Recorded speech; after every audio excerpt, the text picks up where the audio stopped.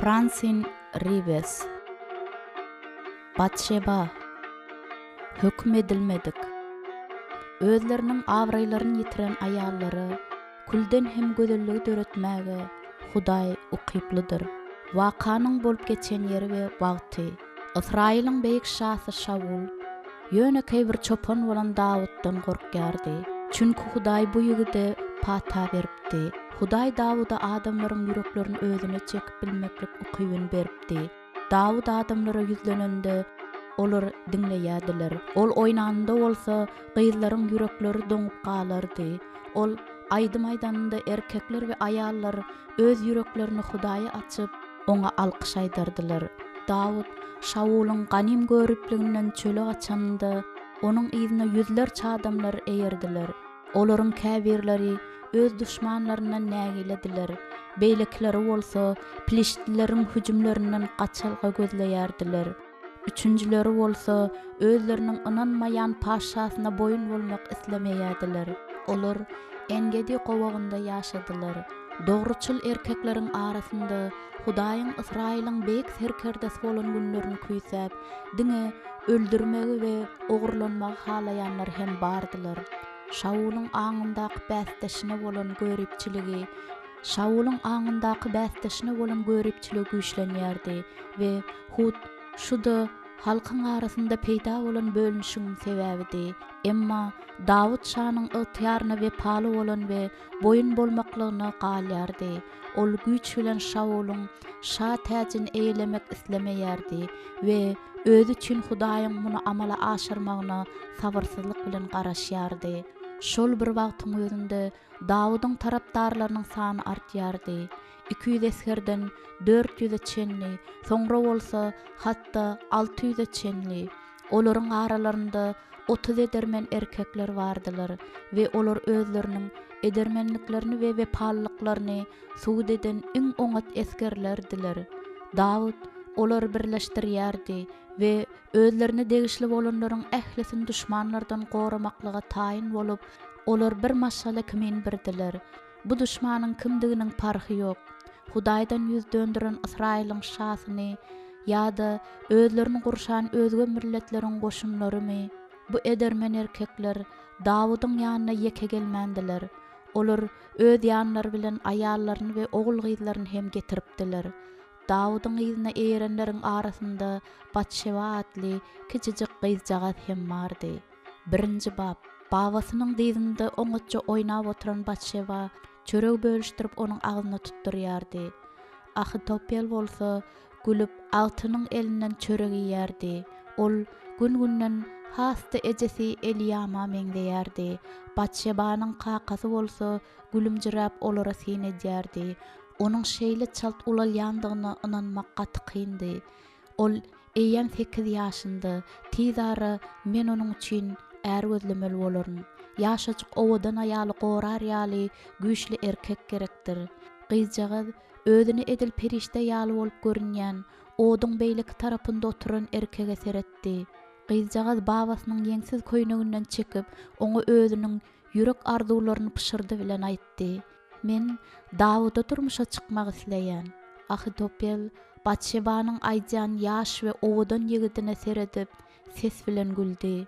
Dawud, ine ýüregiň alan gyzlaryň ýene biri özüniň Hudaýa etýän ýigitiniň näme barada gurrun etýändigini düşünmezlik edip, onuň babasyna gen galyp seredeninde Batşeba gyzaryp gitdi. Babasy bolsa agtygynyň ýangagyndan okşady. Dawudy ýadyňdan çykaray. Batşeba, mehribanym, onuň eýýäm 3 aýaly bar. Ahitopel agtygynyň gözlerine seredeninde Batşebanyň ýüzünde eýýäm ýylgyryş galmandy. Onuň deregini ümsüm oý çalyşypdy. Şanyň ençeme aýallarynyň biri bolanynyň garybyň ýekejesi bolanyň gowdur diýip babasy öwüt berip aýtdy. Batşeba, çadyra gel diýip ejes çagyrdy. Kakasy gyzyny babasynyň dyzyndan düşürüp ýere goýdy-da degişme bilen şarpyklady-da ejesiniň ýanyna berdi. Batşeba Dawuda seretjek bolup saklananda ejes onuň elinden tutup içerik çekdi-de gyzynyň iýsüri tutyn ýapdy. Eýýäm ýatmaly. Batşeba düşeginde yatandy, ejesi onu yüň yorgan bilen örtdi. Dyzyna çöküp, ejesi gyzyna okşady. Biraz howsalanan ejesi gyzynyň maňlaýyndan gara saçlaryny ayyrdy. Batşeba, käbir arzulary yüregiňe diňe nagma salýandyr. Ýöne men, ejesi eli bilen onuň agdyny ýapdy. Besir gyzym, diýip ejesi bir geňsilik bilen ýerinden turdy. Ukly. Oduň töwereginde oturanlary beýleki esherlerde goşuldylar. Batşeba Yogabyň we onuň dogany Abyşaýyň seslerini tanıdy. Olaryň ikisi de Dawydyň goşunynyň serkerdelerdi we olar hemişe Batşebanyň paýhasly we uruş tärlerini gowy bilýän babasy bilen maslahatlaşmaga gelerdiler. Onuň maslahatlaryna hatda Dawud hem gulak goýýardy. Ahitofel Piliştlileri bilen Ammonlary olaryň uruş alyp barış tärlerini gowy öwrenipdi. Kengan ýerini bolsa ol özüniň bäş barmak kimin bilýärdi. Dawud, şugün Şaul biziň elimize düşüpdi, diýip Yogab aýtdy. Şunuň ýaly pursatdan peýtalan sen onu öldürmelidiň. Abyşaý destini doganyny goldady. Hawa, sen Şaul öldürmelidiň. Biziň din jalýan gowagymyza ol gelende Hudaýyň özü onu biziň elimize berdi. Senin üçin men onuň damagyny çalardym. Onu näme sebäpden öldürmejekdigimi men size aýdypdym, diýip Dawud jogap berdi. Şaul bu gudraty güýçliniň şalyga bellen adamydyr.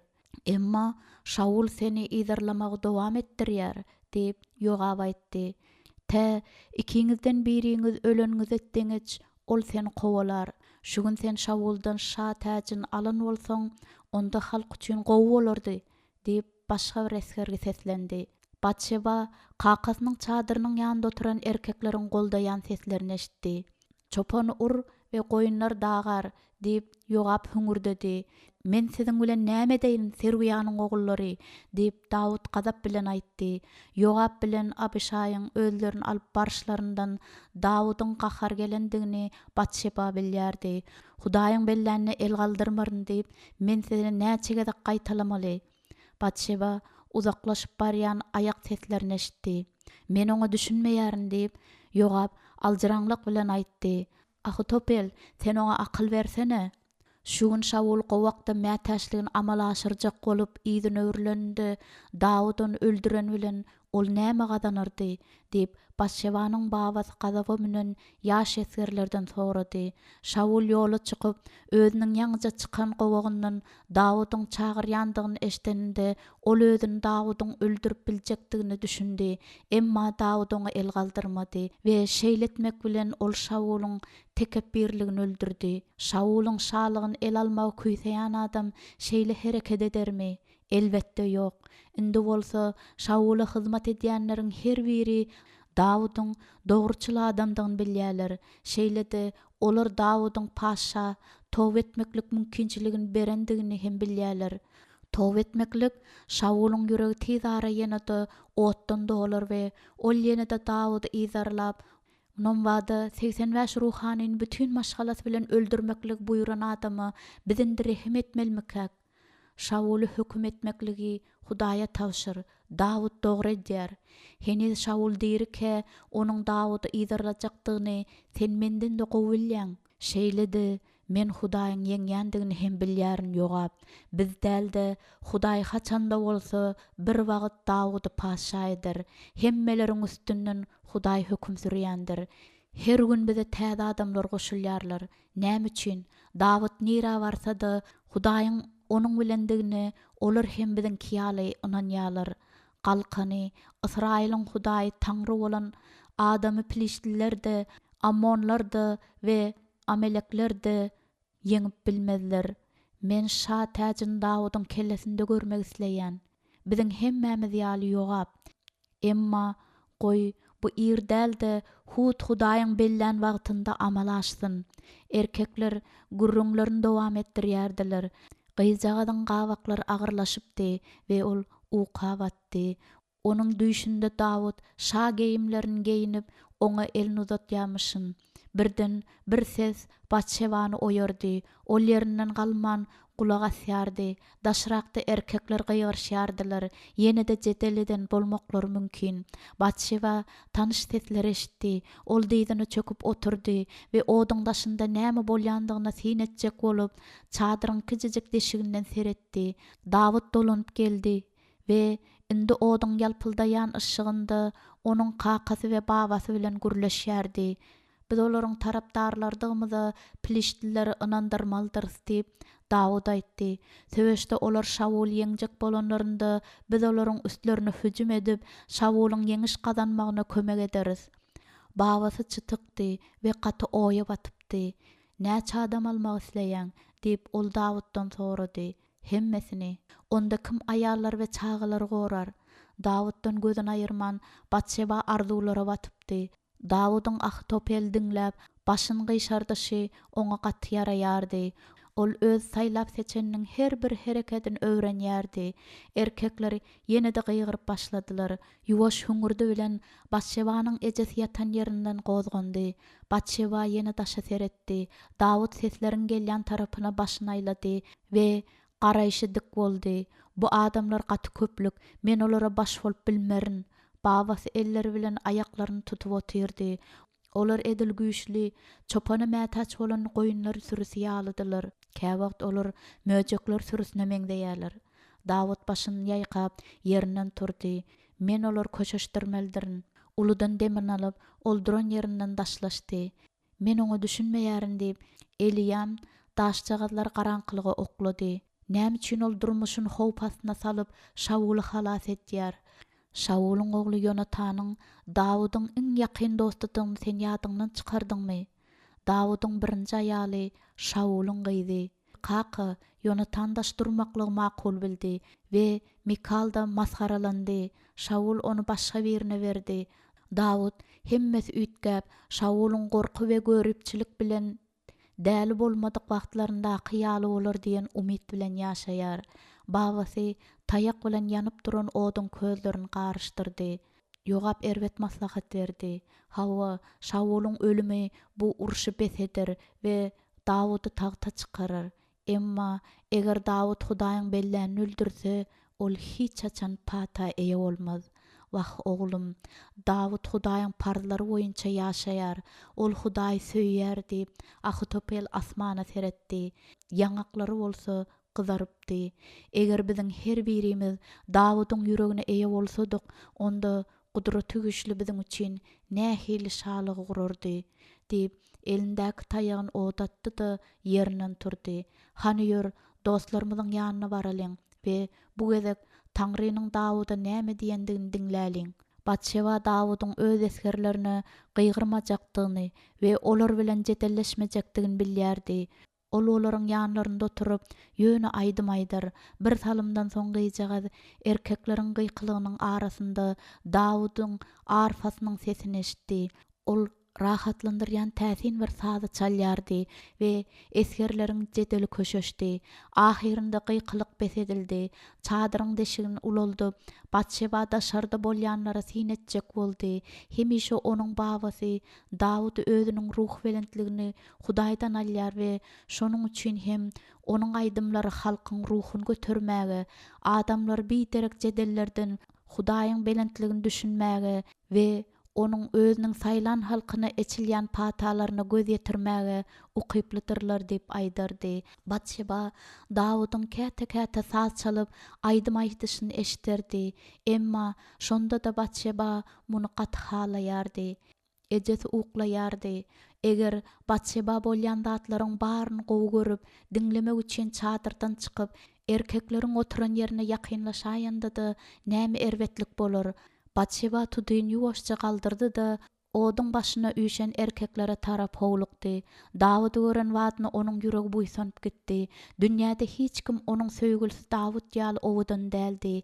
Ey Hudaý Taňrymyz, seniň adyň beýikligi bütün älemi doldurýandyr diýip Davudyň sesi gijäniň garaňkysynda eşitildi.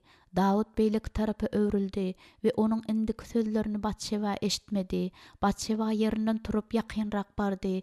Davut diňläp duran erkekler birin aşağı oturup ondan gözüni aýyrmaýadylar. Onuň aýdymlarynda her bir ruhanynyň dogasyndan da köp güýç we ynam bardy. Öz adamlary bilen gurşalan Davut bir salym saklandy da kellesini göterip hiç bir sözsüz ýöne aýdymyň heňine aýdýardy. Hud şu pursatda gyjagadyň ýüregi tas saklanypdy. Onsoň ol ýene-de aýdymy sözleri bilen aýdyp başlady. Gökleriňe, seniň barmaklaryň işlerini, seniň guran ay we ýyldyzlaryňa seredeniňde diýärin. Sen adamy üns berer ýaly ol näme? Sen onu beýgelder ýaly insan ogly näme? Indi bolsa hemmeler Davudyň başyna egip barmaklary bilen arfanyň tarlaryny çalşyna seredip ümsüm otyrdylar. Saz we sözler şeýle bir täsindiler welin edil özüniň ýüreginiň tarlaryny Davut çalyp oturan ýaly bolup Batşeba görünýärdi. Sen onu periştelerden az kem aşak tutdun, oňa şöhrat we hormat täjini giydirdiň, öz eliň işleriniň üstünden oňa agalyk etdirdin. Ähli zatlary, goýunlaryň we sygyrlaryň ählisini, ýaban haýwanlaryň hem göğüň guşlaryny we deňiziň balyklaryny, deňizleriň ýollaryndan geçýänleriň ählisini onuň aýaklarynyň astynda goýdun. Davut geň alyp başyny ýaýkady we ýene-de ýyldyzlara seretdi. Ýüzi bolsa şadýanlygy serpikdirýärdi. Ey Ýehowa Rebbimiz, bütün yer ýüzünde seniň adyň nähil dabaraly. Ol öz arfasynda ýene bir salym saz çaldy da haýallyk bilen ellerini galdyryp bütün yer ýüzüniň Hudaýyna alkyş aýtdy. Töwerekde şeýle bir ümsümlik boldy welin hatda Batşeba özüniň ýüreginiň urşuny eşitip bildi. Ýene-de aýdym aýt Davut diýip Ahitopel haýyş etdi. Beýlekler de onuň sözüne goşuldylar. Hudaý barada bize ýene-de aýdym aýdaý. Batşeba ýerinden turup üşmeleňe has ýakynlaşdy we gyzynmak üçin babasynyň ýanynda oturdy. Sen berde näme işleýäň? Diýip Ahitopel agtyny gujaklap gaharjaňlyk bilen aýtdy. Men hökman eşitmelidirin, emma men gaty üşedim diýip sowukdan titreýän Batşeba haýyş ediji halda babasyna seretdi. Haýyş baba azyjyk, meniň saňa ýok diýip bilmejekdigimi bilýärsiň diýip Ahitopel jogap berdi we ony öz donu bilen örtdi. Diňe bir aýdym. Davut Batşebanyň eýýän bir näçe gezek eşiten mezmurlaryny aýtdy. Onuň owadan ýüzi oduň ýalyny bilen ýagtylanandy. Aýdymynyň sözleri bolsa Batşebanyň küýseýän ýüregi üçin derman kimendi. Batşebany gurşan erkekleriň baryndan tapawutlykdy. Davut söweşmek halamaýardy. Ol parahatlygy ymtylýardy. Ol düşmanlaryň rehimli bolmaklaryny we olardan özüni halas etmekligi Hudaýdan dileýärdi. Eger idarlayan şa we hüjüm etýän Piliştliler, Ammonlar we Amelekler bolmadyk bolsalar, onda durmuş nähil bolardy. Batşeba kakasyna seretdi. Ol bolsa Davudy oňutça diňläp, aşağı egilip, gözleri bolsa göz ýaşlar zerarly öldü. Hudaýyň olaryň işlerini gorajakdygy hakynda Batşeba näçe gezek eşitipdi. Hudaý olary Engediniň we Adollamyň gaýalarynda we gowaklarynda gezler. Hudaý olary iýmit we suw bilen üpjünedir. Hudaý olary ähli düşmanlarynyň üstünden ýeňiş berer. Näme üçin? Çünki olar Davut bilendiler. Davut bolsa ilk Hudaýdan soraman hiç bir zat etmezdi. Davut öz aýdymlarynda Hudaýa dilek ederdi we Hudaý ony eşitýärdi. Davut bir näçe ädim etdi, başyny aşağı egip bir salym saklandy. Gözlerini yumdy. Onuň mehr bilen saz çalyşyny Batşeba syny edýärdi we onuň çalýan sazy Batşebanyň ýüregini tolgundurýardy. Davut başyny galdyryp oturanlara nazar aýlady. Ol Batşebany gördümke, onuň kakaz bilen babasynyň arasynda oturandygyny gördümke, Rep meniň çopanymdyr we men hiç bir zata mätäşlik çekmerin. Davudyň bakşy Batşebada saklanandy, gyjagadyň ýüregi saklanypdy. Gyjagaz demin alman oňa seretdi. Emma öz üçin hemmeleriň hem gymmatlykdyklary kimin, onuň bakşy oturanlaryň her birine tarap uğrukdyryldy. Batşeba Davuda bolan söýgüsiniň güýji bilen basylypdy we özüne wepaly bolan adamlaryň köplüginiň arasynda özüni Davudyň görmändige sebäpli göwüne çöküpdi. Dawud, sen meniň çoponum, aýdyp bilmeýän zatym küýsemäge sen meni mejbur edýärsiň. Sen bizi çölden alyp barýarsyň. Emma men gorkmaýaryn, çünki sen biziň bilensiň. Men seniň üçin näme etmeli bolsa-da ederin. Kimdir biri gyjagyň eginden berk tutup onu gorkuzdy. Batşeba diýip ejesi gahar bilen pışyrdy. "Ine seni ýene-de tutdular" diýip babasy aýtdy-da agtygyndan donun aýyrdy. Ejesi ýüzüni çytyp gyýdyn elini göterdi-de çetek gitdi we çadyra bolan ýoluň ýarynda on ýere goýberdi. "Temmiňi bermänim üçin seniň bagtyň geldi." Gözlerini aşak salyp Batşeba ejesi bilen gitdi. Ejesi ses bilen çadyryň tutusyny galdyrdy. "Gir" diýip ejesi gyýdyny şarpyklap içeri tarap itdi. "Yatmaly ýeriňde ýatjakdyňa men şüphelenýändirin we şonuň üçin hem tä kakan gelenne çenni sen meniň bilen ýatarsyň" diýip ejesi Batşebany özüne tarap çekdi. "Kulak asmaklyň gowudygyny sen bilýärsiň." Batşeba burnuny çekdi. Eje, bagyşla, men hakykatdan da onu söýýärin." Ejesi uludan demin aldy. "Men bilýärin, biziň hemmämiz Davudy söýýändir. Emma meniň kiýal däl, haçanda bolsa bir wagtlar men oňa durmuşa çykaryn." Ejesi Batşebany gujoklady. "Wah meniň mähribanym, her bir gyz bu barada arzu edýär." Batşeba, "Maňa kulak as. Sen mümkin däl zady arzu edýärsiň. Bu boş çagy arzulardyr. Näme üçin? Çünki Dawud seniň taýyň däldir." Gyjagyň damagy göz ýaşlardan doldy. "Ol çopandy. Ol häzir hem çopan. Emma beýlekler ýaly däl. Muňa düşner ýaly sen heniz ýaşsyň. Batşeba, sen hemişelik şunu bilip goýmalysyň. Padşa bolmaklyk Davudyň ykbalydyr we ol padşa hökmünde şalaryň gyzlaryna öýlenir. Sen bolsa bar ýogy onuň eskerleriniň biriniň gyzysyň. Kakam eskerdir. Ol Davudyň iň oňat eskerleriniň biridir we onuň iň ýakyn dostlarynyň biridir. Babam bolsa boldy, besir. Ýadyňda sakla, kakasynyň onu başga birine berendigini seretmezden Dawud Şaulun gyzy Mikala öýlenendir. Mundan başga da onda Abigail we Ahinoam bardyr. Abigail şanyň gyzy däl diýip Betşaba gön aýtdy. Hawa, emma Abigail Davudy uly günäden saklady. Ol onuň akyldarlygy üçin minnetdardyr. Şeýle-de Abigail gaty owadandyr. Nähil pikir edýäň? Men haçandyr bir wagt owadan bolarynmy? Dawud ýaly owadan bolarynmy? Haçandyr bir wagt sen ören owadan bolarsyň we akyllanarsyň diýip gaty umyd etýärin. Hiç bolmanda käbir arzularyň amala aşmaly däldigini düşüneriň ýaly akylly bolarsyň. Kakaň saňa oňat är tapar we sen bir wagt Davuda aşyk bolandyň ýadyňdan hem çykararsyň. Hiç çaçan. Batşeba göz ýaşlaryny süpürüp ejesinden öwrildi. "Mähribanym, sen ulananyňda adama dälde diňe Hudaýa secde etmekligiňi düşünürsiň" diýip ejesi aýtdy. Batşeba tä ejesiniň çoňur we gön dem alşyny eşitdiňçe yuwaş ýatdy. Ol sere saplyk bilen ejesiniň elinden boşap, ýene bir gezek taşa seretjek bolup çadyryň beýleki çetine düşdi. Kakas bilen babasy oduň ýanyna dolanypdylar we olar bilen ýene-de Dawud hem bardy. Olar yuwaşça söwüşiň alınıp barylşyny maslahatlaşdylar. Batşeba gözlerini yumup Dawydyň sesine kulak goýdy. Köşeşip duýdansyz uka gitdi. Ertesi daňdan oýanyp Batşeba ýorgan astynda öz düşeginde ýatandygyny gördi. Ejesiniň ýanynda kakas hor çekýärdi. Gyjaga sessiz ýerinden turup çadyrdan çykdy. Adatçy bu Dawud eýýäm oýanardy. Ol hemişe hemmelerden öň turup Hudaý bilen dogady, ýeki bolmaklyk üçin daglara gitýärdi. Batşeba Dawydyň engedi jülgesinde bolýandygyny bir näçe gezek görüpdi. Şol sebäpli hem ol hut şol ýere ugrady. Ol özüniň saýlap seçeniniň diýdine çöküp, el ýüzüni ýuwup durandygyny görende, onuň ýüregi gaty tolgunyp gitdi. Onuň kakaz bilen babasy hem doga etmezlerinden ozal hut şeýle ederdiler. Batşebanyň aýagynyň astynda ownuq daşlar aşaga gaçdylar. Dawud bata-bat öwrülüp seretdi. Onuň garaýşy gaty we eli bolsa gyljyndady. Gyjagaz görenden soň ol köşeşdi. Batşeba, sen ir turupsyň. Sen gatty daşa gitmediňmi?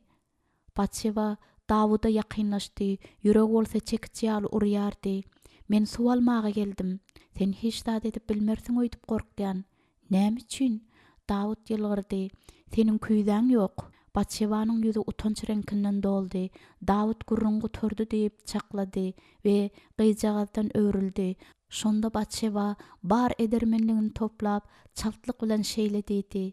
Dawud, men bu ýere seniň bilen gürleşmäge geldim. Ol ýene-de izni öwrülüp gyza seretdi. Sen öz ata-eneňden beýle daşa gitmeli dälsiň. Bu howpludyr. Çadyryňa dolan. Emma beýle daşa gideniň üçin ejen gahar geljekdigini bilýänsiň. Eger ol seni ikinji gezek gözlemeli bolsa, onda sen muňa şat bolmarsyň diýip oýlaýan. Onuň käýinji üçin öýkelen Batşeba ýapgyt boýunça ýokary ylgap, daşlaryň arkasynda gizlendi we ýere ýüzini ýykyldy. Titrep, ol ýanyp barýan ýangaklaryny doň eller bilen tutdy. Onsoň zordan demin alyp, özüniň gaçalgasyndan çalaça seretdi. Dawud henizem öňküsýäl ellerini bykyna goýup, akymyň boýunda durdy. Heni seniň ýoklugyň aňman kalar, öýüňe dolan. Mundan beýlek ruhsatsyz beýle uzaklara gitme. Göz ýaşlaryny ýuwdup, Batşeba ýokary dyrmaşdy we kakasynyň çadyryna tarap ylgady. Hemmeleriň henizem hem uklaýandyklaryny we özüniň göz ýaşlaryny hiç kimin görmän olaryň sebäbini soramandyklaryny gaty begendi. Piliştleriň Şawula garşy söweşe başlajakdyklary hakynda habar gelip ýetdi. Batşebanyň kakaz we babasy özleriniň geyimlerini we ýaraglaryny taýynlamaga girişdiler. Gyjagaz bolsa olar üçin kişmişli çörek we gowrulan däni taýýarlamaga ejesine kömekleşýärdi. Hemişe ýaly ejesi erkekleriň gitmediň öň ýanynda sessiz ünsüzdi. Kakaz bilen babasynyň geplerine kulak goýup, Batşeba hem ümsümdi. Biz ertir söweşe gideriz we pilişdilere goşularys diýip babasy aýtdy. Batşeba söweş baradaky Dawudyň aýdanlaryny ýadyna saldy. Onuň adamlar özlerini pilişdilere kömek edýän ýaly alyp bararlar. Hakykatda bolsa olar Şawula kömek edip pilişdileriň goşunlaryny derbi dagyn etmäge oňaýly wagta garaşarlar. Elbetde Dawudyň niýetiniň mekirdigini olar çaklarlar diýip kakaz aladalanyp aýtdy. Diňe Hudaýyň rehimine göre bu soňky ýyllar Gešurlar we Amelekler bizi basyp almadylar. Biz hüjümimizi gaty emay bilen alyp bardyk we hiç kimi diri galdyrmadyk. Eýil gurruňy daga aşýar. Dawud Şawula kömek etmek isleýär. Eger pilişdiler biziň kömegimizden ellerini üzseler, onda biz Şawul üçin hiç zat edip bilmeris. Şawulyň ykbaly Hudaýyň elindedir we men biziň ayallarymyzy we çagalarymyzy hiç bir goraksy galdyrmak islemeýärin. Ertesi taňdan gün doganda kakasy bilen babasynyň düşelgeden gitýändiklerine sin etdi. Olaryň gözden ýitendikleri desine ejes çadyra girip aglamaga başlady. Ýöne tizara ol özüni el aldy. Ol çadyryň saýasynda oturup ýüňe girip başlady. Batşebany bolsa goýunlary bakmaga ýiberdi. Erkekleriň giden günniň ertesi Batşeba suw alyp gelýärke birden gıykylyk we agy seslerini eşitdi.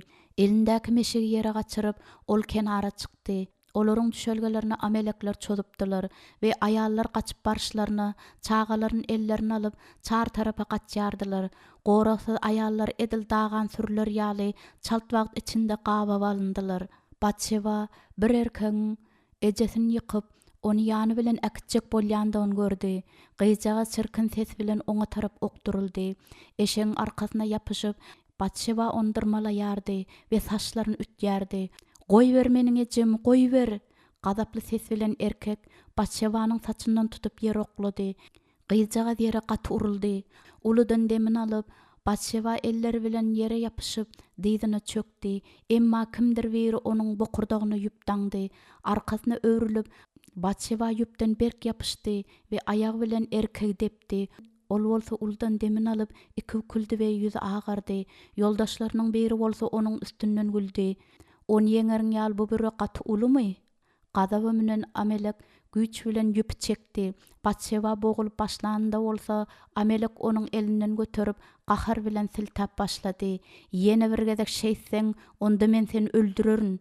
Onsoň ony aýallar bilen çagalaryň arasyna oklady. Ejesi gyýgyryp çaltlyk bilen ýüp aýyrdy we gyzy bagyryna basdy. "Batşeba, wah balam." Biçare we gaty gynalan gyjaga zordan üsgürýärdi. Ol demin alyp bilen okdy. "Dawud" diýip Batşeba zordan aýtdy. Emma ejes çaltlyk bilen onuň agdyny eli bilen ýapdy we hiç sat diýmezligi gözleri bilen düşündirdi. Öň hiç açan Batşeba ejesiniň gözlerinde şunuň ýaly gorkyn görmändi. Garawul olara tarap öwrildi. "Sesiňizi kesiň." Aýallar bilen ul çagalaryň ellerini daňyp äkitdiler. Kiçi çagalary bolsa ellerinde göterip barýardylar. Ýesirler we galtamanlar eýýän bir näçe sagatlap gidýärdiler. Aýallara we çagalara olaryň diňe aýaklaryny gymyldatyp bilerler ýaly suw bererdiler. Şol sebäpden hem gün ortanyň ıssysy olar güýçden gaçyrypdy. Gün ýaş başlandy, olar saklandylar. Aýallaryň köpleri gaty güýçden gaçypdylar we hatda seslerini çykarmaga da ýagdaýlary ýokdy. Her bir ýesiri bir owuş kakadylan däne berýärdiler. Batşeba nevsöwürlik bilen hemmesini iydi. Emma açlykdan henizem garny agraýardy. Uzak we daşly, tozoňly ýol sebäpli aýaklary çiýişipdi. Bütün endam agraýardy. Asmanda aý we ýyldızlar peýda boldular. Tez ara sowuk düşdi. Batşeba aglaýardy. Ejes bolsa onu bagyryna basyp, bedeni bilen gyzdyrýardy. "Eje, men gorkýan" diýip Batşeba pişirdi. Ejes onuň ýüzünden saçlaryny aýyrdy. "Aglamaklygyň peýdasy ýok. Öňde garaşýanlaryň baryna taýýar bolmaklygymyz üçin biz güýçimizi aýamalydyryz. Eje, Dawud biz gözlär şeýle dälmi? Onuň bilen kakan tez ara dolanmaklary üçin biz doga ederiz." Ol gyzyny berk bagyryna basdy. Batşeba ejesiniň titreýändigini duýdy we şondan soň hiç zat barada soramady. "Doga et meniň gyzym, hyjy bilen doga et." Batşeba doga edip başlady. "Dawud, ey Dawud, gelde bizi tap, gelde bizi halas et."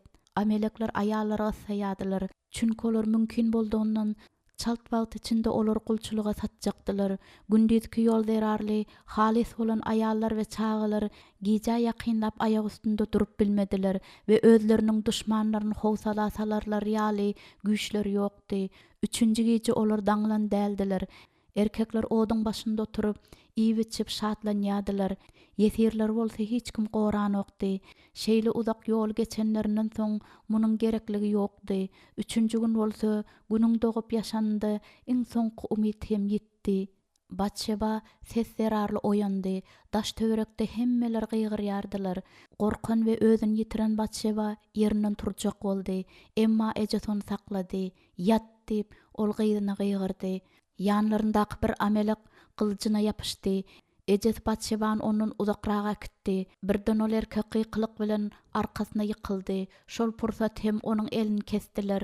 Onsoň kellesini Batşeba hüjüm edip ölüýiniň üstünden togusup geçen eskeri ankarlyp galdy. Uriýa kakasynyň dosty. Harby çagyryş berip, ol düşmanyň üstüne çözdi. Eger Uriýa şu ýerde bolsa, onda elbetde kakas bilen babas hem şu ýerdedirler. "Kaka" diýip Batşeba gyýgyrdy. "Kaka!" Amelekler ýyzylgap gaçjak boldular. Emma ýesirleriň ar almak duýguly atalary, ärleri we doganlary hiç bir rehimsiz olary gyrdylar. Batşebanyň boýnuny ýüp atanyň egninden täbiline çenli, gatly itaýyň kılıç bilen bölündüň Batşeba gördi.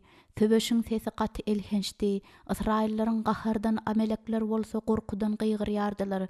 Batşeba ýygrylyp ejesiniň ýanynda oturdy. Howa kılıçlaryň sesleri bilen doludy. Birdenem ümsümlik boldy. Töbeş başlaşy ýaly çalt gutordy. Amelekleriň gany boýalan we dilim bolan bedenleri bütün düşelge boýunça pytradylandy. Ýöne hapa we ýyrtylan egin başly, ellerindäki kılıçlaryndan gan akyp duran erkeklerde oňoýly görünmeýärdiler. Batşeba Dawudyň gykylygyny eşitdi. "Ahinogam, Abigail" beýlekiler de özleriniň aýallaryny we çagalaryny çagyrýardylar. Bärde, men bärde diýip aýallar seslenýärdiler. Hemmeler howsalalydylar. Eliyam diýip Başşebanyň ejesi gygyrdy. Gyzyny goýuberip ol adamsynyň gujagyna özüni atdy we onuň gujagynda gygyryp aglady. Başşeba diýip kakasy gyrık ses bilen aýtdy we gyzyny elini uzatdy. Emma Başşeba oňa seredip duruşyny yerinden gozganyp bilmedi. Kakasy gyzylganyk boýanandy. Onuň gözleri ýanyp durdy we Başşeba üçin ol tanışýalydy. Gyzym, meniň ýanyma gel diýip henidem zordan demin alyp kakasy ýuwaşça aýtdy. Gel, meniň ýanyma, men seni gujaklaýyn. Gyýjyga daş töweregine seretdi we gadaply söwüşiň ýyllaryny gördi. Onu üşetýärdi. Duýdansy Ahitopel peýda boldy we ol agtygyny eline alyp özüne berk kysdy. Meniň küçüjük gülüm, sen halas boldun. Babasynyň eginden seredip Başşeba Abagail we Ahinoam bilen gepleşip duran Davudy gördi. Babasy onu ýere goýberende bolsa, Başşeba Davudyň nirä gidendigini görmän galdy. Ahitopel elini Başşebanyň egine goýup, onu öz ýanynda saklady. Uruş hemişe çağılyr üçin iň gorkunçydyr diýip babasy gadap bilen aýtdy. Indi bizi tapmarsyň öýdüpdim diýip henidem kakasyny gujaklap duran ejesi aýtdy. Ey Eliyam, sen öz gyzyň üçin gowanyp bilersiň. Özleriniň düşelgelerine amelekleriň çodan wagtlaryndan başlap ol Eliyamy bolanlaryň baryny aýdyp berdi. Başşeba köşeşmäge synanşdy. Emma şol şanly surat henidem onuň gözüňinde durdy. Onu üşedýärdi we ol özüniň titremesini hiç saklap bilen okdy. Kakasynyň Dawud bilen her gezek düşelgän taşlap gideninde ejesiniň näme üçin aglaýandygyny gyýjagaz indi düşündi. Pilişliler biziň kömegimizi kabul etmediler diýip kakas aýtdy. Eger bu şeýle bolmadyk bolsa, onda biz şeýle çaltlyk bilen sizi ýeňip bilmezdik. Ejesi ýüzüni çytdy. Şaul bilen näme diýip sorady. Pilişleriň goşunlary onuň goşunlarynyň köpdi. Dawud nämedir? Onuň edip biljek ýekeje zady hiç zat etmezlik. Ýyllaryna bolan ýolda käbir erkekler amelekleriň düşelgesinden alan öljelerini paýlaşmaklygyň üstünde jetelleşdiler. Olar derýadan geçip amelekler bilen töweşmeklikden ellerini çekenler bilen oljan paýlaşmak islemediler. Dawud oljanyň hemmeleriň arasynda deň paýlaşmalydygyny buýurdy. Israil şäheriniň ýaşullaryna bolsa sowgatlary berildi. Halk boyun boldy, emma bu şikayetsiz bolmady. Davudyň düşelgesine Israillaryň ýeňilendigi barada habar bilen bir amelek geldi. Onuň Şaul bilen oglunyň Gilboga dagynda öldürilendigi barada Davuda aýdanyny Başşeba eşitdi. Olaryň jesetleri Beytşan şäheriniň diwarlaryndan asyldy. Şauluň ýaragy bolsa Aştarotyň buthanasynda goýuldy. Habarçy Davuda ýakynlaşyp oňa elini uzadandy. Bolýanlar synap oturan Davudyň adamlarynyň arasynda nägelelik eşdildi. Amelek uldan we şadyan ýylgyryp Şauluň şa täjini Davuda hödürledi. Dawud oňa seredip duruşyna gadapdan doldy. Onuň şeýle gaharlanandygyna Başşeba hayran galdy.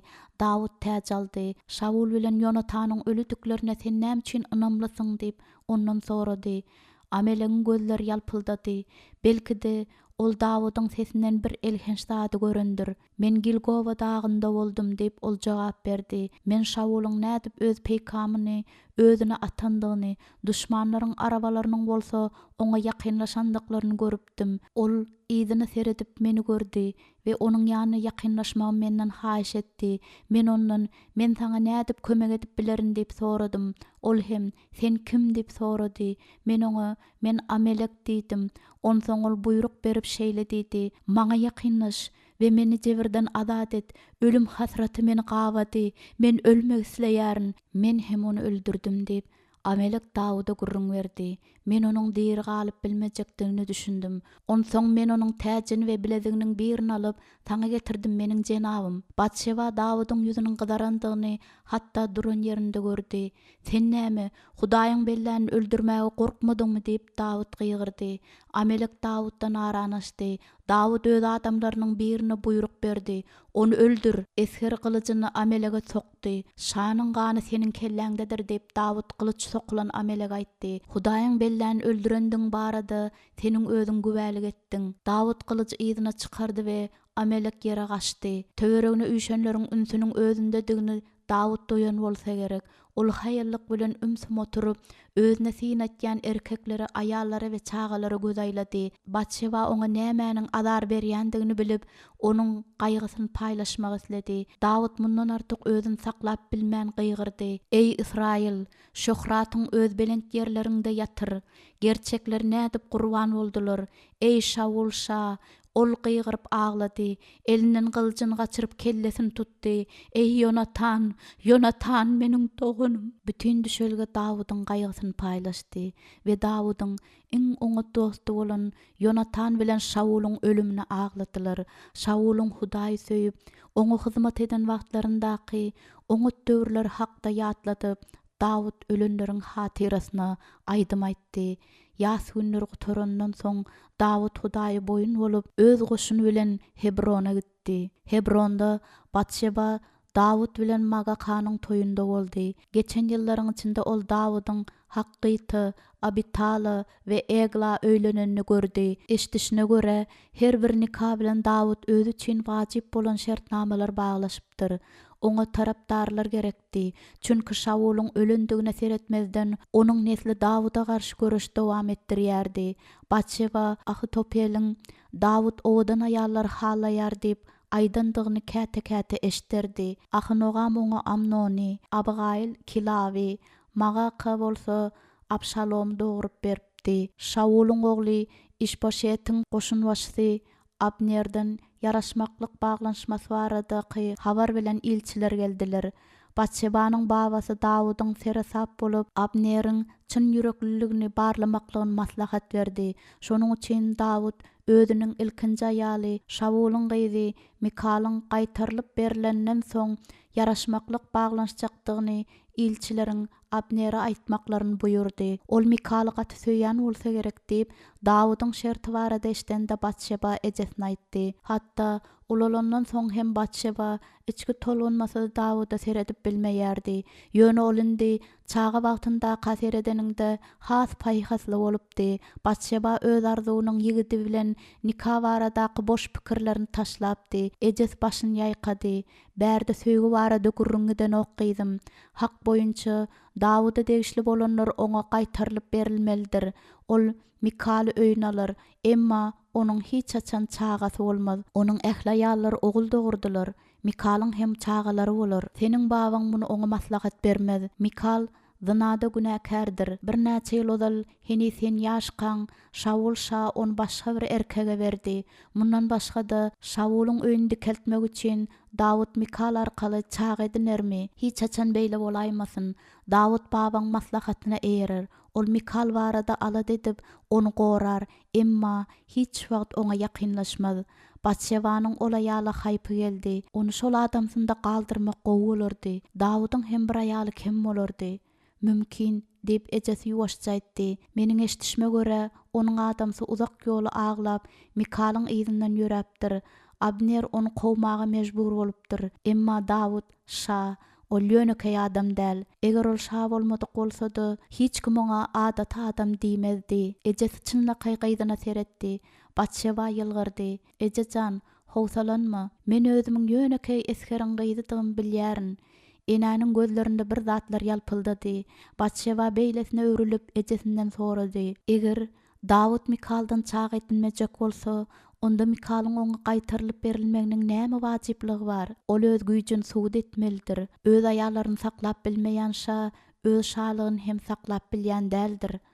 Dawydyň güýçli adamdygyny Batşeba bilýärdi. Egerde bir zatda oňa güýç ýetmezçilik etse, onda Hudaý oňa kömek eder. Batşeba kakasynyň çadyryna seretdi. Mikal onu söýýär öýdýäňmi?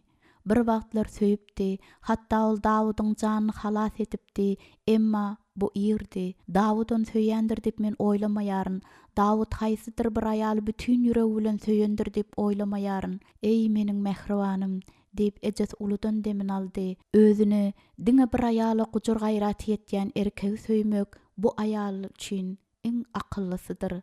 Batşeba bu kurdagynyň dolundygyny duýdy we ejesiniň özüniň ýanyna gelip onu özüne tarap öwrenine deňeç ol göz ýaşlaryny süpürip ýetişdi. Bir ay mundan odal sen ayal boldun. Men kakaň bilen gürleşdim we ol eýýäm kimdir biriniň sen barada onuň bilen gurrun edendigini maňa aýtdy.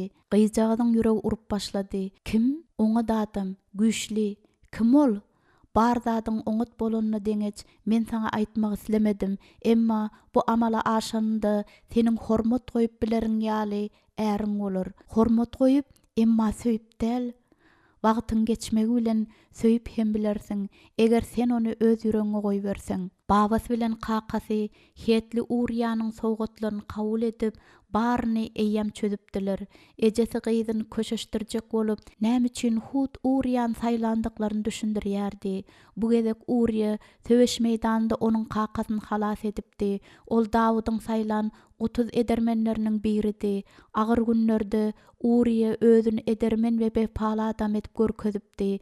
Dawydy goramak üçin Uriýanyň iň agyr söweşlerde özüni gaýgyrman söweşenini Ahitopel ençeme gezek görüpdi. Hemmeler onu sylaýadylar, hemmeler ona hayran galardylar. Galyberse-de ol şanyň dosty. Şeýle erkek Batşeban we onuň çagalaryny gorap, olaryň aladarlaryny edip bilerdi. Batşeba ol edermen we bepalydyr. Ol öz emlägine akylly hojaýynlyk edýändir. Beýlekilerden tapawutlykdy. Uriýa Pliştler we Amelekler bilen söweşden alan oljasyny saklady. Emma ol menden gaty ulahyrin.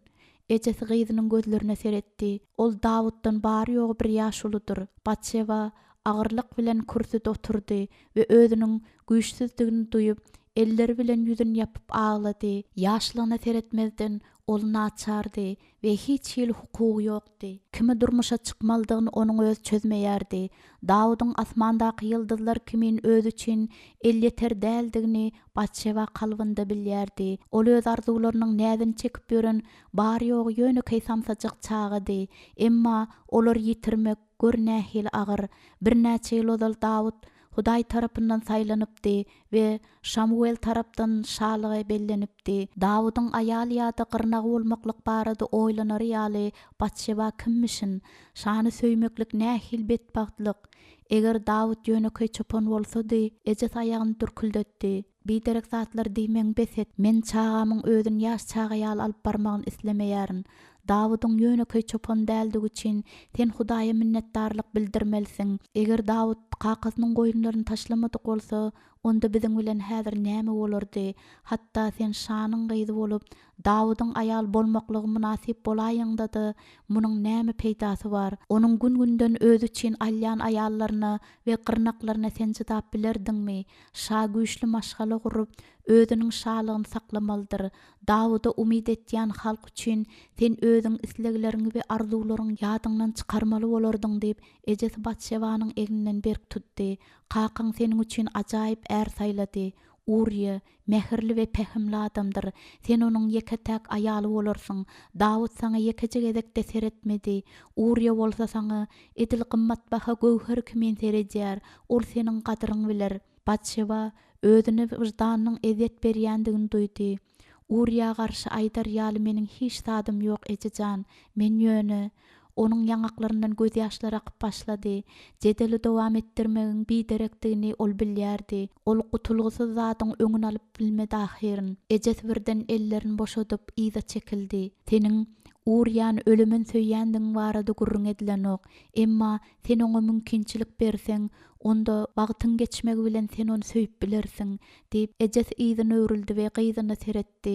Onuň ärlik hukugyna göre häzirlikçe bolsa sen oňa hormat goýarsyň. Eger sen muny etmeseň, onda meniň özüm seniň temmiň bererin. Betşaba kellesini galdyrdy. Ejejan, men Uriýa durmuşa çykaryn we oňa hormat goýup boýun bolaryn. Emma söýmekli ýüregiňe buýurup bolýan däldir. Özün bilenden bäri bütün ömür onuň ýüregi we kalby Dawuda degişlidi. Beýlekleriň näçe talap etýändiklerine seretmezden Batşeba hiç zadyň ütgemejekdigini bilýärdi. Uriýa bilen özüniň toýuny Dawydyň geljekdigine Batşeba garaşmandy. Ýuky örtük arkaly şany görende onun Batşebanyň durmuşa çykyşyny dälde öz dostuna Batşebanyň ýigidine hormat goýmaklyk üçin gelendigine düşünüp Batşeba agry zerarly tas aglapdy. Toýda bara sebäpli Urya şaýal geýnipdi. Emma ýigidiniň geýiminiň baýlygyna seretmezden ol ýöne keýeňsiz köýnege we der ayaqqabyna geýnen Batşebanyň ýüreginiň hakyky gojaýyndan ýeňilýärdi. Dabara gatnaşýan erkekleriň baryny Dawud odyardy. Dawudyň Uryanyň başyna nikah täjini geýdirenine seretmezden Urya paşa deňeşip bilmeýärdi. Dawudyň paýhasly daş görnüşi onuň jemgyýetdäki orny barada güwälik edýärdi. Hiç kim hem onuň ýaly owadan we görmegey däldi.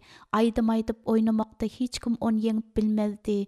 Hiç kim hem ondan uly ygtyýara eýe däldi we hiç kimde onuň şeýle pesgöwünli we mährli ýüreg ýaly ýürek ýokdy. Dawud adamlardan özüne aýratyn gatnaşygy talap etmeýärdi. Emma hemmeler onu söýüp hormatlaýardylar. Hudaý onuň ähli işlerine pata berýärdi. Toýda baras dowam edýärdi. Batşeba üçin bolsa hemmesi edil ömürde bolan ýalydy. Uryanyň Dawud bilen salamlaşmak üçin aýalyny ýeka galdyranda Batşeba özüni biraz ýeňildi. Olar gülüşýärdiler we bir gapdan şerap içýärdiler. Batşeba bolsa bek ýerde oturup olar synlaýardy. Hud Dawudyň özü on ýene-de Batşebanyň ýanyna berdi. Hud Dawudyň özü küýzän alyp ýaş çatynjalaryň käselerini şerapdan doldurdy. Şanyň uzatýan şeraply käsesini alyp Batşeba ýeňilje onuň elini tutdy we onuň gözlerinde gen galman gördi. Ol Batşebany gödek hasapladymka. Urya, Hudaý seniň öýüň köp çagalar bilen patalasyn diýip arzuwyny hemmeleriň eşitip biler ýaly edip Dawud sesleýdi. Ol käsesini ýokary galdyrdy. Batşeba çekinjeňlik bilen şa tarapa seretdi we Dawud hem şol pursat oňa seretdi. Şonda Batşeba Dawudyň özüne bolan gatnaşygynda bir zatlar ütgän ýaly bolup göründi. Batşeba derebatdy we diýip şa sözüni dowam etdirdi. Goý seniň ähli oğulgyzlaryň gelinliňe meňdesinler. Şeraby haýallyk bilen içip Dawud Batşeba seretdi we onuň gözleri gen halda garaldy. Ol çekindi. Töwerekde hemmeler gülýärdiler. Urya hem olar bilen gülýärdi. Dawud gözlerini kiçeltdi we ol Urya bir zatlar diýip onuň eline kakdy. Emma şagalan zerarly Batşeba onuň aýdanlaryny eşitmedi. Urya oňa jogap edip başynyrdy we buýsanç bilen gelindigine seretdi. Ýigidiň gözleri bolsa ýaldyraýardy. Dawud ýene-de Batşebanyň bakışı bilen duşdy we Batşebanyň durky tolgunma zerarly titrap gitdi. Bu gaty ilhenç we süýji pursatdy. Haçanda Urya seredende bolsa Batşeba hiç hil tolgunma duýmady. Emma Dawudyň bakışı gyzy gyzarmagy ýüreginiň bolsa gaty çaltlyk bilen dürküldemegine mejbur etdi. Özüni basyp alan duýgynyň güýjünden gorkan Batşeba gözlerini aşak dikdi. Özüniň tolgunmasyny hiç kim görmedim käýdip ol seresaplyk bilen daş töweregine seretişdirdi. Ol bütünleý sandyraýardy. Batşeba gorku bilen ejesine seretdi. Emma ol hiç bir aladasyz aýdym-aýdyp beýle haýallar bilen tans edýärdi. Babas bilen kakas bolsa erkekler bilen şatlanýardylar. Çekinjeňlik bilen kellesini Dawud tarapy öwrüp Batşeba ýene-de onuň kakasy bilen duşdy. Batşeba çuňur gen galman başyndan geçirdi. Çünki ol Dawudyň bakışynyň manysini düşündi. Umydsızlyk onu gurşady. Näme üçin şu wagt ýagny gaty giç bolandy sen maňa aýal hökmünde seretýärsiň? Näme üçin sen bir aý mundan ozal meniň ütkendigime üns bermediň? Urya dolanyp geldi we beýik ýerde gelinliginiň ýanynda oturdy. Ol onuň elinden tutup ogşady. Onuň gözleri bolsa buýsançdan we çenden aşa içilen şerap zerarly ýalpyldaýardy. Men erleriň arasynda patalasdyryn diýip ol zordan düşüner ýaly edip aýtdy. Meniň şeýle owadan aýalymyň bardygyny göz gyzdyrmaýan ýekije-de erkek şu ýerde ýokdur. Hatta paşa da olara girýändir. Batşeba jogap edip ýigidine çekinjeňlik bilen ýylgyrdy. toyda barasy henizem dowam edýärdi. Emma Batşeba özüni ýadan ýaly duýýardy. Duýgularyň ýitiliginiň täsiri bildirýärdi. Tä ýaňaklar agarýança ol özüni gülmäge mejbur etýärdi. Ol özüni bagtly ýaly edip görkezýärdi. Özüniň gaýga batýandygyny bildirmeýärdi. Dawud ýene iki gede oňa seretdi we ol göz ýaşlary bilen görüşip iki gezek hem onuň bakyşyna jogap berdi. Dawud her gezek özüniň näde dogry iş etýändigini duýan ýaly edip çaltlyk bilen beýlik taraplara seretýärdi. Bu Batşebany öňküsinden de beter gynandyrýardy. Wah Dawud, men nähili bet bagdaýal, men sen söýýärin, meniň engede akymna gelip seniň doga edişiňe seredenim ýadyňdamy? Şonda men ýöne çağıdym, emma söýgü meni gabap, henide çenni berk gysyp dur. Ony hiç zat öldürüp bilmez.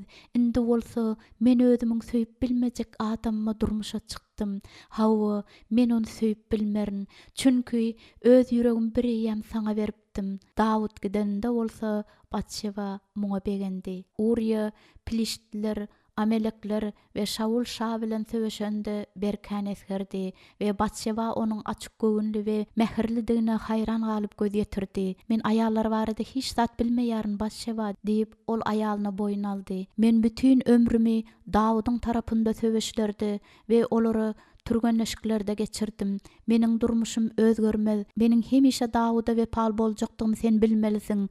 Çünki ol Hudaýyň bellänidir. Emma sen barada alat etmek men saňa wada berýän. Eger birden maňa bir zat bolaýanda-da seniň jaýyň we nanyň bolar. Onuň ençeme kılıç tutmaly elleri gawarçaklydy we onuň galtaşmasyndan Batşeba titräp gitdi. Mehribanym, aglama haýyş edýän. Urya Batşebanyň söýgüsini gazanypdy, emma Batşebada onuň üçin söýgü galmandy. Şol sebäpli hem Batşeba aglaýardy. Bir ay geçdi.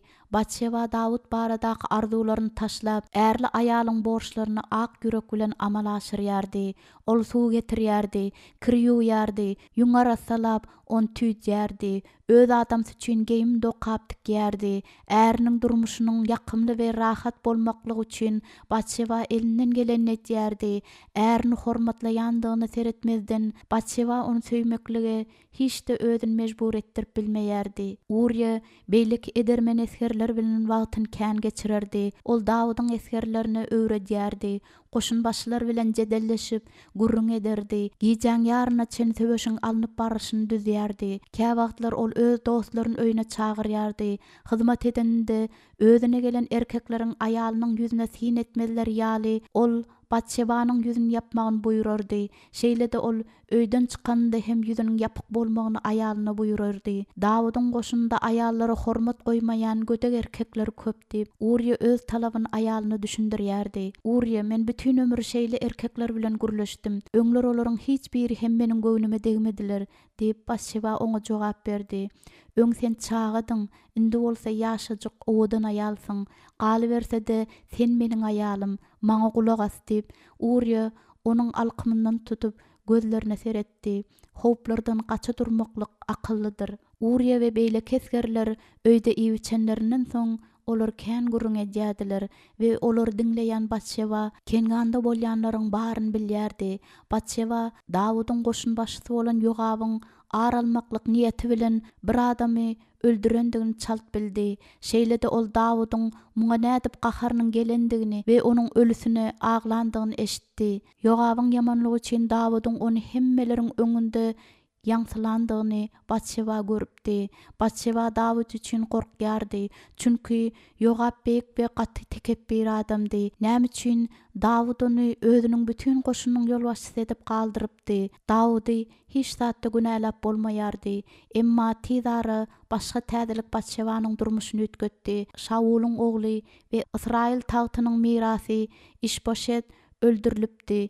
İşboşetiň haýynlyk bilen öldürilendigi barada habar getirenlerinde Dawud özüniň bästeşiniň indi ýokdugyny bilip ol begenler öýdüpdiler. Indi Dawud üçin bütün Israilyň üstünden şalyk etmäge ýol açykdy. Hatta habar getirenler suwutnamy hökmünde öldürileniň kellesini de getiripdiler. Dawud bolsa selaglandyrmagyň deregine olara ceza berdi. Olaryň ellerini we ayaklaryny kesip, jesetlerini bolsa Hebron howzunyň boýunda asmaklaryny buyurdy. Uriýanyň getiren adamlar güýçli we gyzgyndylar. Olar özlerini parahatlykda däldi, söwüşde oňat duýýadylar. Batşewanyň öýünde hemişe Dawuda garşy dildöwüşik barada gürrüň gitýärdi. Näme üçin dünýäde şunuň ýaly gatykän ýamanlyk barka? Eger wagty gelende Dawud şalyga bellense, onda Şaul bilen İşbaşety öldürenler ýaly adamlar onu hem öldürmekliň köýüne düşmezlermi? Batşewa ejesiniň sözlerini käte-käte ýadyna düşürýärdi. Şalyryň durmuşy hiç açan ýeňil bolýan däldir. Ýönekey adamy söýeniň oňatdyr. Eskeriň aýaly bolmaklyk aňsat däl. Çünki bu söwüşiň, käte beýleki söwüşiň nähil gutarandygy barada habarlara garaşyp, özüniň çagasyz dul bolup galjakdygy ýa-da ýokdyň bilmeýärsiň. Men hem seniň qaqaň ýitirermikäm öýdüp her gün gorkýaryn diýip, guýu boýunda gürrüňleşenlerinde Batşewa ejes bilen ylalaşdy. Eger Uriýa şu wagt ölse, onda onuň hojalygy bilen näme bolar?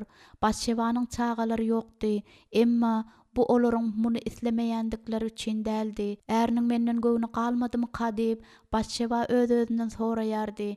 Emma bu şeýle bolaýanda-da onda Batşewa muňa üns bererdi. Toýda barasyndan eýýäm 2 ýyl geçipdi. Uriýa bolsa henis hem öňküsi ýaly Batşewa mehri bilen gatnaşyk edýärdi. Israýlyň ähli tireleri Hebrona ýagnaşdylar we şol ýerde Dawud Hudaýyň belläni diýip oglan etdiler. Biziň barymyz seniň teningdir diýip bütün halkyň öňünde ruhany Dawuda aýtdy. Şauluň döwürlerinde de Israýlyň hakyky serkerdesidiň. Hudaý saňa şeýle diýipdi: "Sen meniň halkym Israýly iýdersiň. Sen Israýlyň serkerdesi bolarsyň." Dawudyň halk bilen ähd baglaşyp, şalyga bellenşine hemmeler bilen bile seredip duran Betşabanyň ýüregi buýsançdan doldy. Dawud bar ýok 30 ýaşyndady. Ýöne şonda da ähli tireleriň ýaşullary oňy boýun bolýadylar. Dawudyň ýanynda onuň jan penalarynyň bir hökmünde Uriýa durdy. Ol ellerini göge galdyryp, gaty ses bilen gyýyrdy. Onsoň Dawud öz goşunlaryny uruş alyp gitdi we Uriýa hem onuň bilen gitdi. Edil beýle kaýallar ýaly Batşewa hem Sion üçin söwüşden bolan habarlara sabarsyzlyk bilen garaşýardy we söwüşiň oňat habaryny eşitende ol hem hemmeler bilen şatlykdan gyýyrdy. Olar Ýerusalim aldylar. Emma ne Dawud ne de Uriýa Hebrona geldiler. Munyň deregine olar Hebrona bir topar goşun ýeberdiler we olar özleriniň maşgalalaryny basylyp alynan gala getirmelidiler. Dawudyň şäheri Sionyň daşyndan goranmaklyk üçin diwarlar gurup başladylar. Galanyň diwarlary da eýýäm galdyrylypdy. Sur paşasy Hiram Dawud üçin köş gurarlar ýaly kedr agaçlar bilen agaç ussalardyr jaý gurujy ussalary berdi. Uriýa öz üçin köşüň gapdalynda bir daş jaý saýlady. Ýöne parahatlyk kän uzaga çekmedi. Dawuda garşy görüşmeklik üçin Piliştler goşun topladylar we Refaim jülgesini eýelediler. Ýene de Uriýa uruşa çağıryldy. Bu gezek Batşewa ağlady. Çünkü ol öz äri üçin gaty aladalanýardy. Meniň üçin gorkma, Hudaý biziň bilendir diýip Uriýa hoşlaşdy. Emma onuň sözleri Batşewany köşüşdirmedi. Uriýanyň neslini dowam etdirip, Batşewanyň garran çagynda bolsa aladas nederýaly onuň ogly ýokdy. Piliştleriň bagal perasymda ýeňilendikleri barada habar gelip ýetdi. Uriýa öýüne dolanyp gelende öz ýany bilen bir but hem getirdi. Batşewa muňa garşy çykdy. Özüniň durmuşa çykandan bäri bu onuň birinji gezek äri bilen jetelleşen pursady boldy. Emma Batşewa bularyň Hudaý üçin nähil nejisdigini bilýärdi. Özümizde bu nejis but goýanyň Hudaý üçin ýakymly bolar öýtýäňmi? Bu hiç sada da aňlatmaýar. Hemmeler söwüş meýdanynyň bir zatlar getirdiler. Bu ýöne biziň ýeňişimiz barada ýatlamadyr. Başga hiç zat hem däl. Adatça Dawud öz öýüne hiç bir haram zat getirýän däldir. Sen bu buty ýok etmelisin. Uriýanyň gözleri ýeňici eskeriň tekebirligi derarly garaldy. Näme etmelidigim barada maňa öwretjek bolma.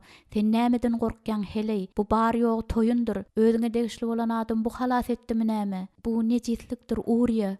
ol özüniň harby geyimlerini zyňdydy, gazap bilen aýalyna seretdi. Ýeke Hudaýyň bardygyny men bilmeýändir öýtýäňmi? Hut şol Hudaý Dawuda hemişe ýeňiş berýändir. Paşanyň ýanynda onuň ýeňmekligine kömek edendigin barada ýadygärlik hökmünde sen bu buty meniň goýan ýerimde galdyrarsyň. Özüniň şeýle gyzyň sözlerinden utanyp, Batşeba ümsün boldy we ýekece de söz aýtmady. Pilişliler täze goşun topladylar we Uriýa ýene-de urşa çagyryldy. Pilişlileriň hüjümleri edil bitmeýän ýara meňdeýärdi. Hudaý ýene-de Dawuda ýeňiş berdi. Ýöne urşuň soňunyň bolmajakdygyny Batşeba düşünýärdi. Erkekler bolsa urşmagy halaýan ýaldylar. Uriýa bolsa hemmesinden de artykdy. Bu gezek söweş meýdanynyň dolanyp Uriýa öýüne gelmedi. Ejesi Batşeba Uriýanyň Dawud bilen Hudaýyň sandygyny Ýerusalime getirmek üçin Ýahudanyň Bagela şäherine gidendigini aýtdy.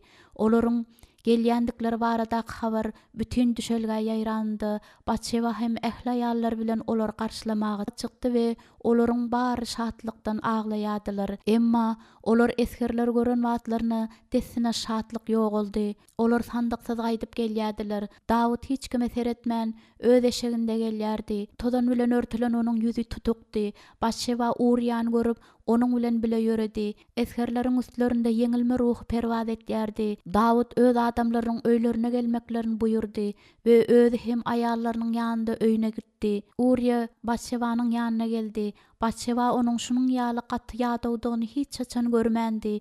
Ýüzünden örtgüsini aýryp Batşeba adamsynyň gözlerine seretdi. Näme boldy Uriýa? Dawud sandygy Ýerusalime getirmäge gorkdy. Dawud hiç çaçan hiç zatdan gorkmandy. Uriýa dişlerini gyjady. Ol aýalynyň elinden tutup öýüne tarap ýola düşdi. Biziň hemmämiz ýaly Dawud hem Hudaýdan gorkýar. Ruhanynyň ogly Uzzy öldi. Sandyk alyp barýan öküzler büdüränlerinde sandygyň ýeri gaçmazlyk üçin Uzzy oňa elinde girdi we Hudaý onu şol pursat öldürdi. Şonuň ýaly çalt ölümi men hiç çaçan görmändim diýip Uriýa Batşebanyň elini goýberdi. Edil ýyldyrym uran ýaly ol ýykyldy. Häzir sandyk nerede? Gatly Obed-Edomyň öýünde. Hudaýyň Dawuda tä başga buyruk berenine deňeç ol şol ýerde bolar. Uriýa dolanandan soň onuň öýü ýene-de şowhunly boldy. Onuň öýüne eskerler ýygy-ýygydan gelýärdiler. Käbagtlar olar giýjäniň ýaryna çenli otururdylar. Erkekler Hudaýyň Obed-Edomyň öýüne nädip pata berýändiginden başga hiç zat barada da gurrunlaşmaýardylar. Bu gurrunlary Dawud 3 aýlap eşitdi we ahirinde sandygyň ýyzyndan gitmeklik üçin ol özüniň edermen eskerlerini ýygnady. Olaryň arasynda Uriýa hem bardy. Uzakdan Dawud bilen onuň adamlarynyň dolanyp gelýändiklerini habar berýän surnaý we gıykylyk sesler eşdildi. Aýallar köçäge inip dawarany garşylamaga çykdylar. Şadiýan Batşeba hemmeler bilen dagly ýoldan aşak düşýärdi. Gün sandygy ýalpyldatýardy we onu gören desine Batşeba özünde tolgunman duýdy. Sandygy göterip barýan erkekler her 6 ädimden saklanyp Dawudyň bir öküz bilen göläni gurbanlyk berenine deňeç garaşýardylar. Surnaýlar çalynýardy. Dawud şatlykdan tans etýärdi. Erkekler, aýallar we çagalar aglap aýdym aýtýardylar. Üstki geyimleri çykaryp Dawuddyň ýeňsiz köýnekli barýardy. Halk onuň Hudaýa bolan söýgüsine seredip, onuň şatlygyny paýlaşýardy. Erkekler ýyzyn üzmän Hudaýa öwgi aýdymlaryny aýtýardylar. Aýallar bolsa Dawud bilen tans edýärdiler. Ahyry agyr günler geçdi. Hudaý Dawudy gorap, onuň ähli işlerine pata berýärdi. Halklar Dawuda garşy durup bilmediler. Çünki onuň tarapdary gudrat güýçlüğiniň özüdi. Hudaý Dawudy berketdi we onuň töwereginde edermen we güýçli ärler ýygnady. Indi bolsa bir wagtlar Ibrahimyň öýüniň ýeke täk ogly Ishaky gurbanlyk getirmäge taýin bolan dagynyň üstünde ähsandyk hem durur. Beşabanyň ýüregi şatlykdan aýdym aýtýardy. Ol ýuwaş durup seredip bilen okdy. Eger ol Hudaýa öwgi aýdyp tans etmedik bolsa, onda belki de aklyny ýitirmegi hem mümkindi. Aglap we gülüp şadyanlykdan aglayan Batşeba örtgüsün ýüzünden aýryp on ýokarlaryň ýardy. Ýöne öňkezek Israil gawanynyň hem güýçli bolan duşman derwedeleriň alynda bukulup otyr. Geljekde halkyň ykbalyny kesgitleýän beýik söweş bolar. Emma bu söweş daglarda, jülgelerde we düzlüklerde dälde eýsem adam ýüreginiň çöllügünde bolup. 2. bab. Harun näme etdi? Dawud öňe geldi.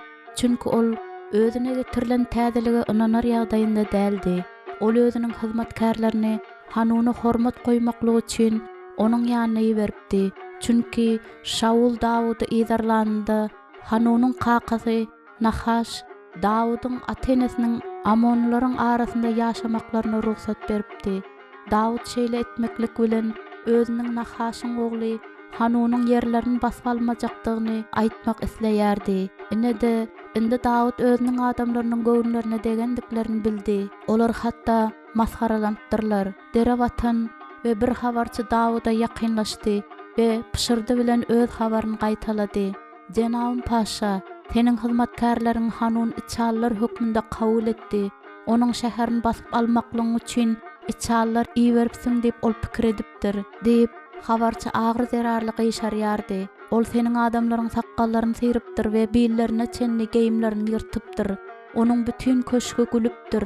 Onsoň bolsa seniň hyzmatkarlaryň köşkden gowypdyr. Dawud aýagyna galdy. Onuň tagtynyň gapdalynda kiçi toporlar bolup öz adamlary durdular. Bir wada ümsümlik hökm sürdi. Emma ýene-de hemmeler pişirdaşdylar.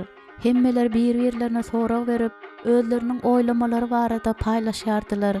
Ýogap gözlerini kiçeldip Dawuda we habarçasyna edýärdi. We şol pursat Anitopel bilen Eliam öz toporlaryndan aýrylyp uladymlar bilen ädimläp öňe çykdylar. Ýuwaş diýip Ahitopeliň sesi ýanglandy. Paşa gelýär. Dawud özüniň gaharyny görkezmejek boldy. Ol ilçi bilen ýekelikde gepleşmeldi.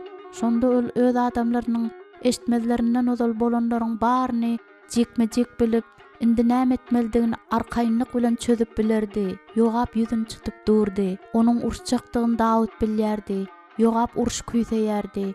Öz adamlaryna göz gezdirip Dawud hemmesiniň urşa taýýarlanýandyklaryny gördi. Özüni şunyň ýaly kızgın we urşparaz adamlaryň gurşaýandygyndan ol käte-käte ruhdan düşýärdi.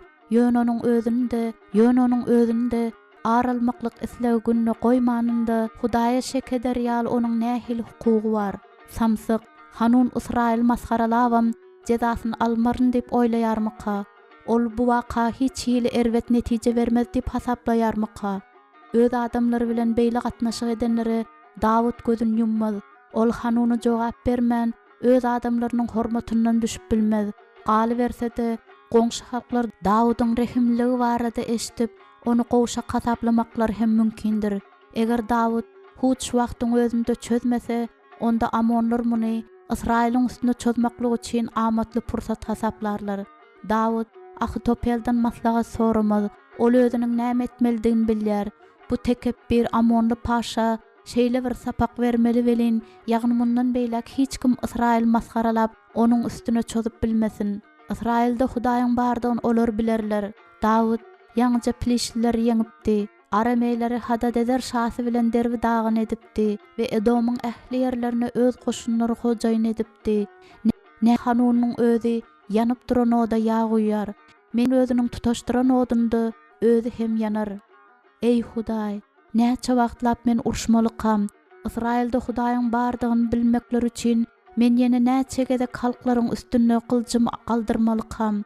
Men parahatly isleýän, men bu urşparaz adamlar ýene-de söweş alyp barman, saňa mezmurlar ýazyp öwgüler aýdasym gelýär.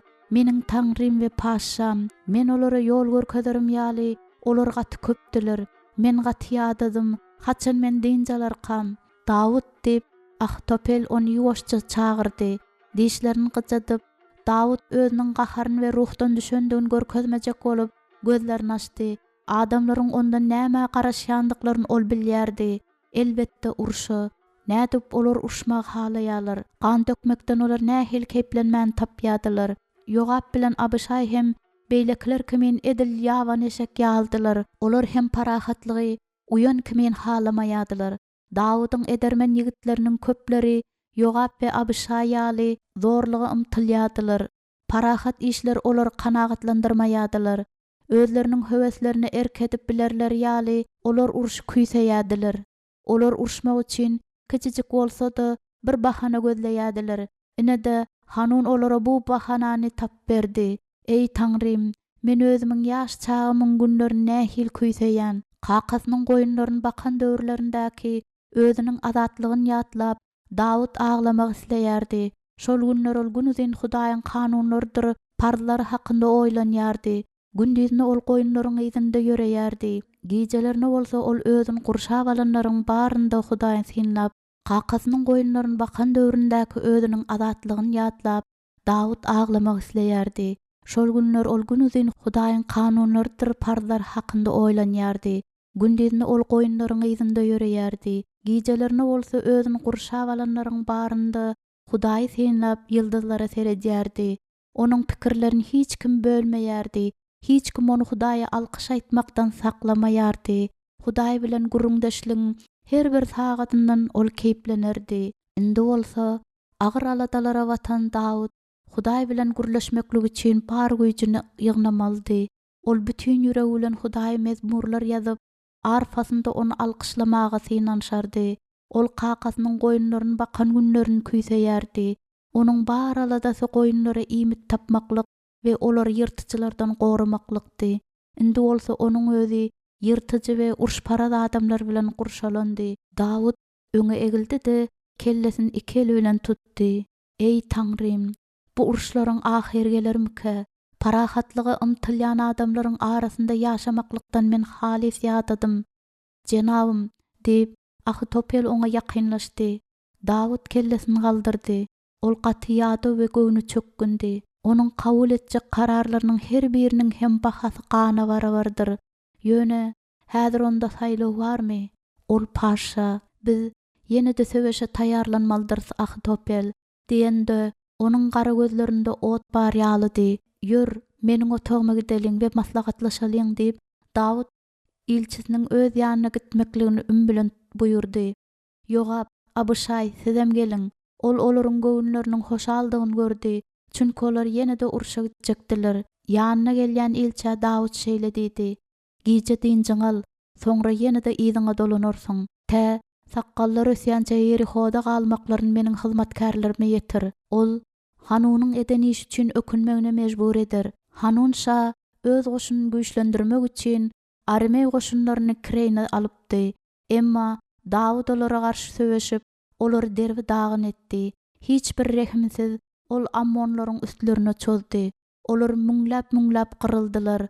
Bir ýyldan soň Dawud Ammonlaryň paýtagty bolan Rabbaty gabamagy Ýogaba buyurdy. Erkekler ýene-de söweşe ýoly düşenlerinde Batşeba ejesi bilen şäher derwezeleriniň alynda durdy. Dawud özüniň gatyrynda turup, goşun başçylary bilen gepleşýärdi. Olaryň arasynda Uriye hem bardy. Batşeba paşanyň ýanynda duran ärine gowunç bilen seredýärdi. 30 edermen we güýçli eskerler öz goşunlaryna dolandylar. Her gezek sandygy şäherden söweş meýdanyna çykaranlarynda Batşebanyň täsin tolgunma gabaýardy. Bu gutuda Hudaýyň ýokdugyny ol bilýärdi. Ýöne bu sandyk Hudaýyň öz halkynyň arasyndadygyna güwäg etýärdi. Hudaý hemişe goşun biledi. Batşebanyň kakasy ýanyndan geçende ejes ağlady. Her gezek ol söweşe gidende on ýene-de görermikäm diýip men öz özümden soraýaryn diýip ejes göz ýaşlaryny süpürşdirip aýtdy. Kakalary, dogonlary we ärler söweşe gidenlerinde ähli aýallar gaty gaýgylanýardylar. Batşeba hem ağlaýardy. Uriye oňa köşküň ýanynda ýerleşen jaý sowgat etdi. Ýöne özü bolsa wagtynyň köpüsini köşkde geçirdi. Kä wagtlar Uriye aýalyny güýçli söýýändigini görkezjek bolup, oňa gymmat baha sowgatlar ederdi we Betşabany haýran galdyrardy. Äriniň hemmeleriň arasynda hormatly adam da üçin Batşeba gowanýardy. Ýöne kakasy bilen babasynyň onu hormatlaýanlyklary üçin bolsa Batşeba aýratyn gowanýardy. Erkekleriň aglabasy edermen eskerlerdiler. Emma olaryň bary ýogy bir näçesi Batşebanyň adam syýaly sap ýüreklidiler. Uriye sözünde durýan adamdy we onu şanyň goşun başlary söýýärdiler. Olaryň en çemesi Uriýanyň öýünde onuň bilen kän wagt geçirerdiler. Batşebanyň taýýarlaýan näzmatlaryndan iýerdiler. Batşebanyň özü bolsa hyzmatkary bilen daş otagda oturardy. Eger Batşeba Uriýany söýüp bilsedi, diňe hormatdan we boyun bolmakdan başga-da uly doýga eýe bolsady. Dawuda bir gezek seredende Batşeba özüniň oňa bolan duýgusynyň wagtyň geçmegi bilen sönmändigini düşünmek kyn däldi. Ejes onuň elinden tutdy. Uriýanyň aman esen öýüne dolanyp gelmeklik üçin doga edýärin. Hudaý onu gorar diýip başşeba Dawydyň ähli esgerler bilen gitmekligiň deregine gatyryn izi örüp şähere tarap gelýändigini gördi. Dawud olar bilen gitmeýärmi? Uriýa bu barada hiç zat diýmendi. Sen özäriň barada ynjylyksyzlanmaly dälsiň. Yogap bilen Abişay özleriniň goşuna ýolbaşçylyk edip bilýändiklerini subut etdiler. Ejesiniň sesi gaty asuda eşdildi. Şu wagtda çenni käbil adam hasaplap gelen Dawudy başçyba indi höküm etýärmike? Ol öýünde galmaklygy bilen dogry edýär hasaplaýarmyň diýip başçyba ejesinden sorady. Paýhasy däl, emma paşanyň näme edip näme etmeli däldigi barada oýlanarym ýaly men kimdirin diýip ejes izine örildi de gaýgyryp aýtdy. Eger biziň ärlerimiz söwüşmekden ýadan bolsadylar, emma bu hiç açan beýle bolmajak ýaly görünýär. Olar edil söwüşmek üçin aýallar bolsa paşanyň goşuny üçin, ogullar dogurmaklyk üçin ýaşaýan ýalydylar. Batşeba ejesiniň elinden alyp onu bir kıssy. Belki bu hemişelik beýle bolmaz. Belki Hudaý Dawydy ähli duşmanlarynyň üstünden ýeňiş berer we onsoň parahatlyk bolar. Ýalta paşadan oňa zada garaşma. Başşeba ejesiniň elini goýberdi. Dawud hiç açan ýalta bolmandy. Ejesi gyzyna seretdi. Hawwa sen mamly. Emma öz köşküniň içinde ol kim ýeňip biler diýip ejes sorady da ýoluny rawany boldy. Dawud üçin günler gaty haýal geçýärdi. Aýallardyr çağalary özleriniň şikaýatlarydyr haýyşlary bilen onu halis ýat atdylar. Kimdir biriniň jedelini eşitmän, ol hatda arkaýyna harlanyp hem bilmeýärdi. Gyzlary we ogullary onuň özlerini ünüs bermeýändiklerini şikaýat edýärdiler. Ahirinde ol bir ýuwaş ýere gidip ýeka galardy. Ýeka galanda bolsa onu howsala gabaýardy. Ol kanagatsızlanmany we rahatsızlanmany duýýardy. Durmuşyň manysy şundamyka? Ol mezmurlar ýazjak boldy, emma söz tapmady. Çalýan arfasynyň sesi hem ýakymly çykan okdy. Ol ýatyp dynjynanmak isledi, emma näçe uklasy şonçada özüni ýada duýýardy. Dawydyň jan tukatlanýardy. Vekiller gelip Yogap bilen Abişaýyň amonlar derbi dagyn edendiklerini we Dawydyň buyrugy boýunça Rabbat gawandyklaryny oňa habar berdiler. Emma Dawud hiç ýyl şatlygy duýmady. Açlyk zerarly amonlaryň boyun bolanlaryna deňeç bir näçe aýlaryň gerek boljakdygyny ol bilýärdi. Şäheriň diwarlaryna hüjüm Rabbatyň ýykylmagyny çatlandyrardy. Emma munyň üçin kän gan dökülmelidir. Dawud uruşdan halis ýadady. Gaýgyly, keýpden gaçan we umydyn ýitiren şa öz ady daklan şähere sin edip köşküniň tamynda aýlanyp ýördi. Batşeba äriniň söwüşden gaýdyp gelmegine garaşýan günleri wagt gaty haýal geçýärdi. Rabbatyň gawalandygy barada habar geldi. Ýöne uruşyň tizden gutarmajakdygyny Batşeba bilýärdi. Ammonlaryň boyun bolup Uriýanyň gaýdyp gelerine deňeç ençeme aýlar geçer. Elbetde eger ol gaýdyp gelse, her gezek äri uruşa gidende Batşebanyň näwellik günne goýmaýardy. Belki Uriýa özünden miras boljak ogul galdyrman, hemişelik Batşebanyň durmuşyndan gidendir. Batşeba ogul dogmaklygy küýseýärdi. Emma äri öýünde uzak wagtlap bolmanynda ol nädip göwrel bolsun. Yekelik onuň esas durmuşy boldy. Ol Batşeba çytardan artyk agyryn ýetirýärdi. Käwagtlar Batşeba özüniň otagyna girip ümsüm oturup ağlardy. Emma onuň nähil saýlawy bardy. Onuň üçin bagat el ýeter däldi. Şäher boşapdy we onuň içinde diňe aýallar we çağalar, söwüşerden ýaşy ötüşen bir näçe erkekler bardy. Şeýle-de bir ýerlerde uruş gidip duranda şäherde paşanyň özü hem bardy. Batşeba şanyň köşküne gözlerini dikdi we ölümen söýýän aýallary we gyrnaklary bilen gurşalan Dawydy göz getirdi. Ençeme oguller we gyzlar onu şatlandyrýardylar. Seniň şeýle uly maşgalaň bolandy, hey bagsyz bolup bilermiň. Batşeba bolsa çagasyz we ärsiz ýek otyr. Ol Uriýany näçe aý görmedi. Onuň bilen duşaryna çenni ýene näçe aý gerek bolar. Her bir geçip barýan aý bilen onuň çagy dogurmaklyk mümkinçiligi hem azalyp barýardy. Batşeba eli bilen suw alyp ýanyp barýan ýangaklaryny ýuwdy. Ol özüni erwet duýýardy we ol munyň sebäbini bilýärdi. Her gezek ol her aylykly dini ýuwunmasyny amala aşyranda onuň özüne haýp gelýärdi. Hiç açan öýde bolmaýan är üçin özüni taýýarlamaň näme manysy bar? Aýlar geçer, emma ol hiç açan ene bolmaklyk bagtyny hiç açan eýe bolmaz. Gözler göz ýaşlardan doldy, ýüreg bolsa gahardan doldy. Onu umytsızlyk gawady. Hanım, ýuwunmaňyz üçin hemme zat taýyn. Batşeba eşiklerini çykaryp içki howludy. Özü üçin taýýarlanan suwa girdi. Günüň ýakyp barýan şöhlelerinde howlyny ýuwka tutup goraýardy. Hyzmatkary haýallyk bilen Batşebanyň üstünden suwuýdy we ol ýuwunmaga girişdi. Onsoň Batşeba hyzmatkarynyň hapa suw çalyşyna deňeç suwdan çykyp durdy. Tenindäki suw damjalarynyň gowraýşynyň salkynlygyndan keýplenip, gara saçlaryny eli bilen galdyrdy. Hyzmatkar dolanyp geldi we Betşaba ýene-de suwa girdi. Günüň şöhlesinde gyzan teniniň sowjak suwa çümeninde Batşebanyň demi tutuldy. Ol uldan demini alyp gözlerini ýumdy we kellesini galdyrdy. Şäheriň gaty ýuwaşlygy sebäpli Batşebada geň duýgy peýda boldy. Bir geň zat bolaýmaldy. Birden Batşeba tikeneklemän duýdy. Kimdir biriniň özüne seretýändigi ýaly bolup göründi. Ol howsuzlyk bilen ýokary seretdi we tamda duran erkegi gördi. Ondan gorkup Batşeba eli bilen bedenini ýapdy we azajyk gizleýän ýaly ýuwka tutup bilen özüni örtdi. Günör tan çagynyň ýakyp barýan jövdasyndan gizlenip, adamlaryň agla basynyň dynjalýan wagtlarydy. Bu adam tamda näme işleýärkä? Özüniň ýekeligini betgelşiksiz halda bozan garawul tanajak bolup, Batşeba nägelelik bilen kellesini galdyrdy. Ol barny urya gurrun berer. Kakas bilen babas gaýdyp gelenlerinde olary da gurrun berer. Kellesini galdyryp seredende Batşebanyň ýüregi dürküldäp çaltlyk bilen urýardy. Oňa köşkün garawul dälde gyzyl nagyşlar bilen bedelen ýeňsiz köýnekli bir erkek kişi seredýärdi. Dawud, tolgunyan yürekli Batşeba ýuwky örtgeniň arkasynda durdy.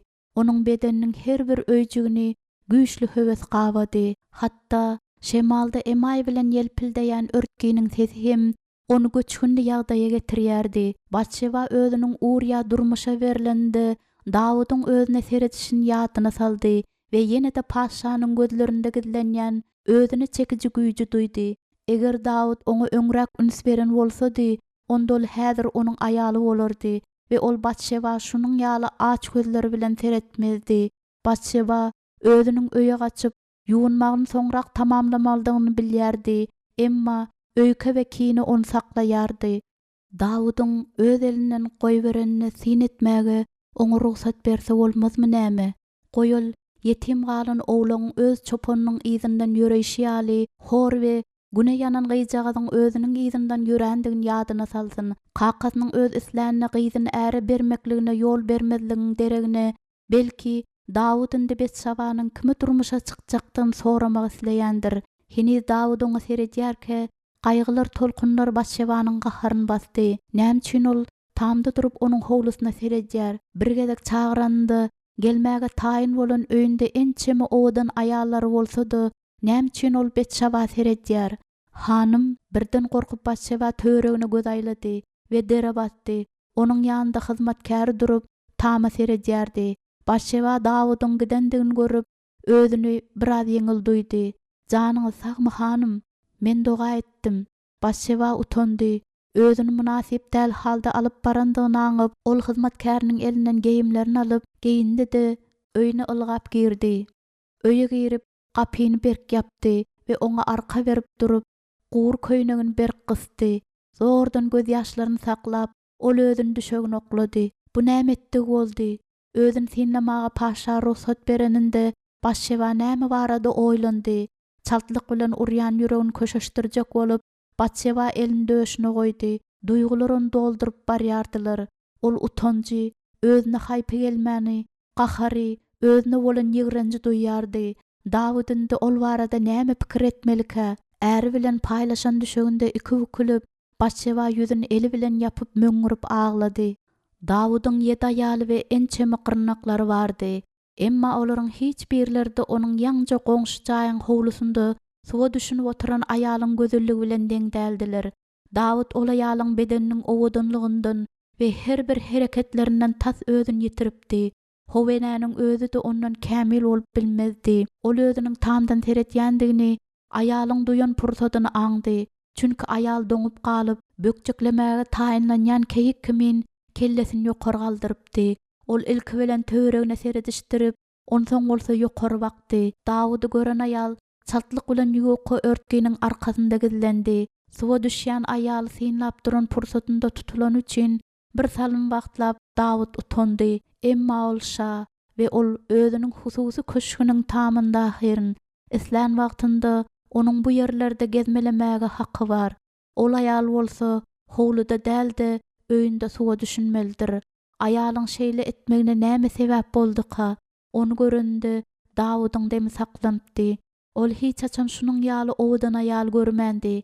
Tamdan tizrak düşşek bolup, ol uly ädimläp başlady we garawullarynyň birine duşdy. Joram diýip çagyrdy. Garawul Dawuda seredende Şaunyň öz ýanyna gelmekligini buyurdy. Leppey meniň jenabym şa. Dawud elini onuň egine goýup, Uriýanyň öý tarapyny görkezdi. Şol jaýda bir aýal ýaşaýandyr. Onuň kimdigini bil. Hayran galan garawul Şanyň buyrugyny ýerine ýetirmeklik üçin çalt gitdi. Dawud uludan demin aldy. Diwara galtaşyp duruşyna ol tä Joramyň köçede peýda bolanyna deňeç aşak seredip durdy. Dawud ýyzyny öwrülip çaltlyk bilen aşak düşdi. Ol beýleki garawul ýanyna çagyrdy. Joram gelende hayal etmän on meniň ýanyma ugrat. Bolýa meniň jenabym şa. Ýatylýan otogynda ýeka galyp Dawud garaşýardy. Wagt geçýärdi we ol barmaklar bilen dükürdedip başlady. Hiç rahatlanyp bilmän ýerinden böküp durdy. Ol hiç açan şunun ýaly güýçli höwes duýmandy. Ol gaty tolgunýardy. Ýöni ünsün başga zatlara sowmajak boldy. Gözlerini yumup ol şol aýaly ýadyna saldy. Onuň owudan eller çar tarapy uzadylandy. Edil dogaýjan ýaly kellesi ýokary galdyrlandy. Onuň teni bolsa Dawud sabr edip bilmän otoň o çetinden bu çetine ädimläp başlady. Näme üçin eýlenýärkä? Garaşmaklygy mejbur bolan sebäpli ol henizem bir ýerde durup bilmän otogda aýlanyp ýördi. Ol bu aýaly gaty küýseýär we bahasynyň näçe durýandygyna seretmezden ol oňa eýe bolar. Kimdir biri gapyny kakdy. Gir. Gapynyň aldynda Joram durdy. Gir we gapyny ýap diýip Dawud çalt jogaba garaşyp aýtdy. Näme bildiň? Ol aýalyň ady Batşeba. Batşeba? Näme üçin bu ad oňa gaty tanyş ýaly? Batşeba. Ol Eliamyň gyzy we Hetli Uriýanyň aýaly. Wah, ýok. Özüniň içinde bir zadyň üzülendigini Dawud duýdy. Ol atatça Ahitopeliň diýdinde oturup, oduň ýalynynda özüne seretýän kiçijik horgyjyga ýadyna saldy. Ýok, bolup bilmez. Özüniň öňünde diýde çöküp, iýdi bilen eňgede çeşmesine baran kiçijik Batşeba. Men seniň bilen gepleşmek isleýän. Şonda ýyzyň gözleri ýanyp durdy. Batşeba onuň iň oňat we bepal dostlarynyň biriniň aýaly, özüniň ynanýan adamynyň gyzy we iň paýhasly maslahatçy Ahitopeliň agtygy. Mundan erbet näme bolup biler? Dawud Batşeba bilen Uriýanyň toýunda geliniň gözlerine seredip geň duýgyny duýandygyny ýadyna saldy. Şol günden başlap Dawud hiç açan bu aýaly seretmezligi berk çözüpdi. Dawud gülümjiredi we garawuldan daşlaşdy. Öňki ýadawlyk we rahatsyzlyk ýene-de on basdylar. Geliber, jenabym, şa näme isleýär? Dawud dişlerini gysdy. Men hiç zat islemeýärin. Seniň üçin bolmajak zat ýokdur jenabym. Sen şa, isläniň seninkidir. Dawud ellerini sallap başyny galdyrdy. Ol şa, galy bersede onuň goşunlary Rabbaty gabaýalar. Uriýa, Eliam we Ahitopel bir näçe aý mundan ödül gidipdiler we olaryň dolanyp gelenlerine deňeç ýene-de ençeme wagt gerek bolar. Dawydyň ýüregi gaty çaltlyk bilen urýardy. Eger ol häzir Batşebany düşegine getirse näme bolar? Eger ol bir-birleriniň gujoklarynda keplenseler näme bolar? Bir gijanyň näme diýany bolar? Bu barada kim biler? Höwes gaty güýçlendi. Jenabym şa näme isleýändir? Onu meniň ýanyma getir diýip islegin ses bilen aýdandy. Özüne insabynyň ezzet berýändigini Dawud duýdy. Emma özüne garaşýan gije baradaky pikirler bilen onu çaltlyk bilen basyp ýatyrdy. Ýöne ol näme bolsa-da akylly bolmalydyr. Garanky bolanyna çenni garaş, onsoň aýaly getir we sir saklap bilýän bir näçe eskerlerde ýanyňa çagyr. Eger ayal ol ýöne bir ayaldyr, özü bolsa paşadyr, buyruk ýerine ýetir diýip Dawud buyurdy. Joram baş egip otagdan çykdy. Batşebanyň geljekdigini Dawud bilýärdi. Öýüniň howlusynda Dawudyň bakyşyny edermenlik bilen garşylan pursatynda Batşeba eýýam onuň çaklygyny kabul edipdi. Batşebany onuň ýanyna getirýänçäler bir näçe sagat geçir. Suwa düşünüp, tenine hoşboý isler çalyp ýetişmek üçin bu wagt ýeterli bolar. Ol bu wagt içinde islendik aýalyň höwesini oýaryp bilýän, ýakymly isli şemleri ýakyp, geljekki giýjäniň arzuwyny hem edip ýetişir. Şeýledi, bu wagt günäniň ýeňmekligi üçin hem ýeterlikdir. Günüň galanyny Batşeba ağlap we indi mundan beýlek nädip paşanyň ýüzüne seredip biljekdigi barada oýlanyp geçirdi. Ol bütün bedenini ýapýan giň geyim geyindi we kellesinde agry duýýança saçlaryny darady. Onsoň Batşeba daragyn bagryna basyp möňür baglady. Onuň Dawuda bolan söýgüsini wagt aradan aýyrmandy. Şu gün özüni Dawudyň seredýändigini bilende Batşebanyň ähli köni duýgulary direldi we ony täze güýç bilen doldurdy. Kimdir beri kapyny kakdy. Hanım, diýip hyzmatkaryň howatyrlanan ses eşdildi. Ýakynragma gel. Hanım, kapynyň agynda esker dur, diýip hyzmatkar gyjaz gorkudan titrap aýtdy. Ol özüniň siziň bilen gepleşmelidigini aýtdy. Esker Batşeba böküp ýerinden turdy. Eskeriň kapynyň agynda durandygyna Batşeba ýeketek düşündürüş berip bilýärdi. Uriýe yaralanan ýa-da öldürilen. Gaty ses edip Batşeba kapyny giňden açyp hyzmatkaryň gapdandan ylgap, otagdan howla çykdy. Hyzmatkary bolsa onuň ýyzyna ýerdi. Esker içeri girip, howlynyň gapysynyň alnynda durdy. Ýön onuň geyimleri uzak ýoluň tozanyna bulaşan däldi. Ol köş garawulynyň geyimlerini geýnendi. Sandyrap, Batşeba saklandy. Näme üçin bu ýere geldiň? Onuň agyzy gyşardy. Hanım, sizi paşa çagyrýar. Meni çagyrýar? Hawwa, şa. Esker ýyda çekilip elini açyk gapa tarap ugrukdurdy. Onuň arkasynda ýene bir esker durup Batşeba seredýärdi. Batşeba derep atdy. Ol ýene Dawudyň käýänindäki we özüniň uly daşyň arkasynda gizlenendäki kiçijik gyjagazy boldy. Batşeba gyzardy. Hanım, diýip hyzmatkar ağlady. Wah meniň hanım. Batşeba hyzmatkar gyza tarap öwrildi-de onuň elinden tutdy. Besir, beýle ağlama. Paşa meniň göwnüme degmez. Ol meniň kakamy we babam bilýändir. Belki şunuň üçin ol Batşebany çagyrýandyr. Olar barada şa habar alan bolsa gerekdir. Çaltlyk bilen meniň ýalygym getir.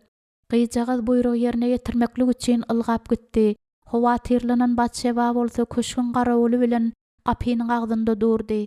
Eskeriň el kılıjyň tutawajyndady. Başı dikdi. Garaýşy bolsa öňe ugrukdurlandy.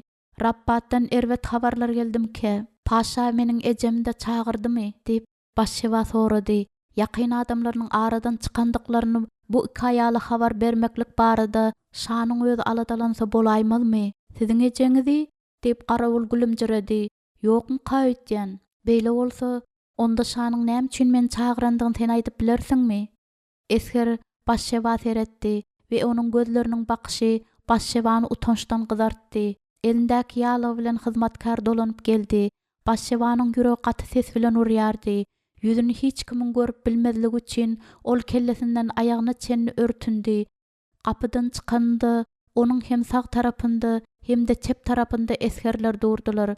Birinji gezek Batşeba şa köşküne diňe öýünde geýýän geyimli gitdi. Ýydym bilen diýip köşküň diňe hyzmatkarlarynyň ulanýan girelgesine tarap garawul ýöredi we Batşebany şu girelge alyp bardy. Eger aýalda şu wagtda çenni şanyň çagyrmaklygynyň sebäbi barada şüpheler bolanam bolsa, indi onda hiç ýyl şüphe galmady. Utanç göz ýaşlary Batşebanyň gözlerini ýakyp barýardy. Şeýle ýagdaýa düşendigine diňe onuň özü günäkär, ýüzüni örtgü bilen ýapyp, ol kellesini aşak sallady we gapdallaryna seretmän köşküň aşhanasyny we hyzmatkarlaryň otagynyň ýanyndan geçip basgançak boýunça ýokary galdy. Garawullar kapynyň agzynda saklandylar. Bir kapyny kakdy. Beýle kys bolsa ýyda çekildi. Gap açylyp, kellesini galdyranda Batşeba ýanynda duran garawullary da ýadyndan çykardy.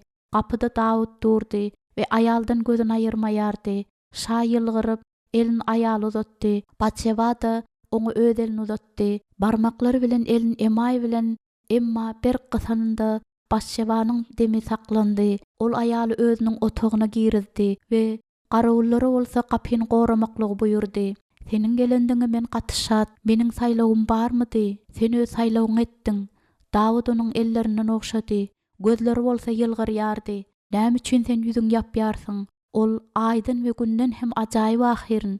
Kellesindäki ýalyny tutmaklyk üçin Batşeba elini galdyranda Dawud ýylgyrdy, ýyda çekilip şeýle dedi. Ýür, men ikimiz üçin agşamlyk taýýarladym. Sen maňa hyzmat edersiň. Otaň howa süýji hoşboý ýyslardan doludy. Aşakda boýra ýazylandy. Otaň töründe düşek görünýärdi. Giňden ýazylan saçyk nädnamatlardan dolup garaşýardy. Näçe mihmana sen garaşýarsyň dip Batşeba sorady. Dawud güldü we onuň mahmal kimin gülküsi Batşebany tolgunmaga mejbur etdi. Diňe seniň üçin meniň mehribanym. Men aş däldirin diýip Batşeba bar edermenligini toplap paşa seretdi. Meniň kimdigim sen bilýärmi? Elbetde diýendi. Onuň garaşy Batşebany sypalady. Sen adatçy oduň ýalyndan maňa seredýän kiçijik gyzjagasyň. Meniň ýzymdan Engedi çeşmesine baranyň ýadyňdamy? Men eýýäm kiçijik gyzjaga däldirin. Men bütün şalyň iň owadan aýalsyň diýip Dawud synaýan ýaly edip Betşabanyň gözlerine seretdi. Şonda Engedi çeşmesiniň boýunda sen meniň bilen gepleşmek isleýändiň aýdypdyň. Men bolsa seniň öýüňe gitmekligiň buýurupdym. Onuň ýüzüne aşak bolup Dawud örtgüsini aşak çekdi. Indi meniň bilen gepleşip Batşeba diýip ol Batşeba ýakynlaşdy onuň örtgüsini aýyrdy. Häzir näme barada oýlanýandyň aýdaý. Örtgi aýalyň egninden aşak gaçyp onuň aýagynyň astynda ýyryldy. Indi sen men näme üçin çağırdyň diýende aýalyň sesinde göz ýaşlary eşdildi. Şu wagtda çenni ol arzu edip umydyny ýitirmändi. Emma häzirki ýagdaýda ýaly hiç çaçan hem onuň ýanyna gelmeklik islemeýärdi. Gijanyň ýarynda çağırlypdy. Näme üçin sen bilýärsiň? Batşeba özüniň ýangagynda Dawudyň demini duýdy. Onuň teni tikenekläp gitdi. Gaty giç diýip Batşeba pyşyrdy. Sen şu wagt şu ýerde meniň ýanymdasyň. Batşeba ýyda serpilip alkymyny galdyrdy. Göz ýaşlary zerarly ol paşanyň ýüzüni çalaja görýärdi. Çağırlyp hyzmatkarlar üçin niýetlenen derwezelerden ediljelep ýaly seniň ýanyňa getirilen diýip Batşeba başyny ýaýkady we ýene-de gözlerini sallady. Gündüz özüm nähil alyp barandygym ýatlasam, onda men munda hiç kimi de günäkarlap bilmeýändirin. Meniň özüm günäkar. Sen meni hayran galdyrdyň. Men diýende onuň buýsançdan dolan ýüregi edil kiçijik gyzjagadan hyýaly sandyraýardy. Ey Dawud, meni öýme goýber. Şu wagt däl diýip ol aýalyň alkymyndan berk tutdy. Sen bagtlymy? Batşebanyň ýanaklaryndan göz ýaşlary akyp başlady. Näde bu barada sen sorap bilýäň? Men seniň bagtly bolmaklygyňy isleýän. Dawud üns bilen Batşebanyň gözlerine seretdi we onuň ýüz keşfi özgerdi. Dawud howa tirli görünýärdi. Toýda baras ýadyňdamy? Şonda gözlerine seredenimde meniň ýüregim saklampdy. Men senden gözlerimi aýryp bilmedim. Ine, näme üçin sen toýdan çalt gidipsiň? Onda näme? Dawud Batşebany guçaklajak boldy. Emma Batşeba eli bilen onu itekleýärdi. Oňa bir zatlar diýip onu saklamalydygyny Batşeba bilýärdi. Ol Abigaýlyň bir wagtky etişýaly etmelidir. Dawudyň etjek bolýan günäsini oňa aýan etmelidir. Emma Batşeba onuň ýüreginiň özüniňkinden de çalt we güýçli urýandygyny duýanynda baryn ýadyndan çykardy. Dawud onu güýçli isleýärdi. Özümi ýekejek edek okşamaňa, diňe bir gezek okşamaňa men ruhsat berin. Onu saklamaklyk üçin bir zatlar diýerin. Onuň bir gezek okşan meniň üçin ýadygärlik galar.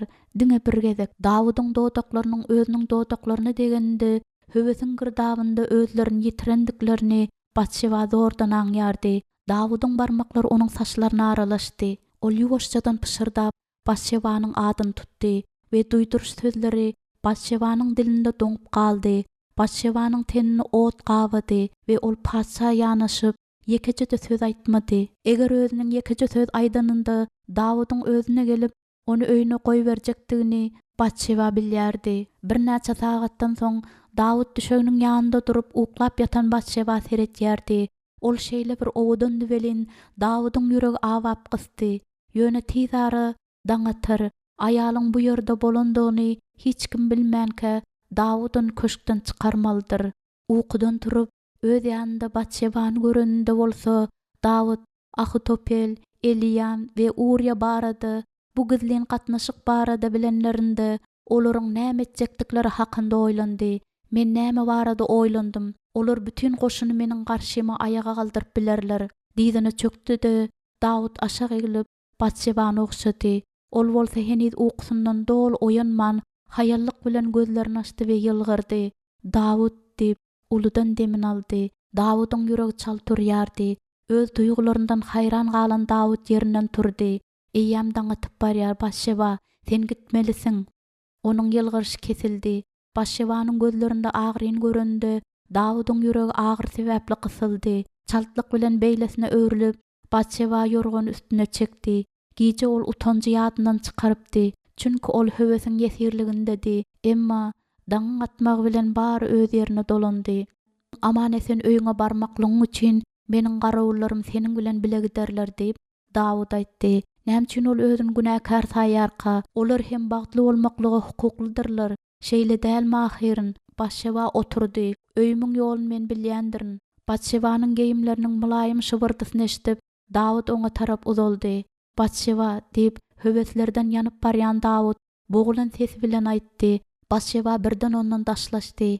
Emma Dawud onuň egininden berk tutup öz ýanynda ýatmaklygy onu mejbur etdi. Batşeba onuň ellerinden sypjak boldy. Emma Dawud onu berk gujaklap pışırdady. Batşeba Dawud onuň boýundan okşady. Şeýle giýjeden soň ol nädip onu goýberip biler. Dawud onuň teniniň hoşboý hislerinden dem alyp özüniň öljekdigini düşündi. Bir gece yeterlik bolar diýip oýlapdym diýip Batşeba gözlerini elleri bilen ýumdy. Şu gecäniň ýatlamalary bilen ýaşap bilerin diýip oýlapdym. Emma indi men özümi haram duýaryn. Batşeba howatyrlandy. Onuň sözleri edil aýna kimin özüniň husus duýgularyny serpikdirýärdi. Seni öýüňe iýbermek men isleýändirin öýtýäňmi?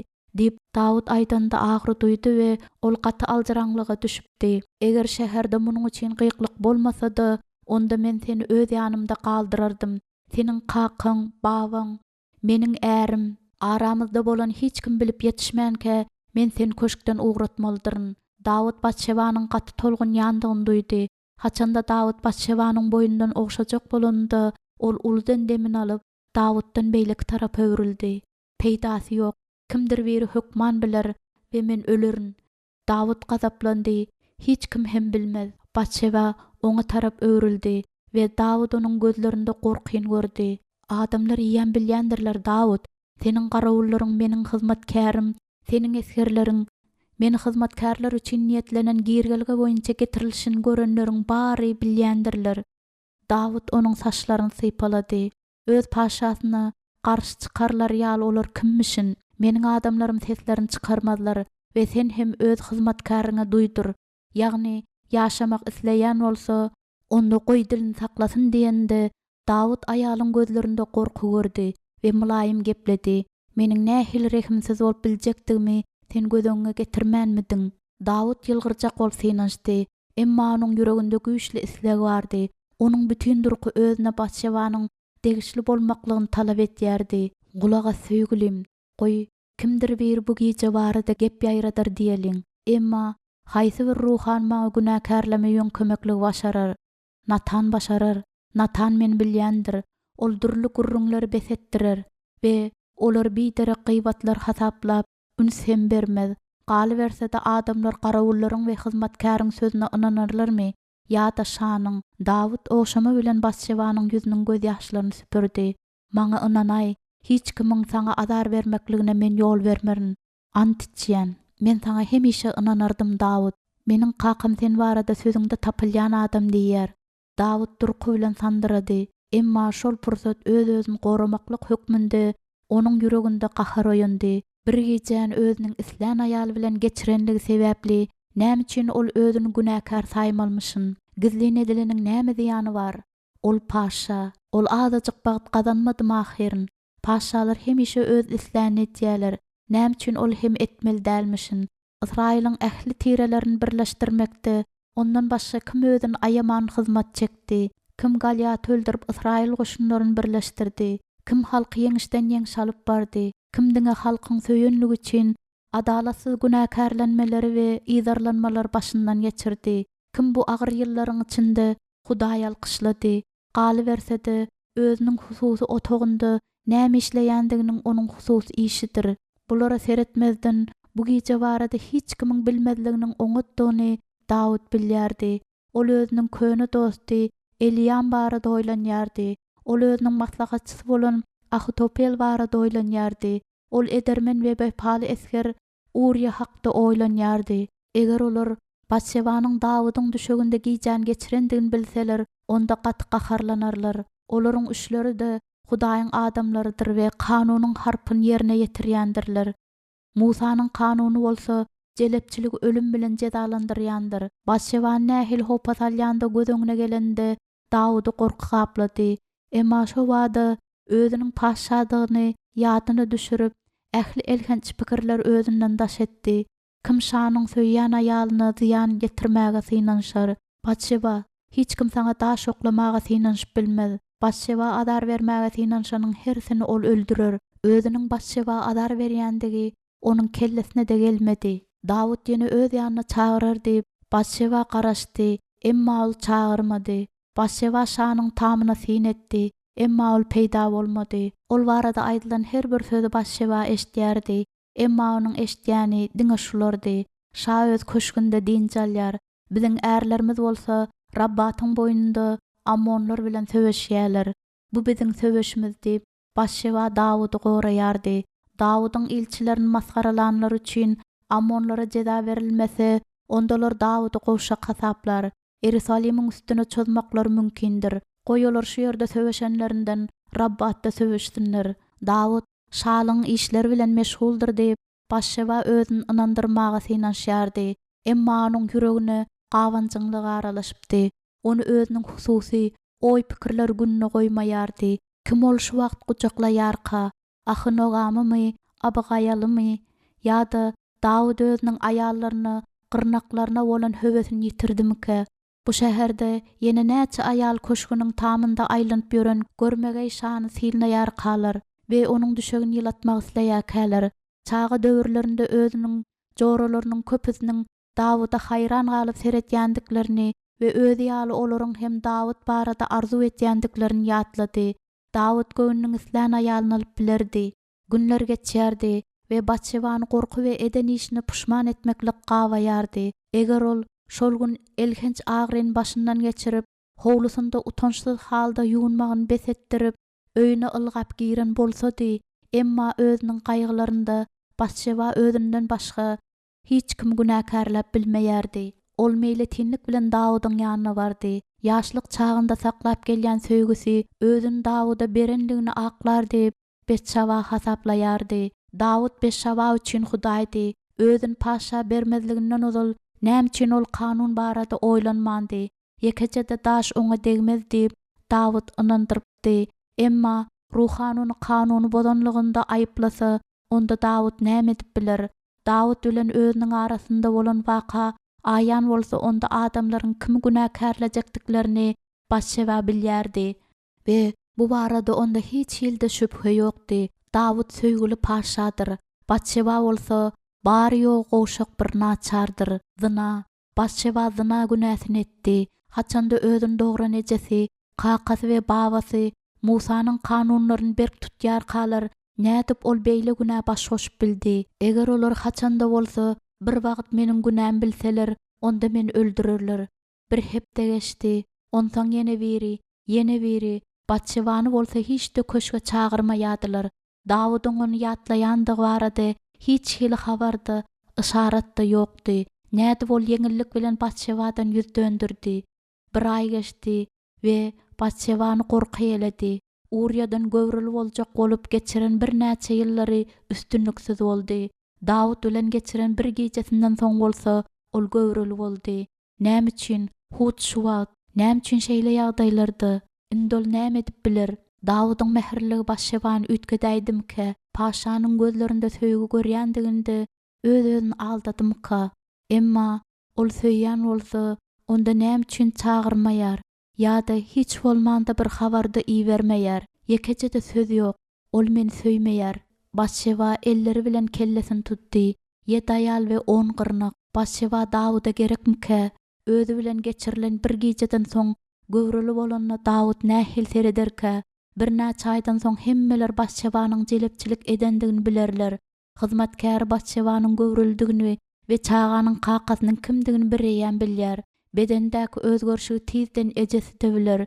Tizary erkekdir aýal ýa-da çağadygyny seretmezden her bir adam başşewa seredip onuň syry barada bilerler. Tandyrap başşewa elini garnyna goýdy. Onuň ýüregi gorku bilen şadlygyň arasynda dilim bolýardy. Onuň göwresinde paşanyň çagasy bardy. Ýöne köýür şanyň däl. Eýsem özüniň çagalyk gözleriniň gahrmany bolan Dawud şanyň çagasy. Hawa mezmurçy, halklary ýeňiji Dawudyň çagasy. Dawud Betşeba üçin Hudaýdy. Birden ýiti agyr onuň ýüregine aralaşdy. Ol şol ýuwuz gün Dawudyň duran ýeri bolan köşküň tamyna seretdi. Göwreli bolandy. Özüniň bagty boljakdygyny Başşewa hemişe oýlaýardy. Atenesiniň we söýgül äriniň şatlanjakdyklaryny sabyrsyzlyk bilen garaşýardy. Başşewa ömründe hiç açan häzirki ýaly gorkyny we umytsızlygy başyndan geçirmändi. Ähli ýyllaryň içinde ýüreginde saklap gelen Dawuda bolan söýgüsi göwreli bolanlygynyň sebäbi bolarmyka? Emma onuň günäleriniň gaýgyly netijesinden ony diňe paşanyň özü gorap biler. Emma ol muny etmek isleýärmike?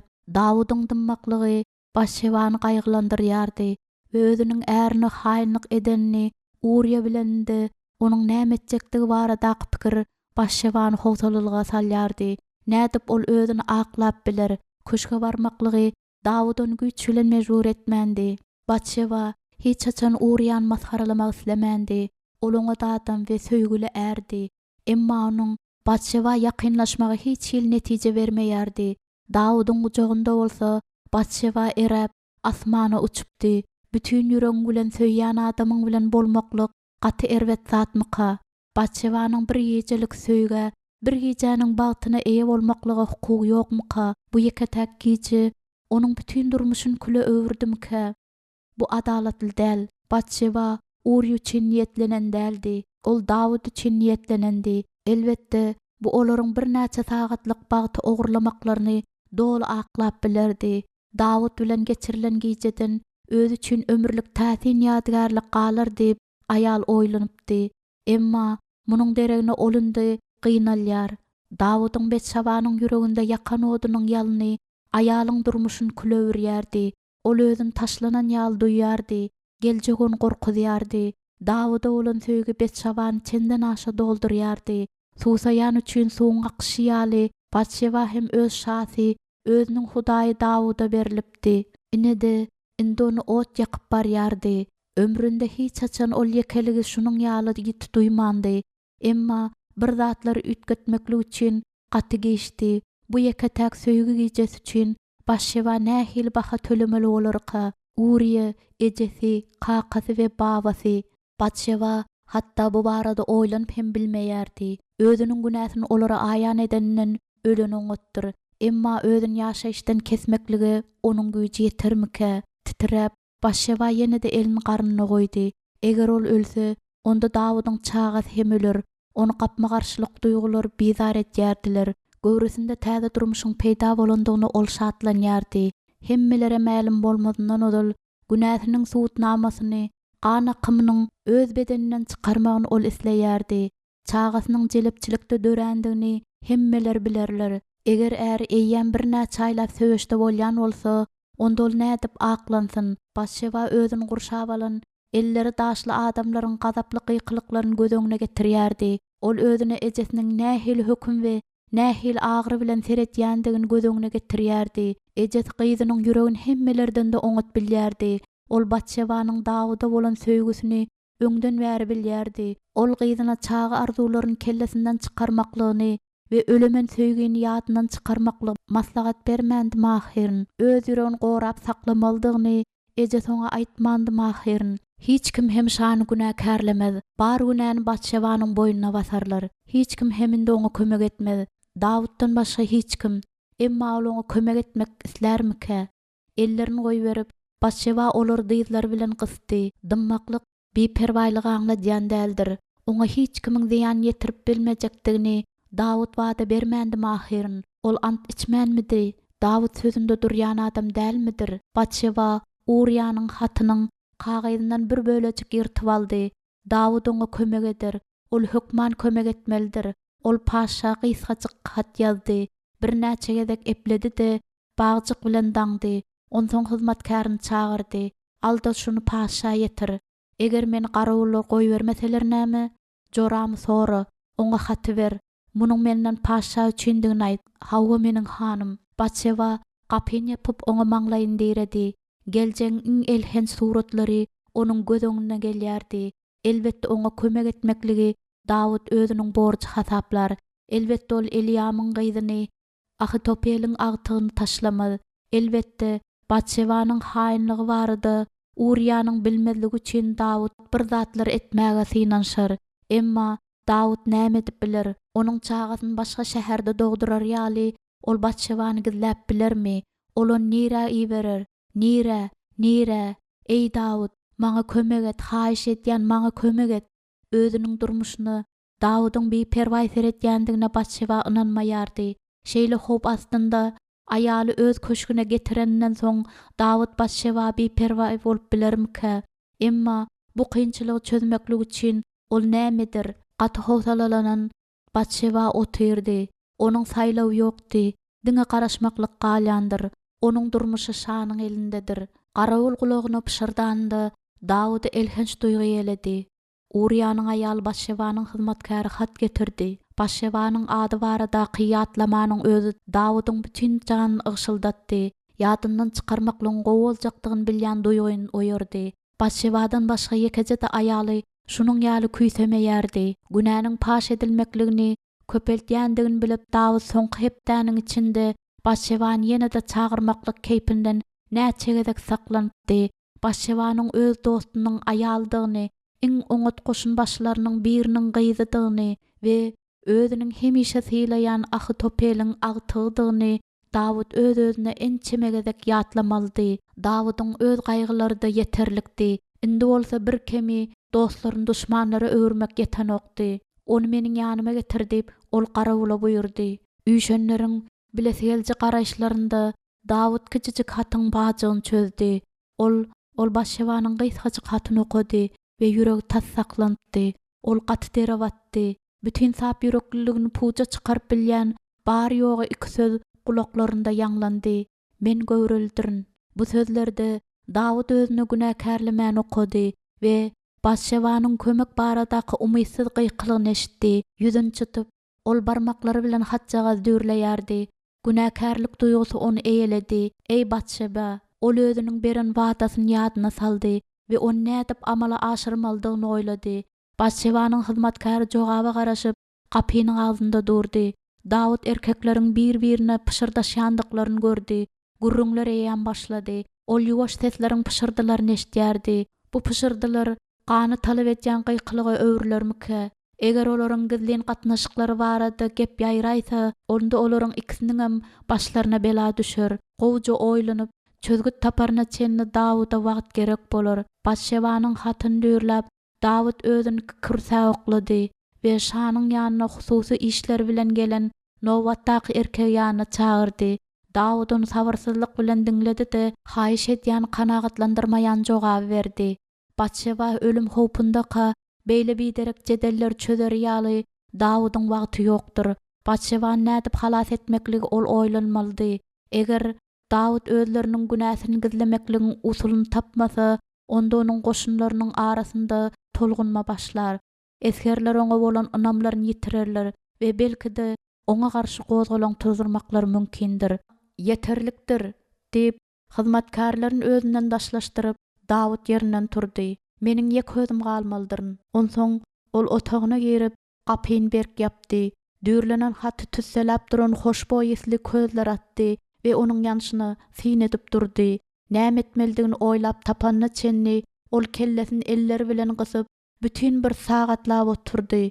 Özüniň oýlap tapan çykalgasynyň hem Batşebany hem de özüni maskaralamaktan halas etjekdigini we ýakyn dostlaryna bolsa şatlanmak üçin sebäp boljakdygyny Dawud bilýärdi.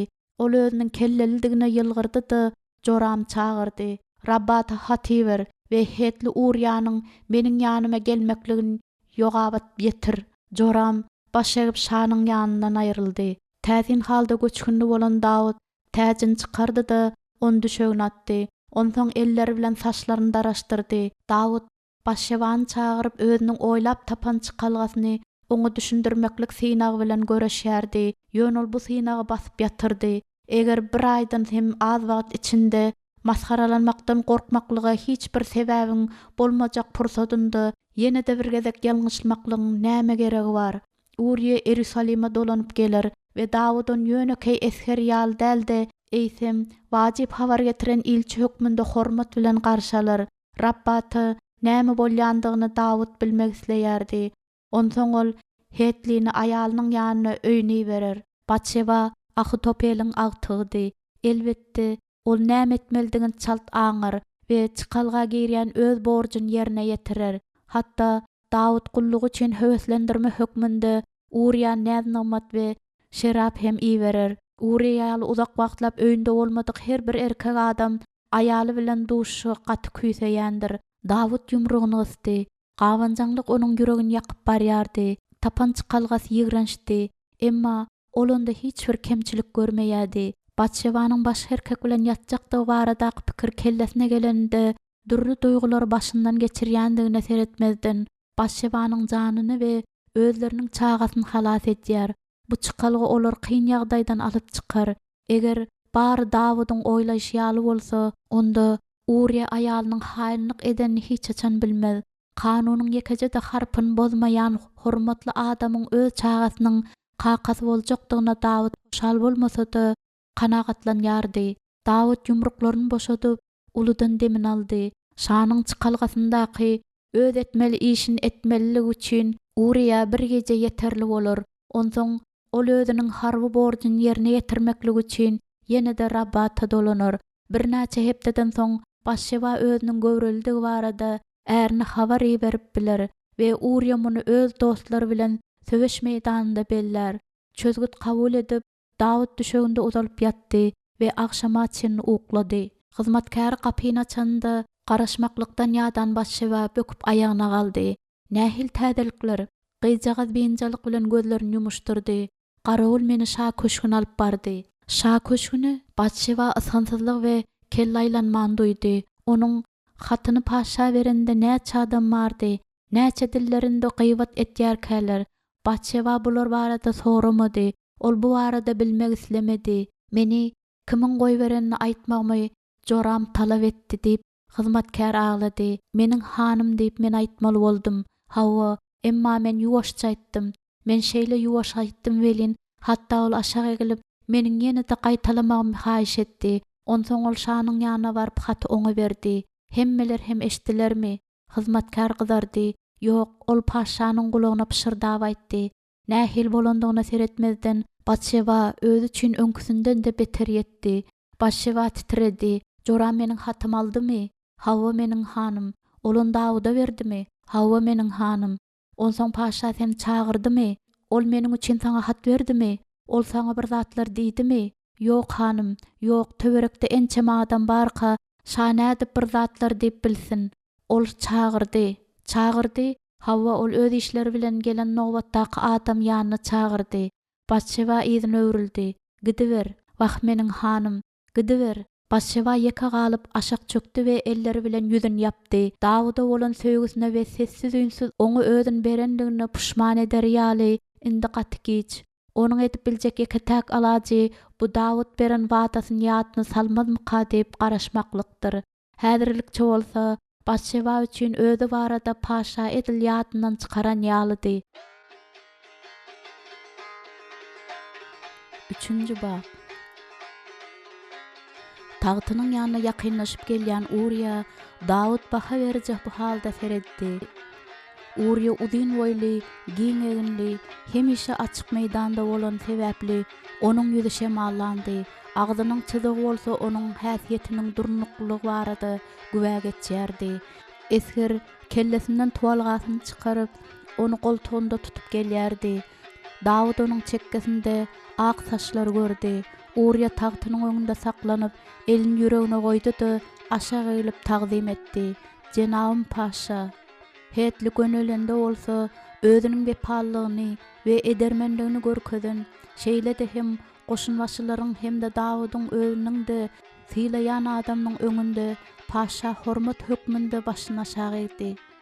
Uriýanyň gözlerinde Dawud hiç hil bilesgeljilik görmedi. Ol özüne buýrulan islendik buýrugy hiç bir soragsyz ýerine ýetirýän oňat esherdi. Şanyň näme buýursa da Uriýanyň etjekdigini Dawud bilýärdi. Dawud rahatlanyp tagtynda arkaýyna oturdy. Onuň oýlap tapan çykalgasynyň ýerine ýetmek kyn däldi. Jogap nähili? Goşun barada we siziň üstünlikleriniz barada maňa gurrun ber. Bar oňat meniň jenabym şa. Şeýdip Uriýa ýogap bilen Abyşaýyň baş tutanlygyndaky söweş hereketleri barada baryny gurrun berdi. Ol Rabbatyň golaýynda bolýan wakalary dolu suratlandyrdy.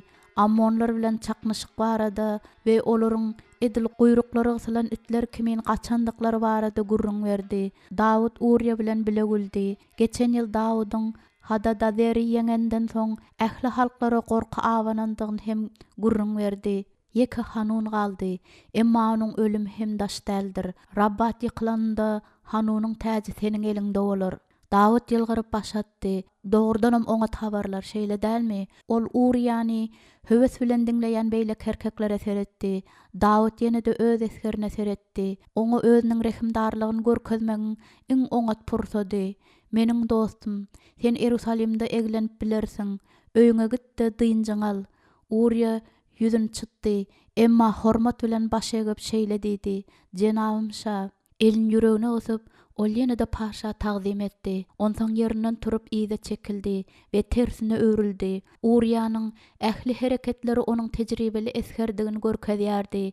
Hetliniň uly adamlar bilen tagtyň ýanyndan aýrylyp gidişini görende Dawyda gawanjaňlyk bogup barýardy. Joram diýip Dawud garawulyň ýanyna çagyrdy. Goý nikah gecesini mäher bilen ýatlaryna salarlary ýaly Uriýa we onuň aýaly üçin aýratyn bir nahar bişirilsin diýip tagtynyň tirseklerinden berk ýapyşdy. Haýal etmän taýýarlanyp Uriýanyň öýüne eltilmegini buýur. Hawa meniň jenabym şa. Tagamly nahar Uriýany gowşadyr we söweş ýadyndan çykaryp owadan aýalynyň gujagynda rahat gijede keplenmäge ýardam eder. Günüň ikinji ýarymyny Dawud öz işler bilen gelen adamlar kabul edip geçirdi.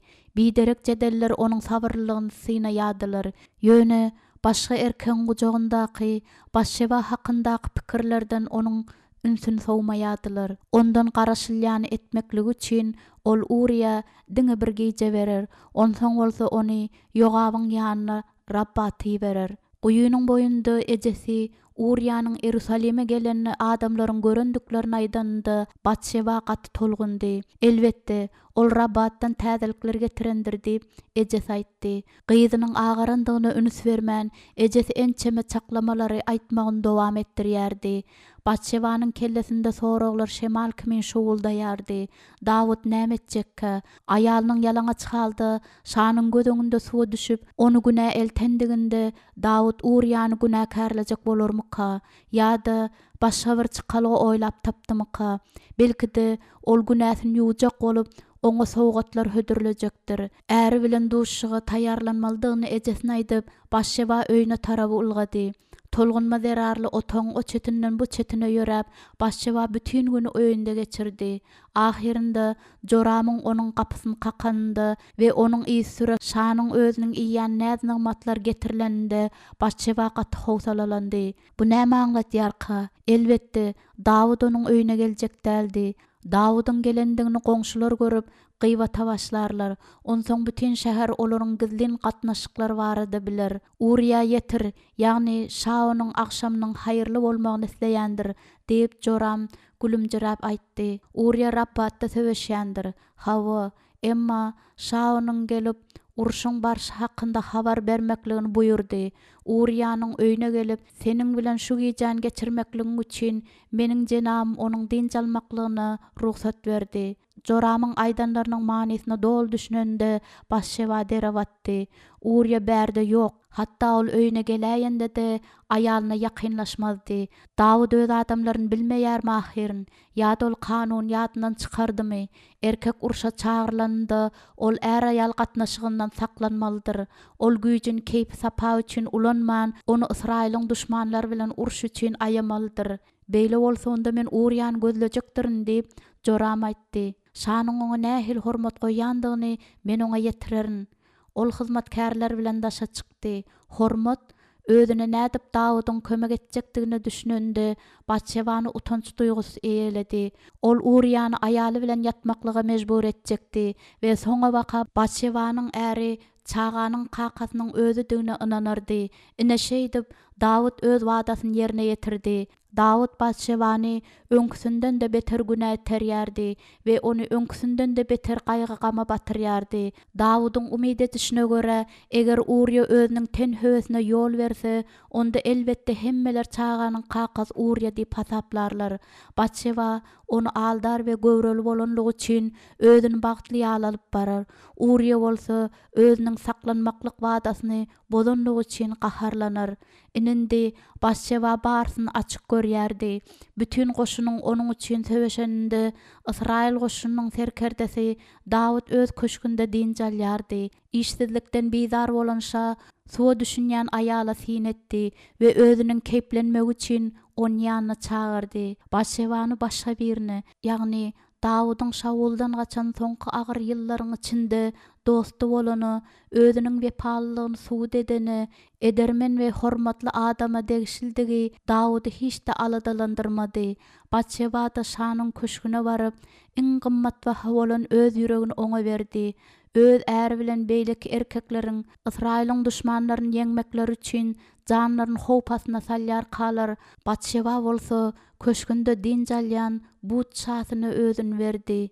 Urya öýüne gelende Batşewa onu nädip garşalarka, nädip ol ärining gözlerine seredip biler, nädip ol adamsyna haýynlyk edip bildi. Batşewa özüniň çaga arzularyna ýol berdi we bir gece keýip sapanyň paşa üçin uly manysynyň bardygyny hyýal edip edil samsyk ýaly hereket etdi. Dawud özüniň bir salymlyk höwesini gandyrmaklyk üçin Batşewany ulandy. Ol Dawud üçin hiç zat hem aňlatmaýar. Özüniň hatyny iýberen neçenni hatda Batşewany ýadyndan hem çykaran bolsa gerek.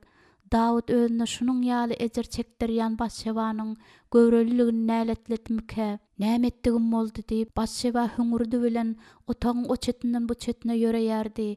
Nämetdigim boldy. Joram dolanyp geldi. Seniň äriň Dawydyň hyzmatkärler bilen şa köşküniň derwezeleriniň alynda otyr. Şanyň oňa hormatlap iýberenlerini oňa aýtdym diýip garawul öňädimledi. Hanym, sen Uryanyň ýanyna barmalysyň. Öýüňe gelip giýjän geçirer ýaly elinden gelen etmelisin. Senin bunu etmeň paşa isleýändir. Paşa isleýändir. Eger Batşewa çykalgadak öz borçyny ýerine ýetirse, onda paşa awraýdan gaçmaz. Batşewa we çaga hopsuzlukda bolarlar. Urya bolsa hiç açan hakykaty bilmez. Ol özüni silayan, söýýän we wepaly aýal ýaly alyp barar. Onun köpden bäri arzu etýän çagasy bolar. Batşewa özüniň söýýän we köp ýyllaryň içinde oňa tagzim edip gelen adamynyň mukaddes däldi tegmilligini bilende çoňur agryn duýupdy. Emma Batşewa çykalgadak öz borçyny dol ýerine ýetirse, onda halk beýle agryn duýmaz. Dawud indi galyat öldüren we halky birikdiren tanymal oglan däldi. Olundi ygtyýarlygyň bozan şahydy. Çünki ol özüni söýjidi, mekir we aldawçydy. Batşewa özüni hapa we ejiz duýýardy. Dawud oňa gutuluş ýoluny teklip edýärdi. Eger ol ondan boyun towlasa, onda ölür, göwresindäki çaga da ölür.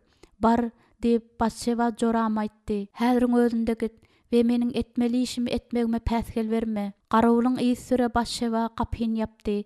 Hyzmatkärin öýüne goýberip, özü bolsa örtgüsini aldy da öýünden çykdy. çar tarapyndan gijäniň özüni gysýandygyny duýup, Batşeba garaňkylykda uzak wagtlap durdy. Suwa düşünýän pursatynda özüniň şanyny seretmekligine ruhsat berendäki düşen ýagdaýyndan Batşeba indi başga çykalgy gözleýärdi. Aýyň ýagtylandyrýan köçesi boýunça ýörep, Batşeba özüniň suwa düşünen günündäki Dawudyň duran ýeri bolan köşküň tamyna seretdi we hatda şu wagt hem özüniň Dawuda bolan duýgularynyň üýtgendigini düşündi. Indi baryny anyk görüp duranynda näde bol öňküsýal Dawudy güýçli söýüp bilýäkä. Tizara Batşeba köşküň giýje sebäpli ýapyk bolan derbezelerini gördi. Ýöne hemişe kysýaly garawuldurdy. Batşeba hayal ýöreýärdi we gaty tolgunýardy. Garawullar onuň adyny we şu ýere gelmekliginiň maksadyny sorarlarmyka? Olaryň arasynda kakasynyň odunyň başynda gören ýa-da äriniň öýüne geleninde özüniň olary hyzmat eden eskerleri barmyka? Iki esker öňe çykdy. Ayal, sen şu sagat näme üçin geldiň? Men Batşeba, Uriýanyň aýaly. Ärimiň Rabbatdan gelendigini maňa aýtdylar. Uriýa köşküň howlusynda şanyň hyzmatkärleri bilen uklap ýatyr. Ol dostlarynyň arasynda eskeriň sözlerinden üşetýän soğuň gelýändigini Batşeba duýdy. Erkekler hem aýallar ýaly öz aralarynda gıýbat etýärlermike? Köşk hyzmatkärleriniň arasynda gıýbat edilýärmike? Hatda bu şeýle bolaýynda da dostu bolan şanyň Uriýany aldandygyny kim oňa aýdyp biler? Seniň şu ýerdeň men oňa aýdaýyn diýip beýleki garawul aýtdy da howla tarap gitdi. Birinji garawul bolsa sesini çykarman öz ýerine dolandy. Ol Batşeba seretmedi. Onuň sessiz sözleriniň manysyny aýal düşündi. Ol aýalyň paşa bilen gizlin gatnaşygyny bilýärdi. Ýöne näçe adam bu arada bildik-hä?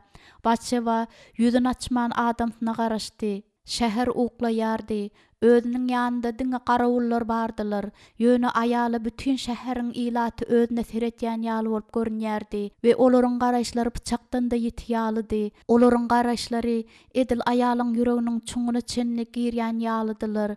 Batşebanyň iki bükülüp gizlenesi geldi. Emma bu garaşlardan özüniň gaçyp bilmejekdigini ol bilýärdi. Derwezeler açyldy. Garawul peýda boldy we onuň izi bilen Uriýa hem gelýärdi. Äriniň ýakynlaşanyna deňeç Batşebanyň ýüregi dürkülde burýardy. Aýal hayallyk bilen izine öwrüldi-de är bilen ýekelikde gepleşmeklik üçin derwezelerden daşlaşdy. Uriýa onuň öňünde saklanalynda Batşeba gözlerini galdyrdy we äriniň howsalalydygyny gördi. Ol üns bilen aýalynyň ýüzüne öwrenýärdi, emma ýekejede söz aýtmady. Seni garşylamak üçin şa öýmüde näme nygmatlary beripdir diýip titreýän sesi bilen Batşeba aýtdy. Uriýanyň gözleri ulaldy we onuň ýüz keşfip Batşebany üşemeklige getirdi. Ol aňlaýarmyka? Onuň ýüzi daşýaly boldy. Şeýle diýdi-de Uriýa başga hiç zat aýtmady.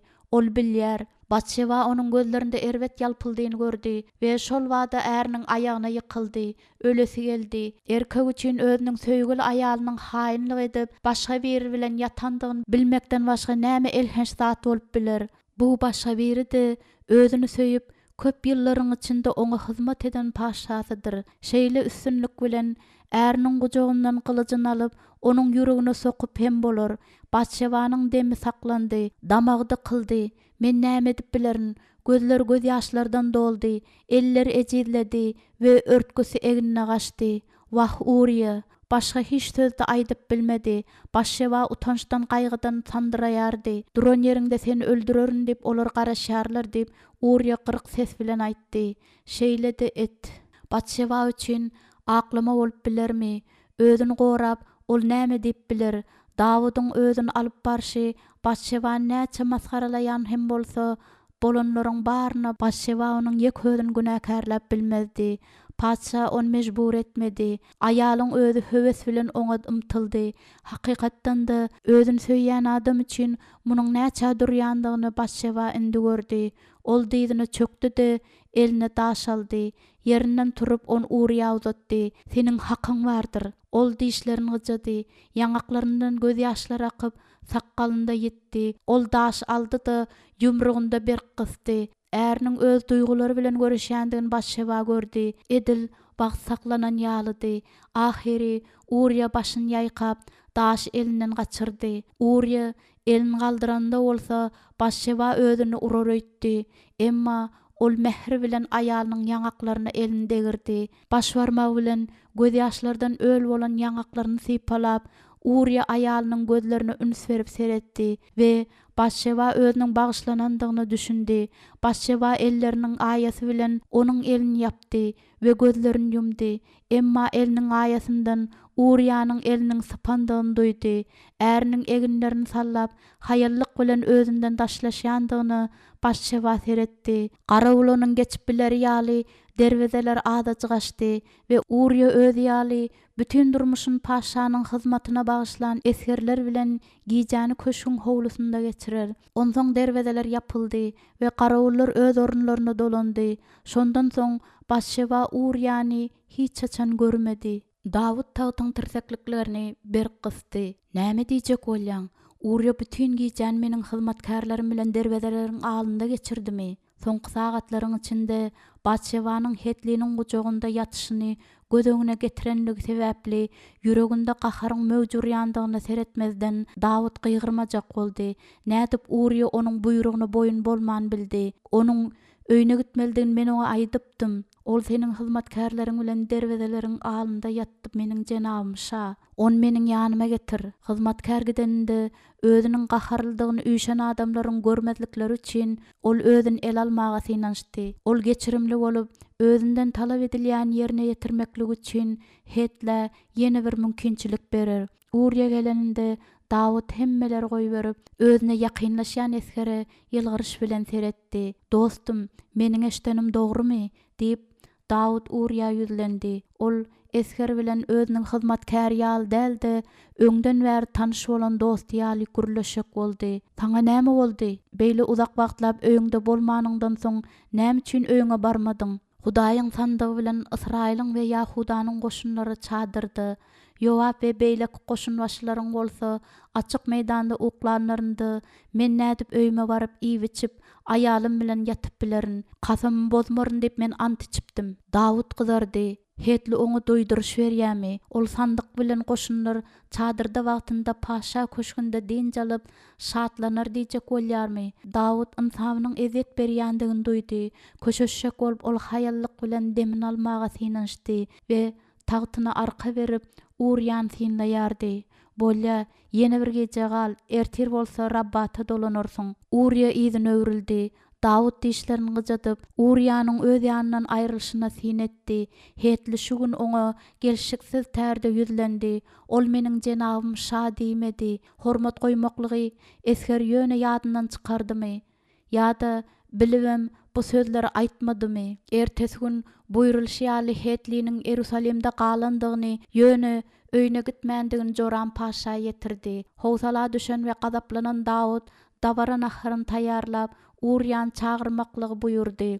Ol ýokarda turup Hetli bilen iýip içýärdi we Uriýanyň hemşeýletmegini üsleýärdi. Iýip içmeklik adamy hemişe gowşadýandyr we onuň pikirlerini, höwes duýgularyna gönükdirýändir.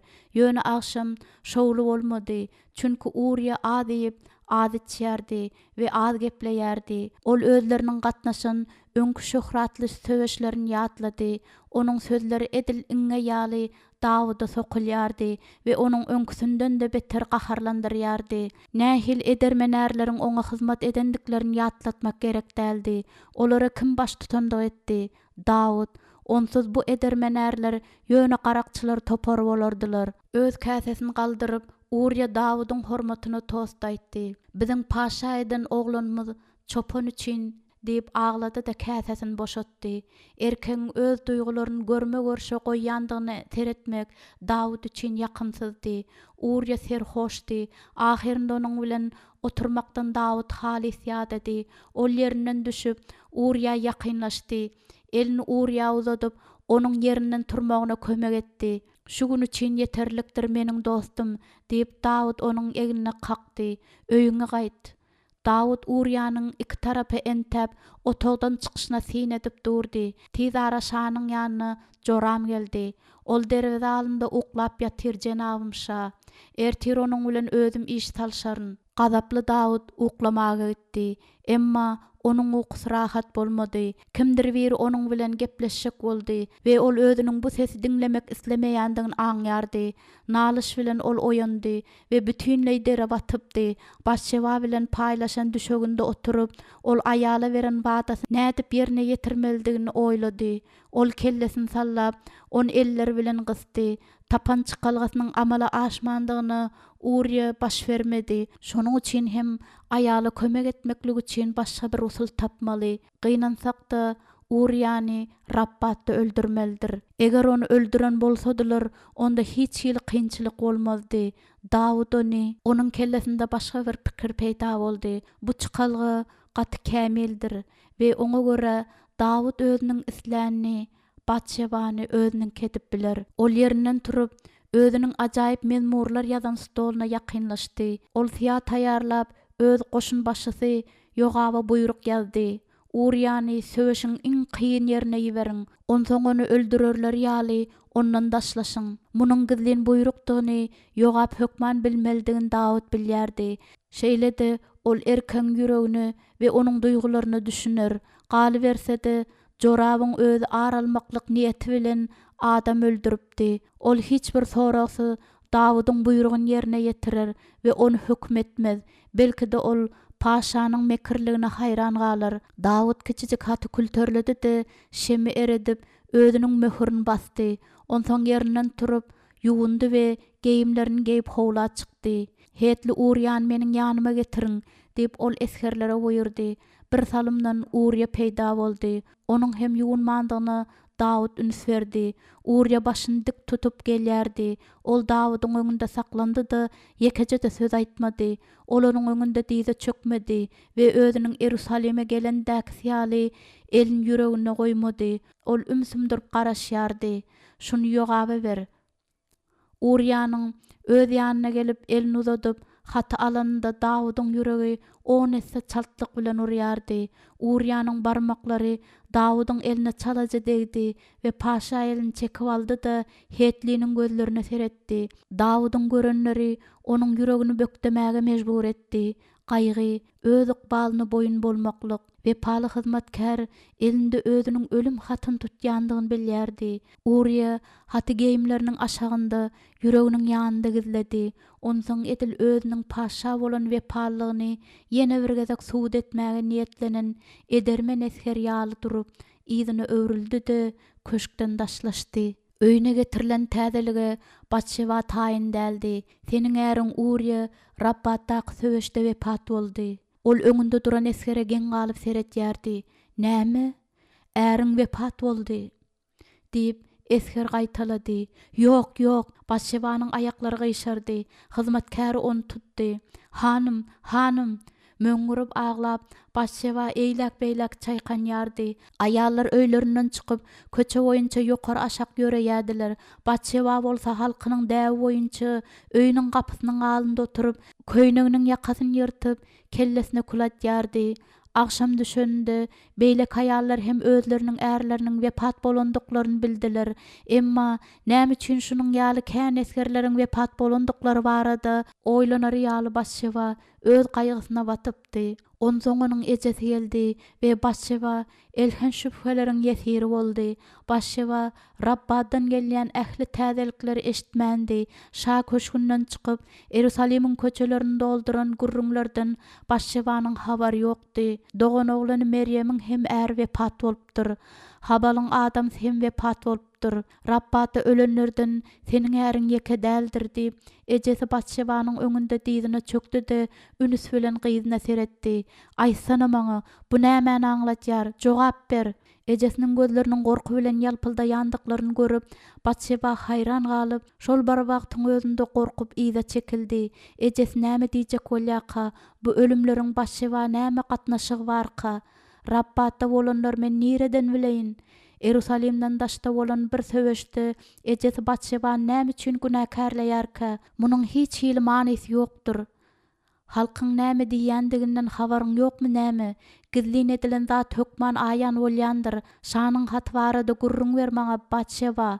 Batşebanyň howsalalygy artýardy. Nähili hat? Rabbatyň galalaryna iýbermedinden odalky Yogabyň alan haty. Hüjüm üçin Yogab düşmanyň gowşak yerini saylamandyr. Ol edermen ammonlaryň duran yerini saylapdyr. Olar şäherden çykyp biziň eskerlerimiziň üstüne çödüpdirler we Dawydyň hyzmatkarlaryny öldüripdirler. Diýip ejesi Batşebanyň elini berk kysdy. Şanyň köşkünde hyzmat etýän seniň dogan oglanyň Dawud bu biderek yetki barada habar eşdip ağlar öýdüpdir. Emma ol ağlamandyr, hatda hayran hem galmandyr. Aýsana näme üçin? Men bilýän däldirin diýip Batşeba zordan demin aldy. Onuň ýüzi bolsa ýanyp barýardy. Näme üçin men bilmelidirin diýip ol elini aýyrjak boldy. Emma ejes berk tutýardy. Ejejan, sen maňa agyr ýetirýäň. Ey baksız, aýtmaňa, näme üçin paýhasly goşun başı Yogab adamlary galaga ýakyn goýupdyr diýip ejesi güýç bilen gyzynyň elinden çekdi. Aýalyň galadan zyňan degirmen daşynyň Yerubagalyň ogly Abimelek öldürendigini Yogab hemmelerden de gowy bilýändir. Paşa ýazan hatynda ol hatda bu barada ýatlapdy. Erkek üçin aýalyň elinden öleninden beter kemsitme ýokdur. Wah, gyzym, sen näme etdiň? Batşeba özüniň gaty üşeýändigini duýdy. Hiç zat, men hiç zat etmedim. Hiç zat diýip ejesi gülümjirap aýtdy. Habarçy şeýle diýipdir. Hetli Uriýa hem öldürildi. Edilşa Hud şu habary eşdesi gelýän ýaly Batşebanyň ýüzi gyzardy. Ýok diýip ol tisgindi. Ýok diýip Dawyda garşy ýönkeme ynanasy gelmän Batşeba kellesini ýaýkady. Olar dostdylar. Batşeba geplep bilen okdy. Dawud hiç açan hem. Dawud şeýlemi? Äriň ölendigini bilip Dawydyň aýdanyny bilýäňmi? Ol Yogabyň kän gaýgylanmazlygyny buýurupdyr. Çünki kılıç käbirini, kätebeýlekisini gyrýandyr diýipdir. Bu sözleri ejes gaty öýke bilen aýtdy we ýüzünde bolsa kan ýokdy. Şu wagt seniň kakaň hem Rabbatdadyr. Ejes gyzynyň ellerini goýuberip ýyda çekildi. Diýmek, mışmışlar dogry diýende ejesi betwagt we ysgynsyz görünýärdi. Bir aý mundan odal sen şanyň köşüne alyp barýandyklaryny gördük diýen aýallary men käýäpdim. Sen we paşa baradaky gurrunlaryň yalan bolmaklary üçin men doga edipdim. Beýle yalan gaýdyp gaýtalamazlyklaryny aýallara aýdypdym. Yalan peýda boljak birinji mümkinçilikden peýdalanyp seniň muny etjekdiň men bilmelidim. Gyýgyryp Batşeba urulan ýaly iki böküldi we kellesini elleri bilen tutdy. Wah! Ejesini alyş edip eýlek-beýlek çaýkanýardy. Sen biziň bilen näme etdiň? Wah! Möňürip ağlap Batşeba ejesiniň öňünde boyun aldy. Meniň suwa düşýändigim Dawud tamyndan gördi. Ol meniň ýzymdan adam berdi. Ben näme edip bilerdim? Ol paşa ahyryň. Ejes onuň ýüzüne şarpyk çaldy. Batşeba sandyrdy da özüni gorumaklyk üçin elini galdyrdy. Sen näme etdiň? diýip ejes gygyrdy. Sen örtündüňmi? Sen meni kömege çağırdyňmy? Ol sen çağıranda sen Abigail ýaly edip onuň günah etýändigini aýtdyňmy? Sen bularyň birinde etmediň. Günäň ýüzüňde ýazyldyr, kesirgiz, jelip. Sen biziň barymyza bela getirdiň. Batşeba ejesiniň gazabyndan gaty korkdy. Men hiç kime de ziýan ýetirjek bolmadym. Dawydyň seniň üçin däldigini men saňa bir ýam aýdypdym. Men saňa bu barada aýdypdym. Näme üçin sen meni diňlemediň? Sen öz äriň öldürdiň. Men Uriýany öldürmedim. Meniň islänimiň bary bu özümiň söýýän we şu wagtda çenni söýüp gelen adamymyň gujagynda bir gece bolmaklykdy. Düşünýäňmi? Sen maňa kömek etjek bolduňmy ahyryň? Sen baryny bilýärdiň. Men hiç kime de ziýan ýetirjek däldim. Söýgü edenişiň aklaýar öýtýäňmi? Uriýa bilen Rabbatyň galasynda adamlar söweşdiler. Olar seniň islääniň üçin öldülermi diýip ağırdan ve qahardan gıyğırıp ejes ýene de Batşebany urdy. Sen meniň öýüm masharaladyň, öz kakaň masharaladyň, Ahitopeli masharaladyň. Haçanda bolsa olar seni bagyşlarlar öýdýäňmi? Seniň ýala durmuş berenimden dogan wagtym ölenim gowdy kesirgiz. Seniň ölü doglanyň oňat bolardy. Batşeba urgudan gaşşak boldy. Men Dawydyň çagasyny garnymda göterýändirin. Ejes çirkin ses bilen gıygyryp diýzine ýykyldy. Wah! diýip ağlady da eller bilen gulaklaryny ýumdy. Wah! Betşaba möňürdi. Ejejan, munyň şeýle boljakdygyny oýlamandym. Sen maňa ynanmalysyň. Anan yandığımın ýa-da ýokdugynyň nämen ähmiýeti bar? Samsyk, seniň günäň derarly näçe adam öldü? Olaryň ganlary seniň eliňdedir. Paşanyň muny seniň üçin edendigini adamlar bilmediler öýtýäňmi? Indi şäheriň ähli dul aýallar saňa we paşa näle dokarlar. Atasy galan ogullar indi Dawudyň adyn şöhratlar öýtýäňmi? Onuň üçin olar ellerine kılıcalarlar öýtýäňmi? Olar her demlerinde paşan ýigrenerler. Olar nädip onu öldürmelidiginiň küýüne düşerler. Uriýa bilen Dawudyň tarapynda söweşen şol 30 edermenler näme?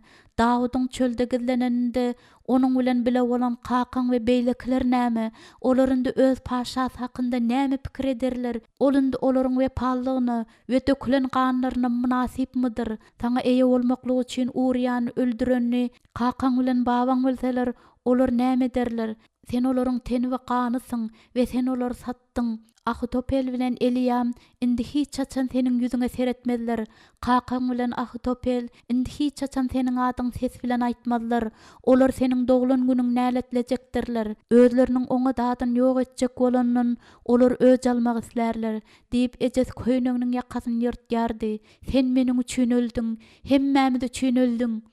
Batşeba ağlap haýyş edip elini ejesine uzatdy. Ejes onu itdi-de ýerinden turdy. Batşeba diýdini çöküp ejesiniň köýneginden ýapyşdy.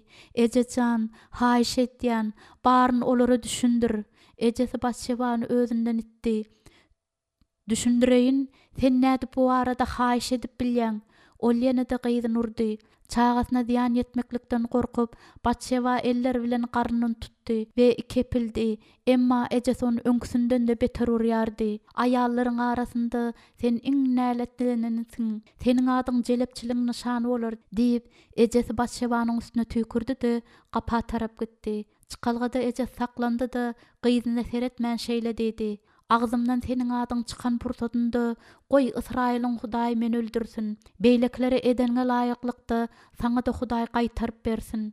Gapyny açyp goýup ejes daşa çykdy. Batşeba gapa ýakynlaşdy-da onu ýapyp içinden gulplady. Günler geçýärdi we Batşeba äriniň ölümini, äri bilen töweşen beýleki esherleriň ölümlerini, özüniň ýitiren oňat adyny we şu wagtda çenli hem akmaklyk bilen söýýän paşasynyň oňat adynyň ýitirilendigine aglaýardy. Özüniň bilişine göre özü bilen paşanyň günäsi we Uriýanyň ölümi zerarly şäherde bolup geçýän ähli bir tertipsizlikleri göreninde Batşeba gaty gaýgylanýardy. Batşeba orada tutýardy we boýnunda göterip ýören kiçijik çüýşejigini göz ýaşlaryny toplap ärini aglaýardy. Ol kellesine kül sepeledi. Bellenilen 7 gün ağız gutordy. Emma gaýgy bilen utanç Batşebany taşlamandylar. Onuň günäleri janyny gowradyp gün-günden ösýärdiler. Arasalygyň näme üçin şeýle gymmat hasaplanýandygyny Batşeba giýjäniň garaňky çagynda düşünipdi. Indol özüniň gulak asmazlygynyň hasabyny töleýärdi we munyň bahasy özüniň göz öňünde getirenden gaty ulydy. Bir giýjäniň gaýgysy umysyzlykdan dolandyrmyşa barabardy. Beýlekler üçin näme? Äriniň ölendigi barada habar alanyndan 8 gün geçenden soň Batşebanyň öýüne eskerler geldiler. Hetli Uriýanyň aýalyny köşke eltmeklik bize buýruldy. Uriýanyň aýaly Batşeba göz ýaşlardan doly çüýşejigi bagyryna basdy. Garawullaryň ýolbaşçysy oňa tarap ýöredi. Sen gitmelisin. Batşeba ýany bilen hiç zat alman öýünden çykdy. Ol eskerleriň gowrak astynda ýöreýärdi. Batşeba öz-özünden soraýardy. Dawud oňa hormat goýarmyka ýa-da ýöne goraýarmyka? Öýleriniň bosaгаlarynda durup, aýallar bu ýörüşe sine diýdiler.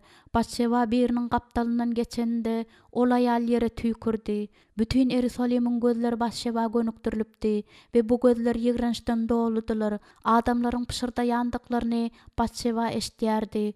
Bu gezek garawullar onu gapdal derwezelere eltmediler. Batşebany köşküň esasy giýrelgesine getirdiler. Özüniň aradan çykan edermen eskeriniň dulaýalyny aýallyk alýardy. Ol muny halka özüniň rehimliligini görkezmeklik üçin edýän ýalydy. Çünki aýal tanymal tireden dälde bar ýogy eskerin gyzy we harby maslahatçynyň agtygydy. Emma hiç kim aldanan okdy. Paşadan başga hiç kim bolsa gerek. 4-nji bab.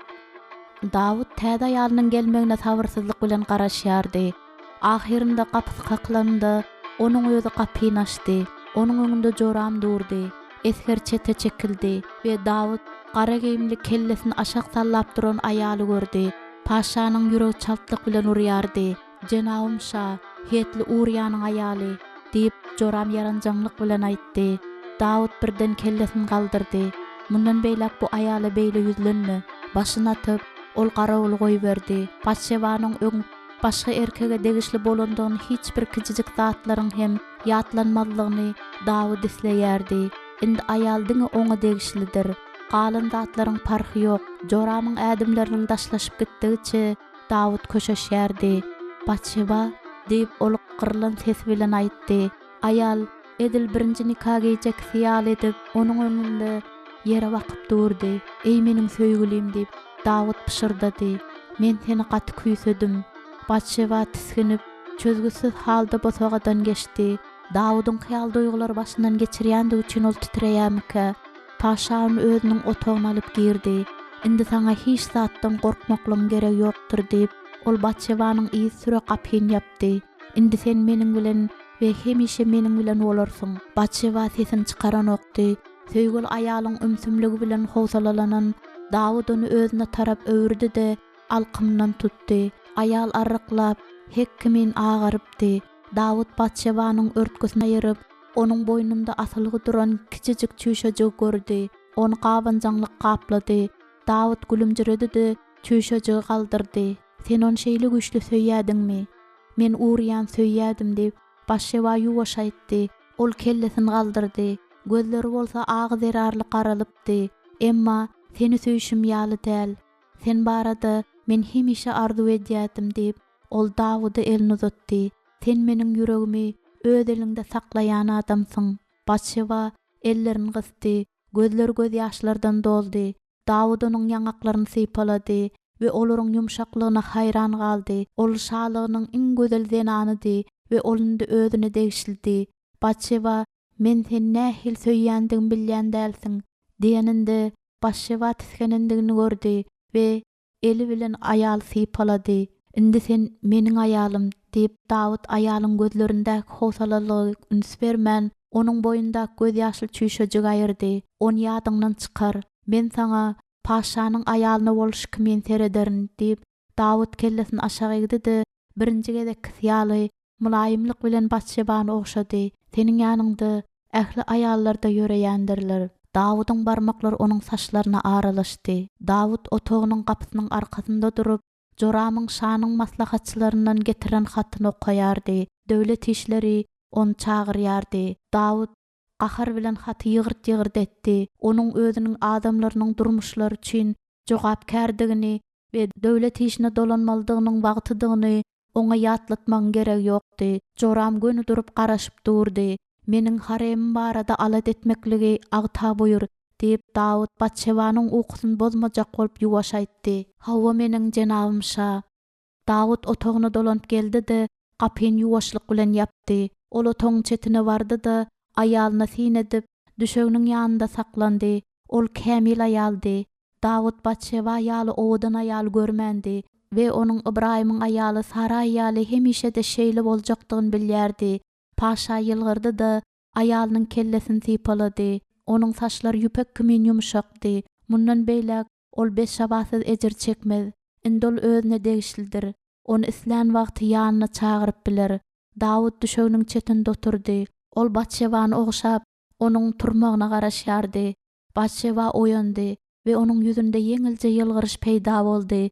Onsoň gözlerini galdyryp Dawuda seretdi. Dawud bolsa özlerini mundan beýlek Batşebanyň ýaş çagyndaky arzu edici we täsin galyjy garaýşy bilen seretmejekdigini düşündi. Batşebanyň oňa bolan söýgüsi açy tejribe bilen örtülipdi. Dawud munyň näme üçin beýledigini soramady. Batşeba elini uzatyp onuň maňlaýyna degirdi. Dawud onuň elinden tutup onu ogşady. "Men senden aýrylasym gelenok. Emma men mejburdyrin. Sen paşa, seniň üçin otag taýýarlaýarlar" diýip Dawud onuň ýüzünden saçlaryny aýyrdy. "Eger saňa bir zat gerek bolsa, ýa-da isleseň agtaýdaý, ol hökman alat eder." Batşebanyň ýangaklary utançdan gyzardy. Onuň gözleri bolsa göz ýaşlary derarly öýlendi. Dawydyň özüniň hem kesgitläp bilmedik duýgusy onu Batşebanyň howlukmaklygy mejbur etdi. Tur mehribanym, aglaýan aýallary köşeşdirer ýaly onuň wagty ýokdy. Biz bütün ömrümiz düşekde geçirip bilmeýändiriz. Dawud ýerinden turdy-da gapdala çekildi. Onuň arkasynda geýimler şybyrdadylar we Dawud onuň geýinişine syn etmeklik üçin oňa tarap seretdi. Batşeba özüniň dul geýimini aldy. Ýok, Dawud onuň elinden köýnegini aldy-da burça tarap oklady. Beýle gahara hayran galan Batşeba ärine seretdi. Jenabymşa, men seniň haremine ýalaňaç gitmelimikam? Dawud uly adamlar bilen otaň o çetine bardy-da özüniň ýeňsiz köýnekleriniň birini eline aldy. Şunu gey. Şu sözler bilen ol köýnegi Batşebanyň eline oklady.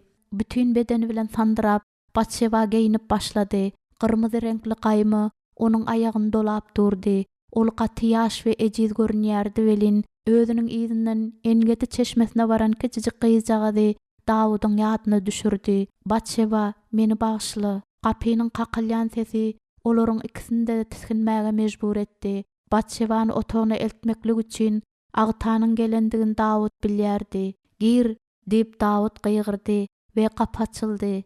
Batşeba hyzmatkara seretdi, emma oňa tarap ýekejede ädim etmedi. Tizara men seni ýene-de çagyraryn diýip Dawud köp manyly aýtdy. Näme üçin ol özüni günäkär duýmalydyr? Onuň paşadygyny Batşeba düşünmeýärmi näme? Batşeba ýerinden turdy we ärini öwrülip ýetişmänke ol aýalynyň ýangaklaryny göz ýaşlary gördi. Agtanyň izi bilen Batşeba otagdan çykdy. Eger hemmesi özüniň oýlan ýaly bolan bolsa, onda ýüreginiň näme üçin beýle rahat däldigine hayran galyp Dawud eli bilen göwresini owkalady. Batşebanyň ýaşaýşy ajaýypdy we indi ol baý we şadýan durmuş bilen ýaşaýardy. Onuň owadan geýimleri bardy. Onuň üçin iň tagamly naharlar bişirýärdiler. Paşanyň özü bolsa oňa hökmrawanlyk edýärdi. Batşeba hiç açan ýeközi däldi.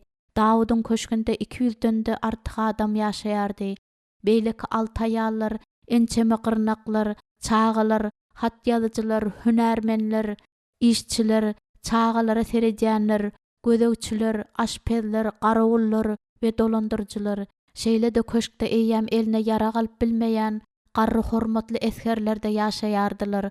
Garyndaşlarynyň Dawydyň aýallaryny görmäge gelýändikleri üçin gelip gitýän mihmanlaryň hem sanardan artykdy. Batşebanyň ýanyna bolsa hiç kim gelmeýärdi. Dawydyň aýallary akşamlyk nahar üçin üýşenlerinde bolsa, olar Batşeba bilen gürleşmeýärdiler ýa-da oňa üns hem bermeýärdiler. Dawydyň ulugulary oňa köp manyly seredýärdiler. Iň ulugly Amnon Batşeba höwes bilen seredýärdi. Abşalom bolsa ýigrenç bilen. Bu aýallar we olaryň ogullary indi Batşebanyň maşgalasıdy. Şol gün Batşeba aýallar jaýynda peýda bolanda Ahinogam beýleki aýallary şeýle diýipdi. Neşanyň jelebi bir gezek babasynyň kakasyna beren maslahatyny Batşeba ýadyna düşürdi. Diňe öz maşgalaňdan başga hiç kime ynanma. Emma Batşeba Dawydyň aýallarynyň ýa-da çagalarynyň hiç birine de hiç açan ynanyp bilmejekdigini we özüniň çagasyna bolsa hemişe howpyň awanjakdygyny hem bilýärdi. Günler gaty hayal geçýärdi. Batşeba bolsa hasta özüni gurşaýanlardan çetleşýärdi. Köşkde edilýän gıybatlar üşetýärdi. Olar Batşebanyň gaharyny getirýärdi we şol sebäpli hem onuň häsiýeti ütgeýärdi. Batşeba ýekedi. Ol ýüreginiň aşagynda göterýän çaga bolan söýgüden rahatlanýardy. Çagasy doglandy, olan samsyk enekelere bermez. Ol çagany öz ýanynda galdyrar we onu söýer. Eger gyz dogulsa, onda Batşebanyň özü onu gorar we terbiýelemegi özge adamlara ynanandan çagany özü ýaly edip öz terbiýeler. Batşeba sabyrsyzlyk bilen garaşýardy. Dawydyň gowanar ýaly goýol ogul bolsun. Özüniň paşanyň çagasyny göterýändigini töwerendäkilere aýan edenne deňeç bir ay geçipdi. Pişirdi bilen aýdylan gıybatlara seretmezden köşküň ýaşaýjylarynyň käbirleri Dawuda gaty we paly bolandyklar sebäpli ol barada yaman pikir etmekden saklanýardylar. Dawydyň maşgalasynda tizden ýene bir çaganyň doguljakdygyny olar şatlanýardylar. Ýöne köpleri Batşeba ýygranç gözü bilen seredýärdiler we onuň üstünden gülýärdiler. Köpler bolsa hatda oňa tarap bakmaýardylar. Paşanyň aýallary günde oýunlar bilen, saz bilen we gurrunlar bilen meşgullanýardylar. Käbirler bolsa dikin dikip wagtyn geçirýärdiler. Her gezek Dawud olaryň jemgyýetlerinde agşam geçirjekdir diýip aýdanlarynda olar bar güýçlerini onuň bilen duşuşyga taýýarlanmaga sarp edýärdiler. Özleriniň owadan bolmaklarynda olaryň her biri beýlekisinden ökde çykmaga synanýardylar. Olar bezenýärdiler we hasyrdanýardylar. Nämäniň Dawudyň özüne çekip biljekdigini bilmekleri üçin gyrnaklaryny iberýärdiler. Abunogam gabaklaryna müsür renklerini, kirpiklerine we gaşlaryna bolsa pars renklerini çalýardy. Makaka ayaklarynyň dyrnaklaryny boýaşdyryp, ayaga da kılyan bilezikler dakynýardy. Hemme saçlaryny daraşdyryp, tenlerini hoşboý isler çalyşdyrýardylar. Batşeba suwa düşündi. Ýalpyldanyny deňeç taşlaryny darap, olar beline çelini uzaltdy we ýöne köýje köýnegini giydi. Goý Dawud onuň häzirki bolşuny däldi, öňkü bolşuny görsün. Dawud geleninde Batşebanyň ýüregi çaltyryp başlady. Ol Dawudyň çar tarapyna göz gezdirişine tyn etdi. Onuň garaşy bir salymlap Batşebada saklandy we Dawudyň gözleri ýylady. Emma Dawud şo wada beýleki tarapyna seredip, eli bilen sypalap, Dawudy edil ay bilen ýyldyza meňzedip seredýän Abunogam bilen gürleşip başlady. Öz hareminde Dawud uzak wagtlap oturmady. Emma her bir aýaly üns berip otaga aýlanyp çykdy. Ýüreginde ulalyp barýan agyr bilen Batşeba Dawudy üns bilen synlaýardy. Her bir aýalyň ol ýylgyryş bilen garşylaýardy. Her haýsy bilen söýgüli gürleşýärdi we her biriniň özüniň mähirligi bilen şatlandyrýardy. Ol şeýle bir owadan düvelin onu söýmän bolarmy? Her gezek Dawud başı dik duran aýala ýakynlaşandy we onuň elinde we onuň elinden tutup oşandy. Onuň mähirli sözler aýdanyndy ýa-da güleninde Batşebanyň ýiti agrynyň çuňlaşýandygyny duýýardy. Aýallar batyrgaýlyk bilen näz kereşmedýärdiler we käbirleri gaty batyrgaýlyk edenlerinde Batşebanyň gyýgyryp öz bästeşiniň saçlaryny ütesi gelýärdi. Emma ol özüni rahat görkezip ýerinde oturdy. Dawud oturanda bolsa aýallary onu gabap, sypalap başladylar. Ol ýene bir gezek Batşeba seretdi we Batşeba onuň gözleriniň garalandygyny gördi. Ýöne bu Batşebany kän rahatlandyrmady. Çünki aýallar ýene-de Dawydyň ünsüni özüne çekdiler. Şeýlelikde bu ejesiniň özüne duýduran hut şol agyrsydy. Dawydyň aýal bolmaklygyň nähildigini ejesi Batşeba düşündirjek bolmandymy näme? Köpleriň biri söýýän erkegiňi 6 sany aýalyň sypalap, onuň bilen oýnaşýandyklaryny seretmekden kyndat bolup bilermi? Bolýanlar görmezligi üçin Batşeba bir çete çekildi. Onsoň Dawud onuň ýanyna geldi. Hemmes oňatmy Batşeba? Oňa jogap berer ýaly Batşeba gaty öýkeläpdi we Dawydyň gideninden soň öz üstünden aýallaryň gülmeklerine sebäp bolup biljek zatlar aýtmaklykdan gorkýardy. Batşeba diýip Dawud pişirdi bilen aýtdy-da diýdine çökdi we özüne aýalyň seretmekligi üçin onu özüne tarap öwürdi. Küýseýän we howsalaly garaýş bilen ol aýalyň gözlerini gözledi. Maňa düşünmäge synanç. Men özümiň isleglerime erk berip, hemmeler barada ýadymdan çykaryp bilmerin. Dawydyň sözlerinde jemlenen kinaýa Batşebany ondan ýüzüni öwürmäge mejbur etdi. Onuň üçin Batşeba hemme zady ýadyndan çykarmanmydy? Netijeleri hakda oýlanman, öz islegine ýol beren üçin onuň äri ölü dälmi ahirin? Batşeba, Dawud ýene oňa ýüzlendi. Onuň sesinde ýumşak teýene eşdildi. Aýallar edil ýolbar sürüsi kimin olara synetýärdiler. Elbetde men düşünýärin diýip Batşeba aýtdy we özüniň lapkeşligini Dawydyň görmändigine umyd edip onuň gözlerine seretdi. Bu ýöne onuň gaýgylaryny köpelderdi. Dawud paşa, ol hemmelerden hem beýikdir. Öýün ogullar bilen berkedip biler ýaly paşanyň kän aýallary bolmalydyr. Indi Batşebanyň göwrelligi aýan bolanda Dawydyň onu öz düşegine çagyrmagynyň geregi barmy näme? Batşeba ýene-de ejesiniň sözlerini ýadyna saldy. Ulolanyňda sen adama däl-de diňe Hudaýa tagzim etmelidiňi düşünürsiň. Ul olup özüniň boş hyýallaryny ýadyndan çykarmaň wagty ýetipdi. Ol hakykaty göni seretmelidir.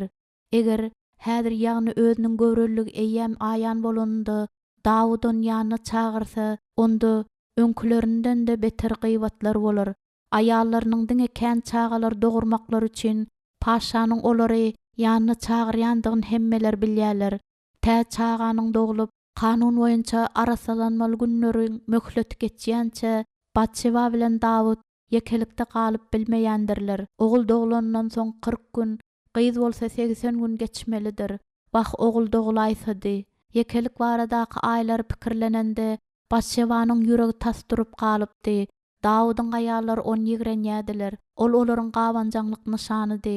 Olaryň hemişelik gıýbatlarynyň gurbanydy. Emma olardan öýkelemäge onuň hukugy barmyka? Olaryň diýenleriniň bary dogrudy. Dawud Batşebanyň ýagyny elinde girip ýerinden galdy. Agyr ýüregi bilen ol äriniň ýyzynyň seretdi. Kellesini aşak sallap Batşeba tikenini eline aldy da agşamyň galanynda Dawuda seretmejek boldy. Onuň ýüregi gaty çal turýardy. Maňlaýy bolsa sowuk der bilen örtülipdi. Paşanyň her bir aýaly bilen näçe wagtlap gepleşendigini Batşeba anyk bilýärdi. Dawud baradaky süýji arzulary şunyň ýaly elhençzada öwürler diýip Batşeba hiç çaçan oýlanmandy. Ahirinde paşanyň öz aýallarynyň ýanyndan aýrylyp otogdan çykanda Batşeba rahatlanma we şol bir wagtyň özünde gorku duýdy. Otogdan çykyp barşyny Dawudyň özüne seredendigini Batşeba duýdy. Emma onuň bakşyna jogap bermedi. Batşeba oduň başyndaky adamlary Dawudyň birin göz aýlap olara aýdym aýdyp beren döwürlerini hiç ýadyndan çykaranokdy. Paşandy Batşeba beýleki aýallaryndan artykdy, kemde üns berenokdy. Batşebandy diňe paşa baradaky oý bilen ýaşaýan aýallaryň biri boldy. Ejesi bu barada oňa duýdurupdy. Emma Batşeba hususy tejribesinde öwrenýärdi. Paşanyň otogdan çykyp, onuň ýsüre gapy ýapylanynda aýallar köşeşdiler. Olaryň da onuň ünsü üçin bäsleşmeýärdiler. Kimdir biri gürleşýärdi, kimdir biri ýuwaşça otyrdy, kimdir biri bolsa tikin tikmegini dowam etdirýärdi. Hyzmatkar aty otogy ýerinde bolsa hemmeler ümsün boldular. Abigail diýip aty çagyrdy. Aýal ýerinden galdy we utanjyndan gyzardy da agtanyň ýyzyna ýerdi. Batşeba hiç çaçanda şunyň ýaly agyryn duýmandy. Edil onuň döşünden ýüregini goparyp alanlar ýaldy. Maga gülümjiredi. Agyt eli bilen agzyny tutup egla bir zatlar pişirdiýärdi we ol hem gezeginde gülüp Batşeba seretdi. Olar onuň howatyrlanandygyny üns beräýdim käler. Batşeba ýerinden turup gaçasy geldi. Ol öz otogynda ýeka galyp agry zerarly gıýgyrasy gelýärdi. Ahyn ogam pınkyrdy. Näme Dawud Abigail çagyrdy. Olany eýen bir näçe ýanyna çagyrmandy. Galy bersede ýene-de bir ogul dograr ýaly Abigail gaty garrydyr. Onuň adyny tutas hem gelmeýän çagyranyň goý Abigail çagyrsyn diýip maga Batşeba gahar bilen seretdi. Dawud pek ahlakly aýallaryň jemgyýetini halaýan bolsa gerek. Batşebanyň jogap edip aýdyp biljek gödök sözleri edil ot ýaly onuň dilini ýakyp barýardy. Ýön ol sesini çykarmady. Ýagdaý öňküsünden de beterleşdirmek näme peýdasy bar? Galy bersede Batşeba nädip özüni aklap bilerdi. Batşeba hakykatdan da ýazyklydy. Batşeba dikinlerini ýygnady da bu aýallaryň öz ýüregine öňkülerinden de beter agyr bermeklerine mümkinçilik berdirmejek bolup ýerinden galdy da kellesini aşak sallap otogdan çykdy. Otoň gapysyny berk ýapyp Batşeba düşeňgüsine özüni oklady we döşünde dydaýan agyryn basyp ýatyrmaklyk üçin ýassyga ýüzin ýatdy. Şol gece ol az uklady. Dawud bilen Abigail baradaky pikirler oňa azar berýärdi. Ol ýerden turup howludaky baga tarap girdi. Zeytun ağaçynyň aşagynda oturup kellesini aşak sallady. Emma doga etmäge gorkýardy. Eger özüniň günäsiniň muzdy ölüm bolýan bolsa, onda Hudaýyň ünsüni çekdirmek näme ähmiýeti bardyr? Batşeba serasaplyk bilen elini garnyna goýdy. Çaga bolan söýgü oňa özüniň gaýgylaryny ýadyndan çykarmaga kömek edýärdi. Onuň göwresinde täze durmuş ösýär. Dawudyň çagasy. Birden kimdir biri onu çagyrdy. Batşeba sandyrap Batşeba izine öwrüldi we Abigail'in durandygyny gördi. Men paşadan geldim diýip aýal aýtdy. Ol Batşebadan uludy. Batşebanyň ýüregi awady. Ol ellerini dizi bilen gysyp bütünle sandıraýardy. Abigail özüniň Dawydyň gujagynda geçiren gijesi bilen magtanjak bolýarmyka, özüniň duýgularyny bildirmejek bolup, Batşeba zordan özüni saklap durdy. Birnäçe wagtlap paşanyň 3-nji aýaly onu üns bilen synlady. Men oturup bilerinmi? Elbetde, eger isleýän bolsaň. Abigail onuň ýanynda oturdy. Batşeba, men bu ýere sen beter etmekli üçin gelen däldirin diýip, Abigail aşak seretdi de köýneginiň tozanyny kakışdyran boldy. Seniň köşk durmuşyny öwrenşip bilendiň ýa-da bilmändiň barada Dawud menden sorady. Seniň özüň gaty mertebeli alyp barýandyňy men oňa aýtdym. Bu ýerde seniň özüňi nähil duýandyňy ol sorady. Men bolsa sen tarapdan ýekejede nägeleligi eşitmändigimi aýtdym. Şeýle-de ol garyndaşlaryň haýsydyr biriniň senden habar alýandyklaryny ýa-da ýokdugyny sorady. Men mundan meniň habarymyň ýokdugyny men oňa aýtdym diýdi-de Abigail ýuwaşça güldi. Özünden uly bolandygym we öň hem ära çykandygym sebäpli biziň ärimiz bu barada meniň bilen gürleşmek makul bilendir öýtýän. Seniň duýgularyňy men köşkdäkileriň hemmesinde de oňa düşünýändirin diýip Dawud oýlaýarmyka öýtýän. Şeýle-de Dawud seniň Urya barada gaýgylanýandygyň ýa-da ýokdugyň barada menden sorady. Göz ýaşlaryny zordan saklap Batşeba öňüne seretdi. Abigail kellesini galdyryp oňa tarap öwrüldi. Dawydyň şu wagtda çenli haýsy bolsa bir aýaly barada şeýle aladalanyp, ol barada şeýle kän soraýandygyny men hiç açan üns bermändim. Ol öýde parahatlyk saklajak bolup, biziň hemmämize de deň seretmäge synanşýardy. Biziň barymyz onuň ünsüni gazanýarys. Emma ol öň hiç açanda biziň aramyzda hiç hil tapawut goýmaýardy. Şu gece Dawud özüniň ýüregini maňa açdy. Ol muny käbir zatlary ýadyndan çykarmak üçin etmedi. Ýok, ol ýöne kömek gözledi. Batşeba, ol saňa aýra tin seretýändir. Batşeba özüni duýdansyz ýagdaýda eýelen şatlykdan demin alyp bilen okdy. Emma Abigail'in gözlerindäki gaýgyny görende şol pursat onuň ýüzi tutuk boldy. Dawydy ýene näçe aýal söýdük-hä? Meni bagyşla Abigail. Batşebanyň näme diýjegini aňlap Abigail gülümjiredi. Paşa aşyk bolmaklyk hemişe de akylly däldir. Ejem hem maňa hut şeýle diýipdi. Seniň ejeň pähimli aýal diýip Abigail gözlerini galdyrdy. Meniň pikirimçe Dawud seni söýýär. Eger beýle bolmasa onda ol eden işin etmezdi. Batşeba utançdan gyzardy. Emma gaty geň zat. Batşeba Abigail'in sesinde onuň gözlerinde höküm görmedi. Batşeba sandyrap gitdi. Baryndy, meniň ýek özüm günäkärdirin. Eger bar günän öz üstüňe alsaň, onda hemmeler üçin hem oňat bolar. Abigail başyny ýaýkady. Biziň barymyz hem günä edendir. Sen günä etmediň, sen Dawydy günä etmekden sakladyň. Ýöne Batşeba Abigail'in bilmän Dawydy günä etmeklige ırandygyny aýtmady. Men şaýatlaryň öňlerinde ärme samsyk diýdim. Sen oňa wepaly galdyň. Hawa, Nabalyň serhoşlugyndan açylanyny deňeç garaşypdym. Özüniň eden işi barada men oňa gurrun berjekdim. Bolanlara dol düşünmegini isläpdim. Men onuň gaty nefsewir, tekebbir we gorkakdygyny bilýärdim. Men oňa diýdim-de gorkynyň onu gaplamagyna garaşdym. Men onuň ölümine garaşdym we ondan azat bolandygyma Hudaýa minnetdarlyk bildirdim. Dawud meni aýallyga almakly üçin izimden adam iýberende bolsa, men çaltlyk bilen ýola düşüp onuň ýanyna gitdim. Çünki ol barada eşitenlerim üçin onu söýdim. Özüni görenimde bolsa, onu öňküsinden de güýçli söýdim. Abigail'in gözlerinde göz ýaşlary ýalpyldaýardy. Men heniz hem onu söýýändirin. Abigail'in öz ýüregini açanyna deňeç, Batşeba ynananyna Batşebanyň özü haýran galypdy. Sen höküme eýe dälsiň Abigail. Hemmeler seniň paýhaslygyň barada we şol pursatda seniň çalt hereket edendiň barada gurrun edýärler. Şo gece sen köpleri ölümden halas etdiň. Şol barbagtyň özünde Batşeba adamsynyň we onuň bilen Rabbat galasyna hüjüm edenleriň ölümlerinde günäkärdi. Meni öwme. Hudaý meniň ýüregimi görýändir Batşeba we diňe ol biziň barymyzy höküm edýändir. Şol pursat Batşeba özüni gaty herbet duýdy. Ol gözlerini ýumyp başyna şak saldy. Hut şonuň üçin de Men hemmesinden beter gorkýaryn. Men kanuny bozdum. Özümiň günäm zerarly bolanlary men nädip düzedip bilerin. Ey Taňrym, Israýlyň Hudaýy, maňa rehim et. Özümiň gadan çukurumdan men çykar we meniň durmuşymy özgert. Abigail Batşebanyň elinden tutup mehri bilen gysdy. Towba etýänlere Hudaý rehimlidir. Abigail ýerinden turup, eden towbasynyň indi näme bolsa-da bir zatlary ütgetmäge ukyplydygy ýa-da ýokdugy barasynda oýlanar ýaly Batşebany ýeke galdyrdy. Geljekde onuň özüni nähil alyp barjakdygynyň parhy ýokdur. Çünki halk onu jelep kimin ýatlar.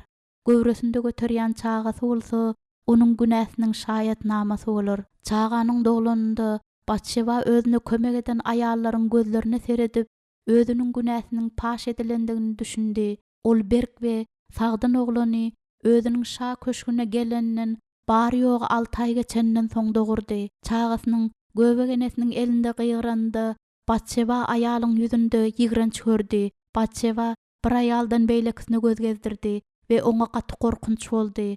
Agra üns bermän we bar güýjüni toplap Batşeba ýerinden turdy. Oglum maňa beriň. Göbegene edil elinde bir haram zady tutup duran ýaly edip çagany onuň eline tutturdy. Beýle rehimsiz gatnaşykdan gen galyp Batşeba aýaldan ýyda çekildi-de oglun bagyryna berk basdy. Eger çagas bilen nähil gatnaşyk etjekdiklerini öň bilen bolsa-dy, köşküň ähli ýaşaýjylary şeýle-de bütün halk onuň oglunyň günäde peýda bolandygyny bilerler. Hemmeler otagdan çykdylar. Emma Batşeba gapynyň arkasynda aýallaryň pişirdaşýan seslerini eşitdi. Tizara Abigail geldi. Seniň bilen bir salym wagt bolsam, sen garşy bolmazmyň? Onuň mehirli sözlerini eşitip Batşeba aglady. Men olaryň özüme bolýan ýigrençlerini düşünmeýärin. Emma meniň oglum günäkär däl. Abigail Batşebanyň gözüne düşüp duran saçlaryny aýyrdy. Çag üçin köşeş diýdi-de çagany eline almaklyk üçin aşağı egildi. Ruhsat berseň, men onu götereýin. Men onu ýuwup, syrkawlamazlyk üçin oňa duz çalaýyn. Onsoň bolsa, gundagy dolap, paşa görkezeýin. Ol ýerde çaganyň babasy hem görer we baryny düşüner. Ahitopel Rabbatdan dolanyp gelende Dawud oňa ençeme sowgatlar berdi. Ahitopel bilen özüniň gatnaşyklarynyň gowudygyny Dawud Batşebany anandyrypdy. Emma Dawudyň diňe paşa bolandygy sebäpli henizem diýirdigini Batşeba bilýärdi.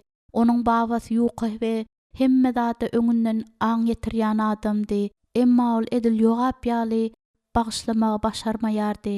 Ahitopeliň oýlap biljeginden Batşeba gaty gorkýardy. Dawud başynda Hanunyň täji bolan goşunyny serkerdelik edip Jerusaleme gireninde Batşeba köşküň diwaryndan durup babasynyň harby maslahatçylaryň baş tutany bolup şähere girýändigini gördi. Ol Batşeba tarap ýokary seretdi.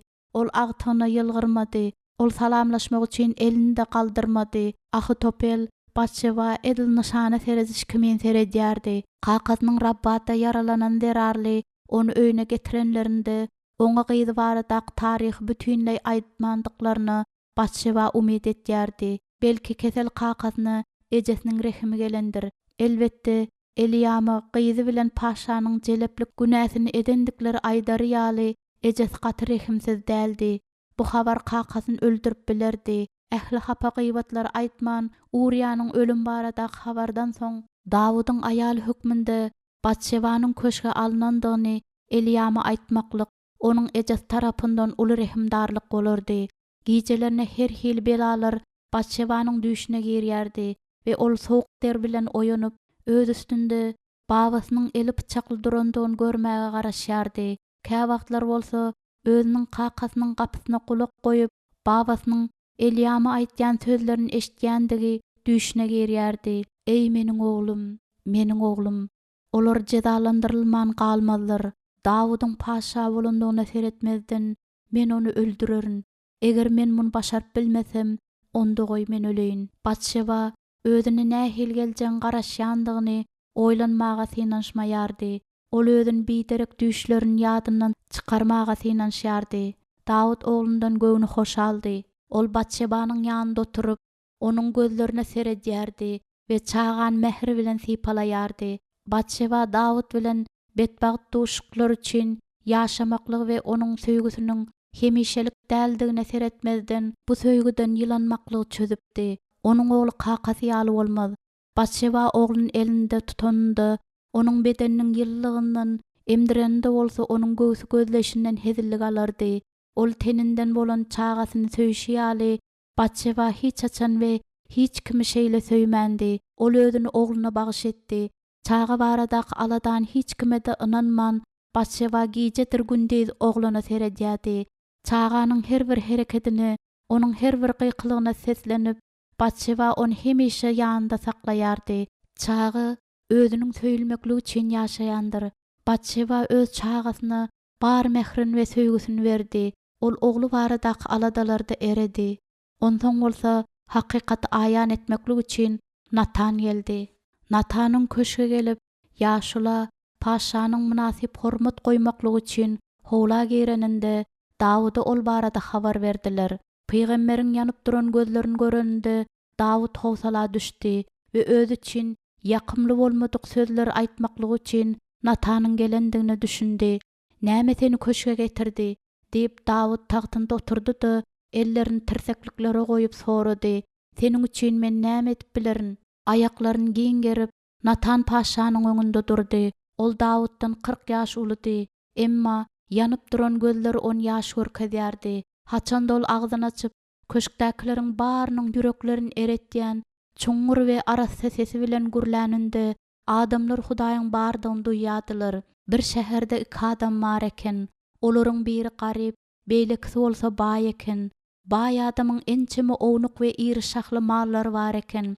Garybyň bolsa satyn alyp bakyp ýetişdiren goýnundan başga maly bolmandyr we bu goýun onuň çagalary bilen bile ulalypdyr. Goýun onuň çöreginden ýep, käsesinden içýän eken. Onuň gujagynda uklap, edil gyýdýar eken. Günleriň birinde baý adamyň öýüne mehman gelipdir. Mehman üçin nahar taýýarlamaga öz goýunlarydyr öküzlerini haýpy gelip, garybyň goýunyny ogurlap, onu mehman üçin bişiripdir. Dawud gazap bilen tagtyň tirsekligini ýumruklady. Hudaý diridir, muneden adam ölüme münasipdir. Ogurlanan we oňa rehim gelmedik adamy ol goýun üçin 4 esse edip tölemelidir. Natanyň gözleri ýalpyldady. Bu adam sensiň. Dawud üşäp sandyrady. Natan bir näçe adım öňätdi. Israýlyň Hudaý taňry şeýle diýär, diýip ol ýuwaş, emma täsirli edip aýtdy. Men seni Israýlyň şahs edip belledim we men seni Şawulyň elinden halas etdim. Onuň öýüni we aýallaryny Israýlyň we Ýahudanyň öýünde saňa berdim. Eger bu seniň üçin az bolsa, onda ýene de bererdim.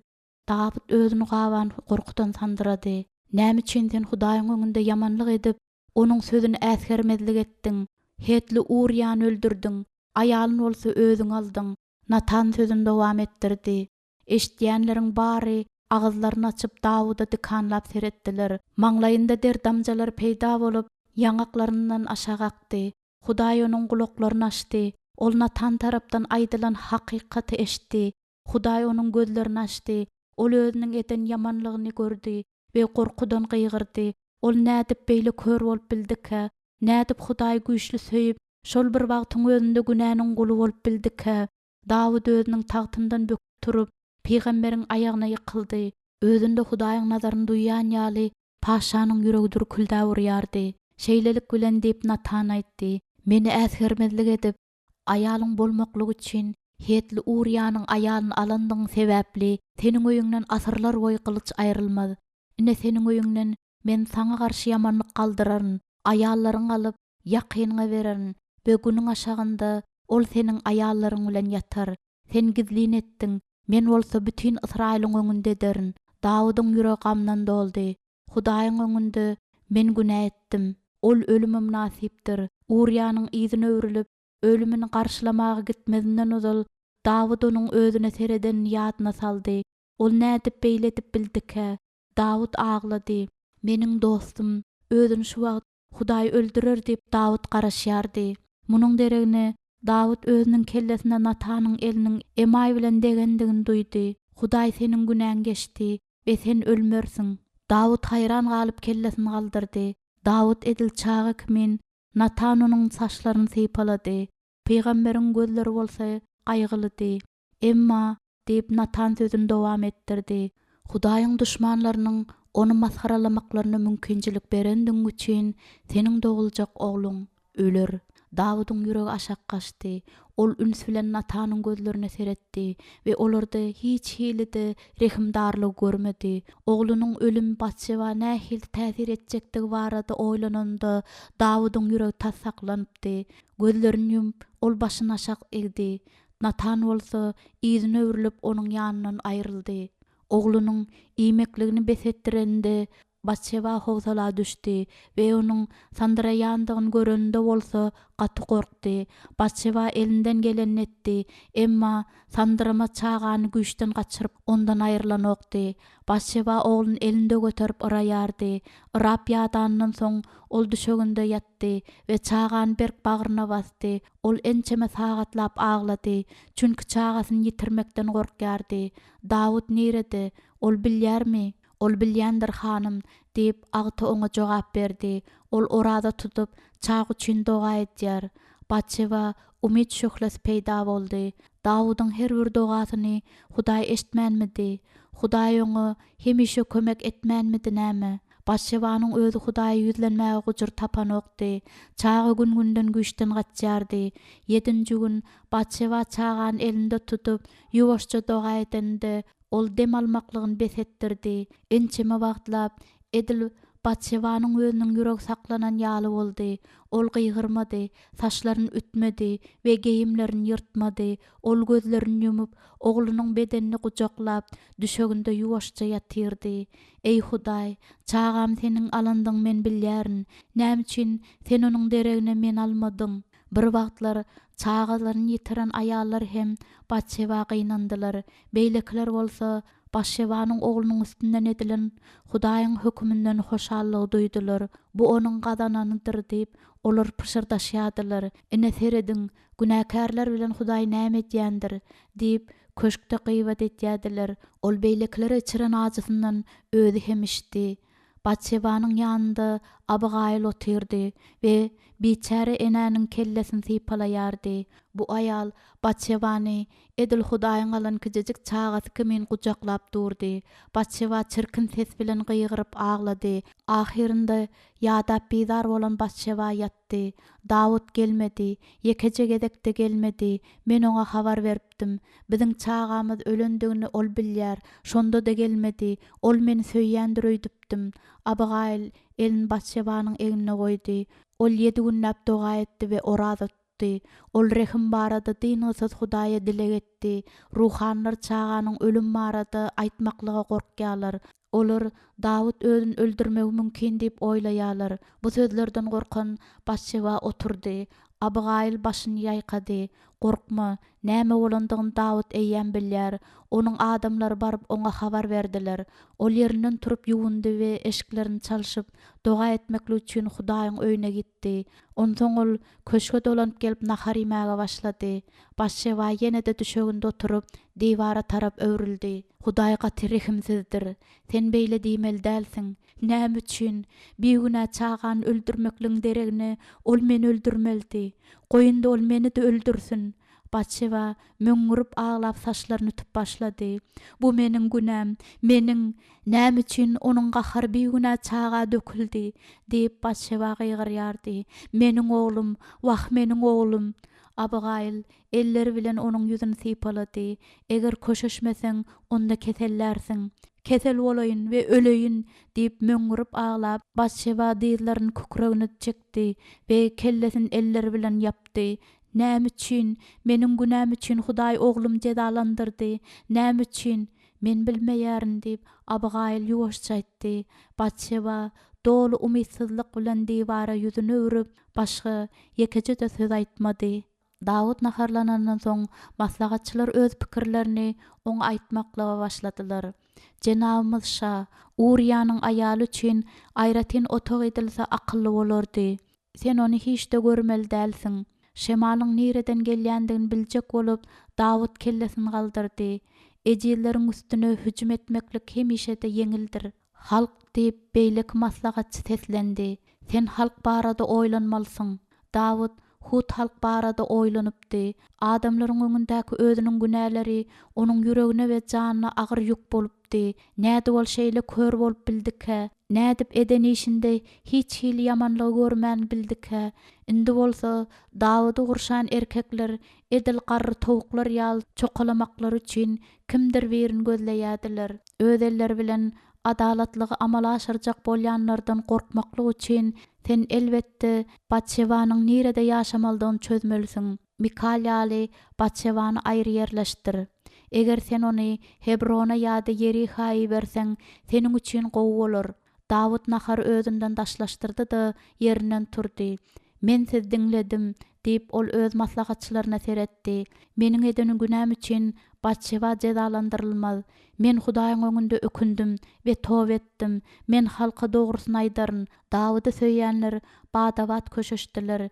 Emma başlaryny aşak sallap, özlerini kulak asyjylar ýaly edip görkezýänler hem bardy. Ol bu adamlar bilen ençeme ýyllary çölde entap geçirmänmidi? Oňat eşikler we baý durmuş olar özgertmändi. Öz awyny topuljak pursatyna garaşyp, bukulup yatan arslan ýaly köşkde hemişe bolarlar. Hudaýyň men bagyşlandygyny Natan maňa aýtdy. Hawa biziň jenamyz şa, Hudaý seni bagyşlandyr. Emma ol bu aýal hakda hiç zat diýmedi. Bu aýal hakda bu sözlere näçe ýygranç sygdyryp bolýandygy gatygen. Uriýanyň ölüminde Batşeba günäkär däldir. Jenamyz şa, aýal günäkär bolman bilermi ahyryň? Entek erem bagynda erkek günä elten aýal dälmidir ahyryň? Davud özüniň ýakynlarynyň gözlerine seretdi we olarda hiç bir rehimlik görmän gaty gynandy. Diňe onuň tagtda oturandygy zerarly, olar nädir çalt onuň günäsini bagyşladylar we bar günäni ejiz aýalyň üstüne ýüklediler. Bütün Israil sen söýýändir diýip geňeşçileriň biri aýtdy. Emma Davud onuň diliniň bütünleý zäherden doludygyny bilýärdi. Men öz goýunlarymy ýoldan çykaran çopandyryn. Sen paşasyň, halk bolsa howp astynda galandyr jenabym. Bu aýal günäniň ýuwulmagy üçin getirilýän arasy guzugy dälmidir ahyryň? Bu gödök sözler Davudyň gözlerinde göz ýaşlary peýda etdirdi. Hudaý guzy saýlady. Ol meniň oglum aldy. Paşa geňeşçilerine arka hürdi de gönüp Batşebanyň otagyna tarap gitdi. Ol bu aýaldan dinmaklygy maslahat berýän adamlara yaranjak bolup, entägem uzak wagtlap Batşebadan habar almandy.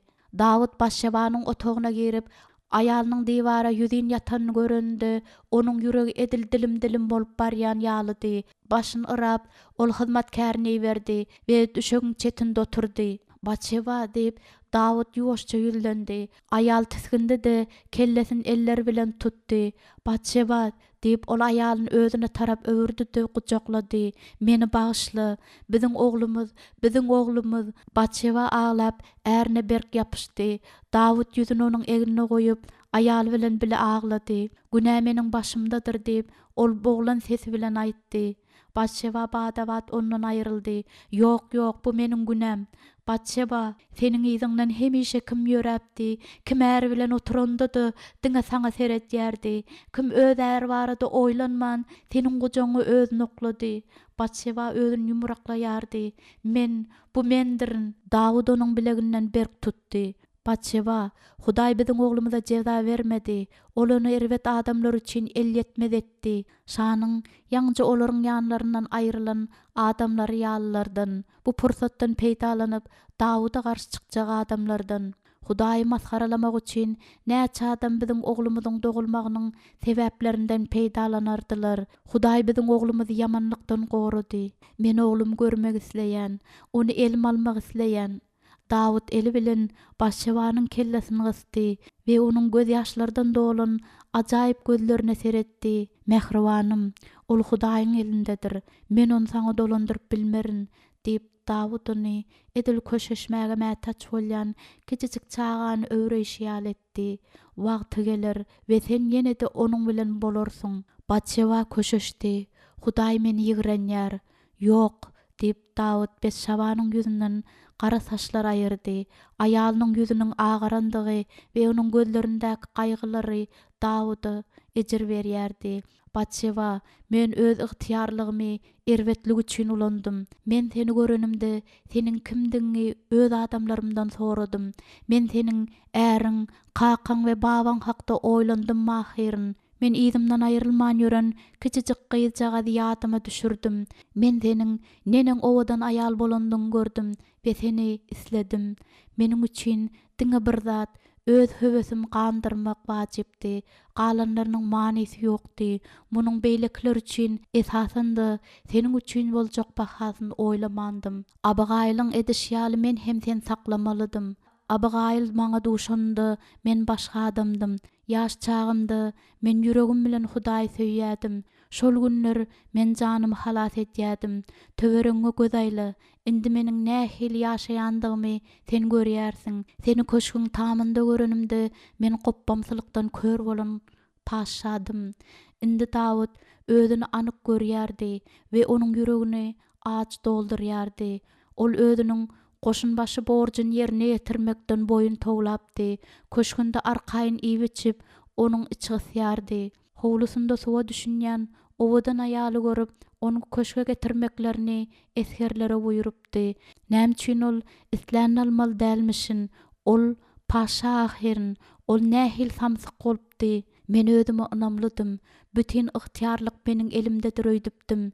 Islänme eýe bolup bilerini öýdüpdim. Şeýdip men seni äriňden aýyrdym we sen göwreli boldyň. Onsoň men öz günäm gizlejek bolup, öz dostum ulanjak boldum. Urya menden dogruçyl eken. Dawud Batşebanyň titrändigini duýdy.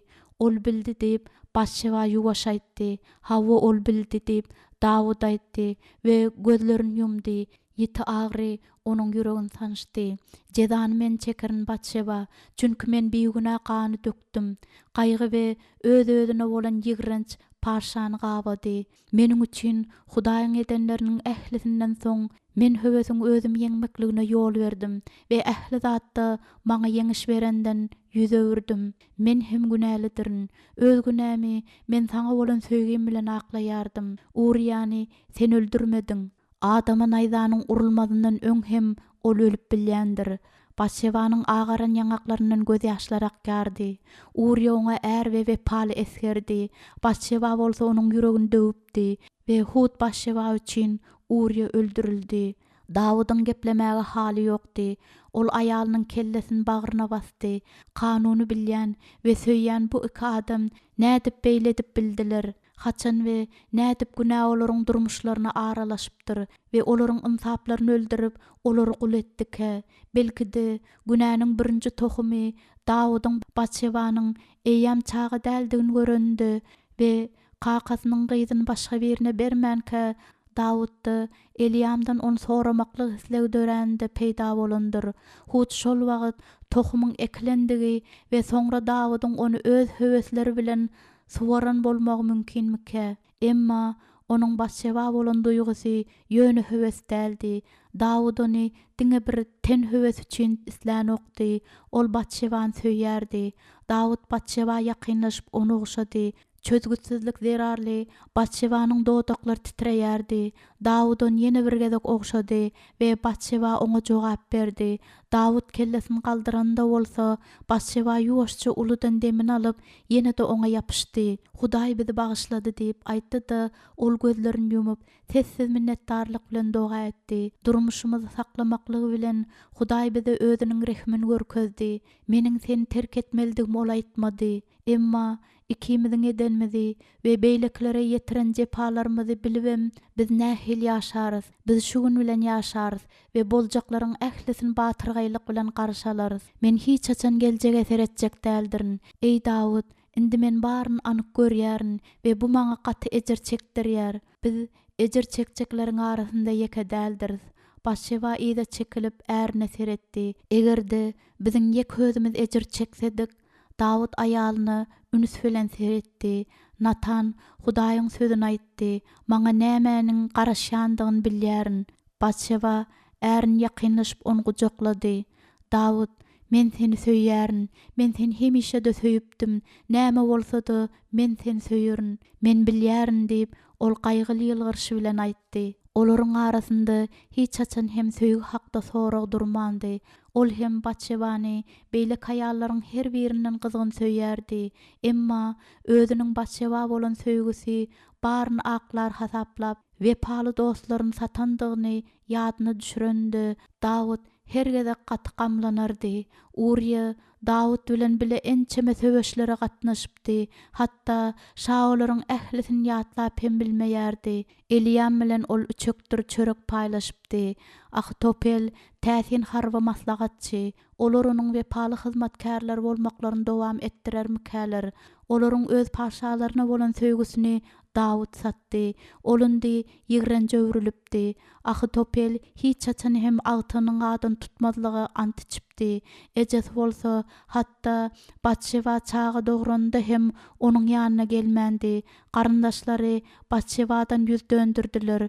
Dargan dostlugy we ynam dikeltmek we Hudaýyň adyny şöhratlamak üçin Dawud elinden geleni etjekdigini ant içipdi. Meni bağışla diýip ol näçe gaýgy ýetirendigine ökünüp Dawud Batşeba etdi. Dawud özüniň kemsitip maskaralan adamlar barada doga etýärdi we özüniň söýýän aýalyna eden hormatynyň bu adamlaryň yüreklerini ýumşatmagyny dileýärdi. Biziň oglumuz diýip Batşeba bütün bedeni bilen titrep ýene-de aglamaga başlady. Biziň oglumuz. Dawud özüniň ýaş aýalyny gujaklady we özüne mälim bolan ýeketäk usul bilen onu köşeşdirdi. Onsoň Dawud özlerini Hudaýyň ýene-de rehim edip günäler üçin tölän oglunyň deregine çağa vermeklerini diledi. 5. bab. Batşeba özüniň ýene-de göwrül bolandygyny bileninde oleýam şatlanmaga gorkýady. Birden Hudaý ýene-de onuň çağasyny alar. Birden ol bu çağany birinji ýaly özüniň elinde ölmekligi üçin dogar. Baý durmuş bilen ýaşaýan şanyň aýaly Batşeba ýeke we şatlyksyz ýaşaýardy. Garyndaşlardyr dostlar ondan gaçýadylar. Dawud bolsa Rabbata gaban goşunyna goşuldy. Goragsyz we ejiz bolan Batşeba bolsa düşmanlarynyň içinde köşkde galdy. Köşkden daşardaky halk bolsa Batşebany jelep hasaplaýardy. Ýon ýazgaryp edil ejesi ýaly gatnaşy edýärdi. Eger özüniň hususy ejesi ýigrenýän bolsa onda näde Batşeba Hudaýyň rehmine umyt etdiler. Eger ýekejede adam onuň günälerini bagyşlamadyk bolsa, onda Hudaýyň bagyşlamagyna ol inanyp bilermi? Hudaýyň Dawudy bagyşlandygyny Natan oňa aýdypdy. Emma munyň Hudaýyň Batşebany hem bagyşlandygyny aňladýardymy? Onu da Hudaýyň bagyşlandygyny Dawud tasdiklapdy. Emma Batşeba muňa inanyp bilmeýärdi. Ol hemişe gorkuda ýaşaýardy. Dawudyň köşkünde Batşebanyň hiç sady ýokdy. Hudaýa gurbanlyk berip, günäsini ýuwarýaly göle ýa-da guly satyn almaklyk üçin onuň puly da ýokdy. Hudaýa bar berip biljek zady bu onuň tukatlanan ýüregi we galan durmuşyny dogruçyl ýaşamaklyk islegidi. Batşeba bir näçe ýyl ýyda dolanyp, ejesiniň elinde dolu hopsuzlykda ýatan çağı bolmaklygyny gaty küýseýärdi.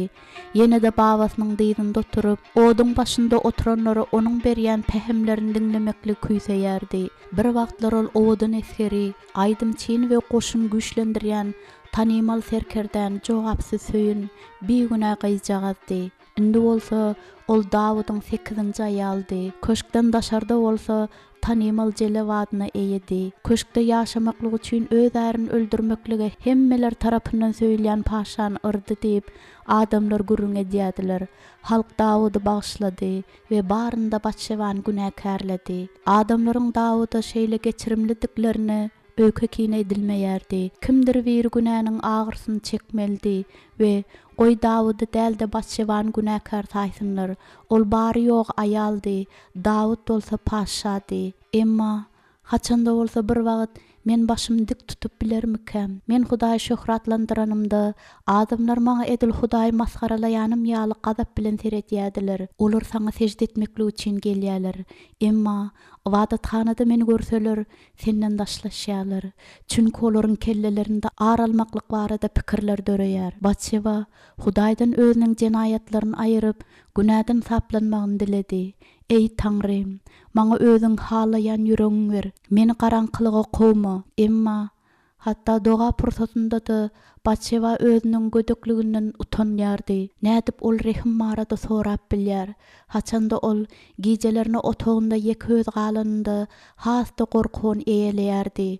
Onuň bagtly ene bolmaklygy haky barmyka?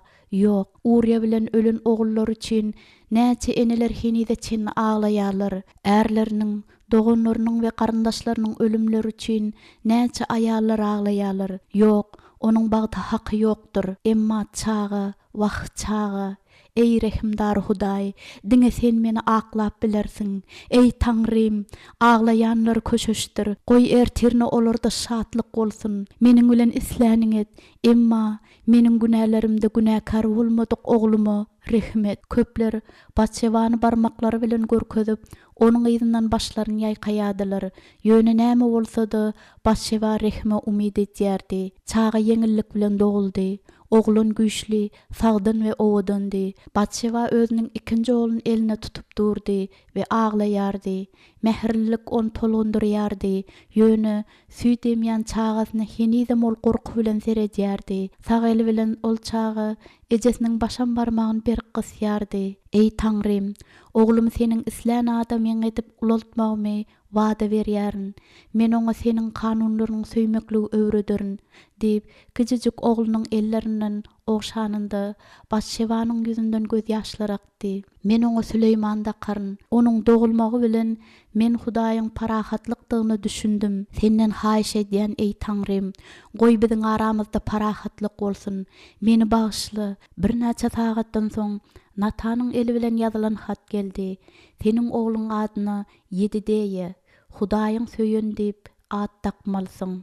Batşewa güldi. Ey Taňrym, sen meni akladyň we öz rehimiň bilen meni ýylatdyň. Töwerekde hemmeler onuň üstünden gülýärdiler we onuň oglunyň dogulandygy münasibetli hiç kim hem bayramçylyk etmedi.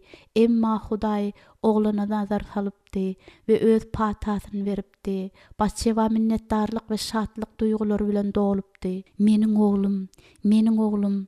Batşewa şatlykdan ağlaýardy. Ol oglunyň kiçijik ýüzünden oşaýardy. Men öz gaýgylarymy Hudaýa getirdim.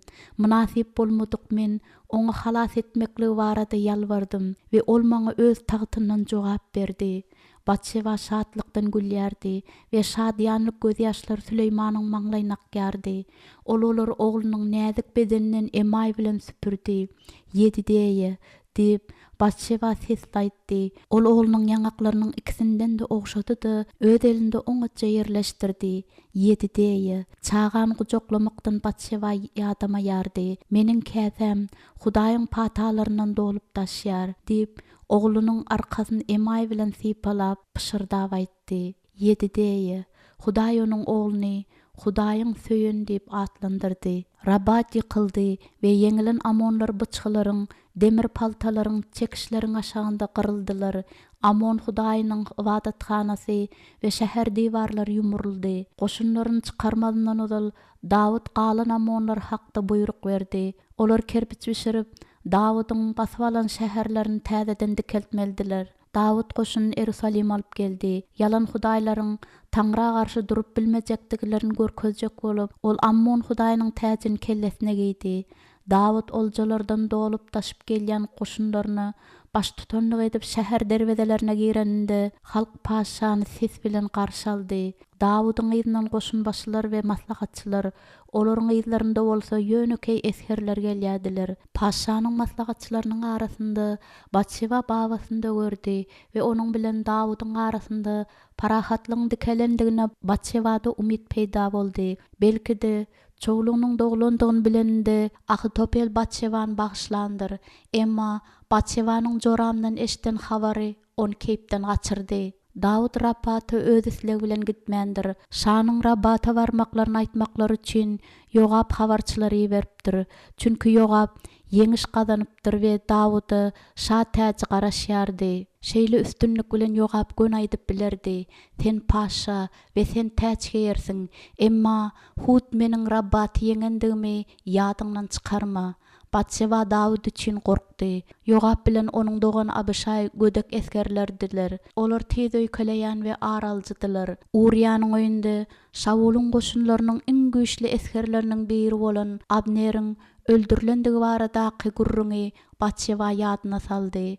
Gibon çeşmesiniň boýundaky söweşden soň Abner Yogabyň dogany Asageli öldüripdi. Yogab öz doganynyň aryny alyp Abner'i öldüripdi. Batşeba Dawydyň gaharlanandygyny we onuň Abneriň ölümi üçin aglandygy barada gurrunlary ýadynda saklapdy. Yogabyň eden ýamanlygyny Dawydyň hemmeleriň öňünde ýazgarýandygyny Batşeba görüpdi. Indi Dawud üçin Batşeba ondan beter gorkýardy. Yogab beýik we öňküsinden de beter zalim boldy. Uriýa bilen bilelikde beýle kesgerlerde ölümi bermeklik Yogabyň oýlap tapan dälmidi. Ol Uriýanyň ölümini tebik edip görkezmäge synançdy. Hakykatda Yogab Dawydyň günäsiniň netijesini beterleşdirdi. Uriýanyň ölümünden soň Yogabyň paşaýy beren hatynyň özi ýemýön köme ýalaşdyrýardy. Ol Dawydy Gideonyň ogly Abimelegiň diwardan aýalyň taşlan degirmen daşynyň bölegi bilen öldürilendigini ýatladypdy. Batşeba özüni Yogabyň ýöňkeýçi barmagy bilen görkezip Dawydyň ýykylmagynyň sebäbiniň şu aýal boljakdygyny aýtýandygyny bilýärdi. Dawydyň hatda muny islemeýändigine seretmezden Yogab onuň üçin hop bolup durýardy. Dawydyň adamlarynyň onuň hususy maşgalasynyň içinden ýene näçe adam oňa garşy çykar. Paşanyň ýykylmaklygy üçin näçe gizlendil döwüşmeler gurnulyp, näçe düşmanlar oňa tuzak gurarlar. Natan paşa duýdurypdy. Köşkde oňat we erbet niýetlerden dolu bolan düşmançylykly ýagdaý hökm sürýärdi. Dawydyň aýallarynyň öz oglaryny tagta eý bolmaklygy yrýandyklaryny Batşeba görýärdi. Olar öz perzentleri üçin ygtyýarly küýseýärdiler. Dawydyň Batşeba bolan söýgüsinde olar öz niýetleriniň düşman görýärdiler. Dawydyň oglary tekebbir, goppomsa adamlar bolup ulaldylar we olary terbiýelemek üçin Dawud hiç zat etmedi. Batşeba özüniň babasyndan hemmesinden de beter gorkýardy. Batşeba uruşjan adamlaryň arasynda ulalypdy. Ahitopeliň oduň başynda gürleşýän erkeklere gulak asyp Batşeba Kakasynyň düşmanlar we tarapdarlar barada aýtýanlaryny eşitipdi. Belki de onuň babasy özüni Dawydy bagyşlan ýaly alyp baryp, hakykatda bolsa aralmaklyk üçin taýýarlyk görýändir. Özü bilen Dawydyň onuň öýüne getiren maskaralagy Ahitopeliň bagyşlap ýadyndan çykarandygyna Batşeba inanıp bilmedi. Onuň babasy söweş tärilerini gaty gowy bilýän adamdy. Ol paşa nädip agdarmaldygyny bilýärdi. Batşeba Dawydy özüniň howsalalyklary barada aýdandy. Dawud onu köşeşdirdi. Men Ahitopel bilen gürleşdim. Ol maňa wepal bolmaklygy antışdy. Galy berse de meniň söýgülim, men oňa Ahynogam üçin beren tölegimden de 2 hesse köp sowgatlar berdim. Şonuň üçin aýalyň düşünmäge okyp däl zatlar barada içiň gysyrmy. Dawydyň Ahitopeli ähli adamlardan da ýokary tutýandygyny we Batşeba bolsa birinji aýaly goýulýan hormat goýýandygyny babasyna aýtjak bolandygyna Batşeba düşündi. Emma sowgatlary bolsa töleg hökmünde seretse bolardy. Ahitopel bolsa hemişe de barlaşyksyz adamdy. Adam ýüreginde ýigrenç, edil tokoýun ýangyn ýany ýanyp bilýändir we onuň oduny hiç bir sowgat hem söndürip bilýän däldir. Emma Batşeba aýdanlarynyň ýekejesinde babasynyň haram maslahatlaryna seresaplyk bilen seretmekligini Dawud ırıp bilmedi. Dawud Ahitopelde düşmançylyk görmeklikden ýüz döndürýärdi. Ilkinji gezek Dawud bilen Batşeba jetelleşdiler we ilkinji gezek Dawud daňa çenni ondan aýryldy.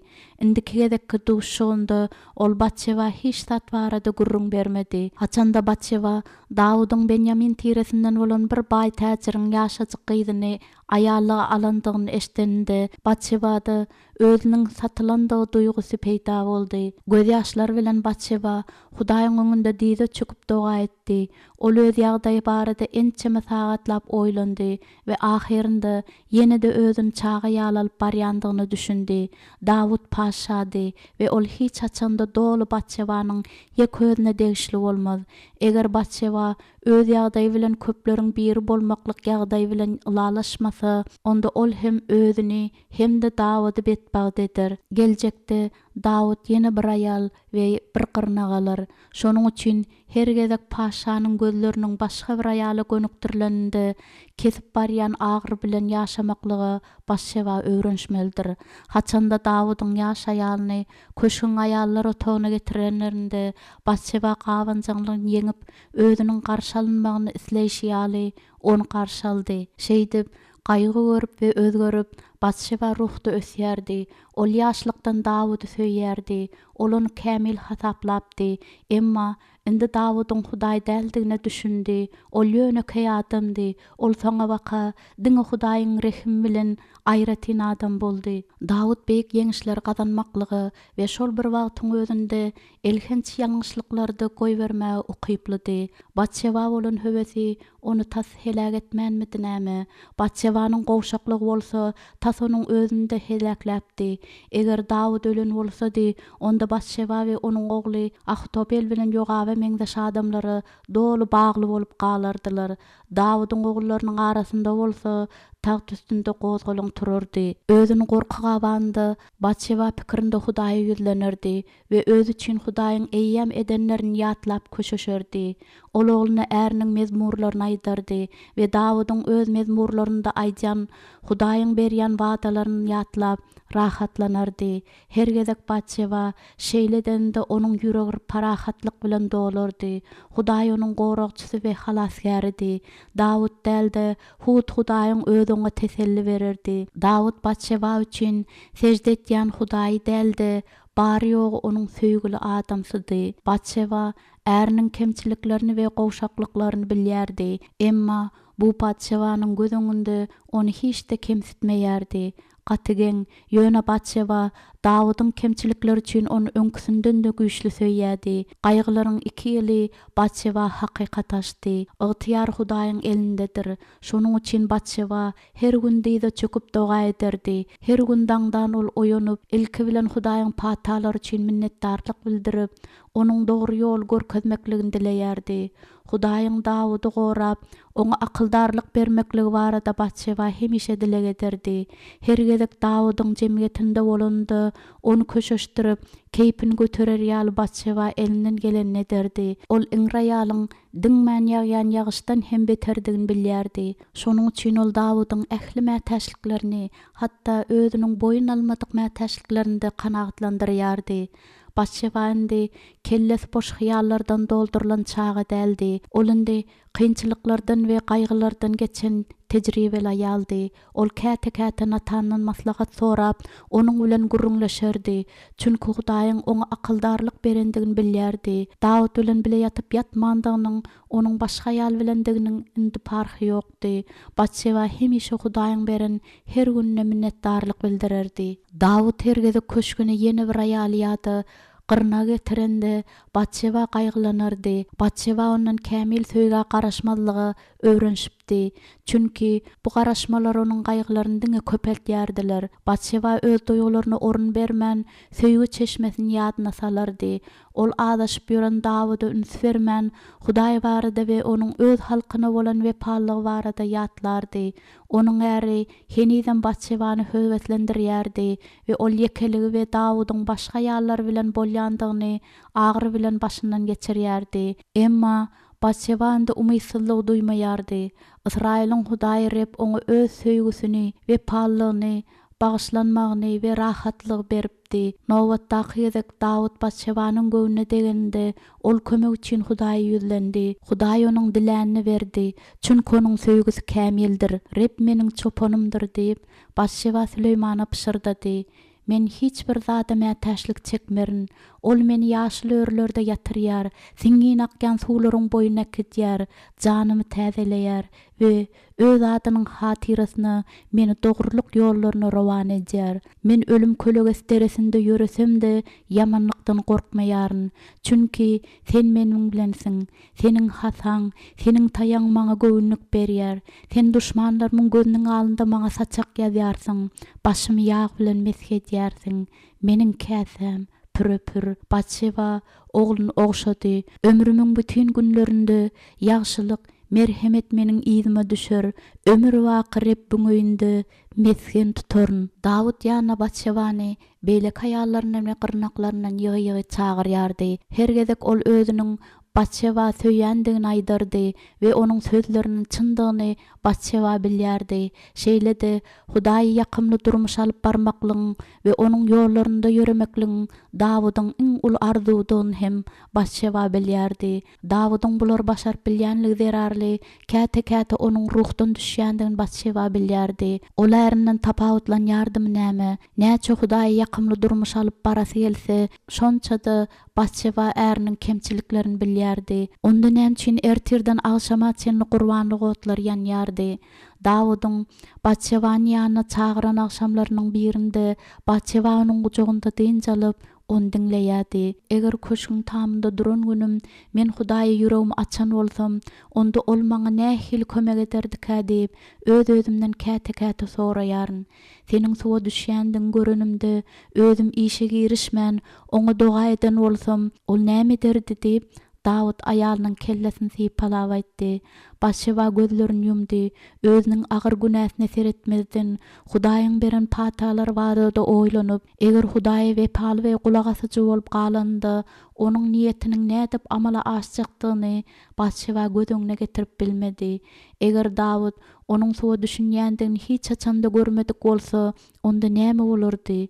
Eger paşa onu çagyrmadyk bolsa we ol Uriýa wepaly galan bolsa, näme bolardy? Ýöne Hudaýyň jezasyny başyndan geçirip, Batşeba özüniň durmuşyny ütkeden aklanmanyň we ruhy taýdan täzeden ayaga galmanyň nämedigini bilmezdi. Galyberse-de indol Hudaýyň rehiminiň nähil beýikdigini şüphesiz düşündi we Batşeba Hudaýyň rehimliligi üçin gaty minnetdardy. Onuň durmuşy we erki darganda ynam ösüp başlady. Ey Hudaý, men isleýişim ýaly ýaşabam bagtly bolup bilerin diýip oýlapdym. Men ýalňyşypdyryn, gaty ýalňyşypdyryn, meni bagyşla. Hudaý da onu bagyşlady. Dawydyň Batşebany söýýändigini hemmeler hem bilýärdiler. Çünki ol oňa edilip birinji aýalyny bolşýaly uly hormat bilen gatnaşy edýärdi. Ol özüniň Batşeba bolan oňa gatnaşygy zerarly, köşkdäki döreýän kynçylyklar görmeýän ýalydy. Erkekler we aýallar deň hatarda Batşebanyň täsirinden gorkýardylar we Dawydyň unsy üçin göreşýärdiler.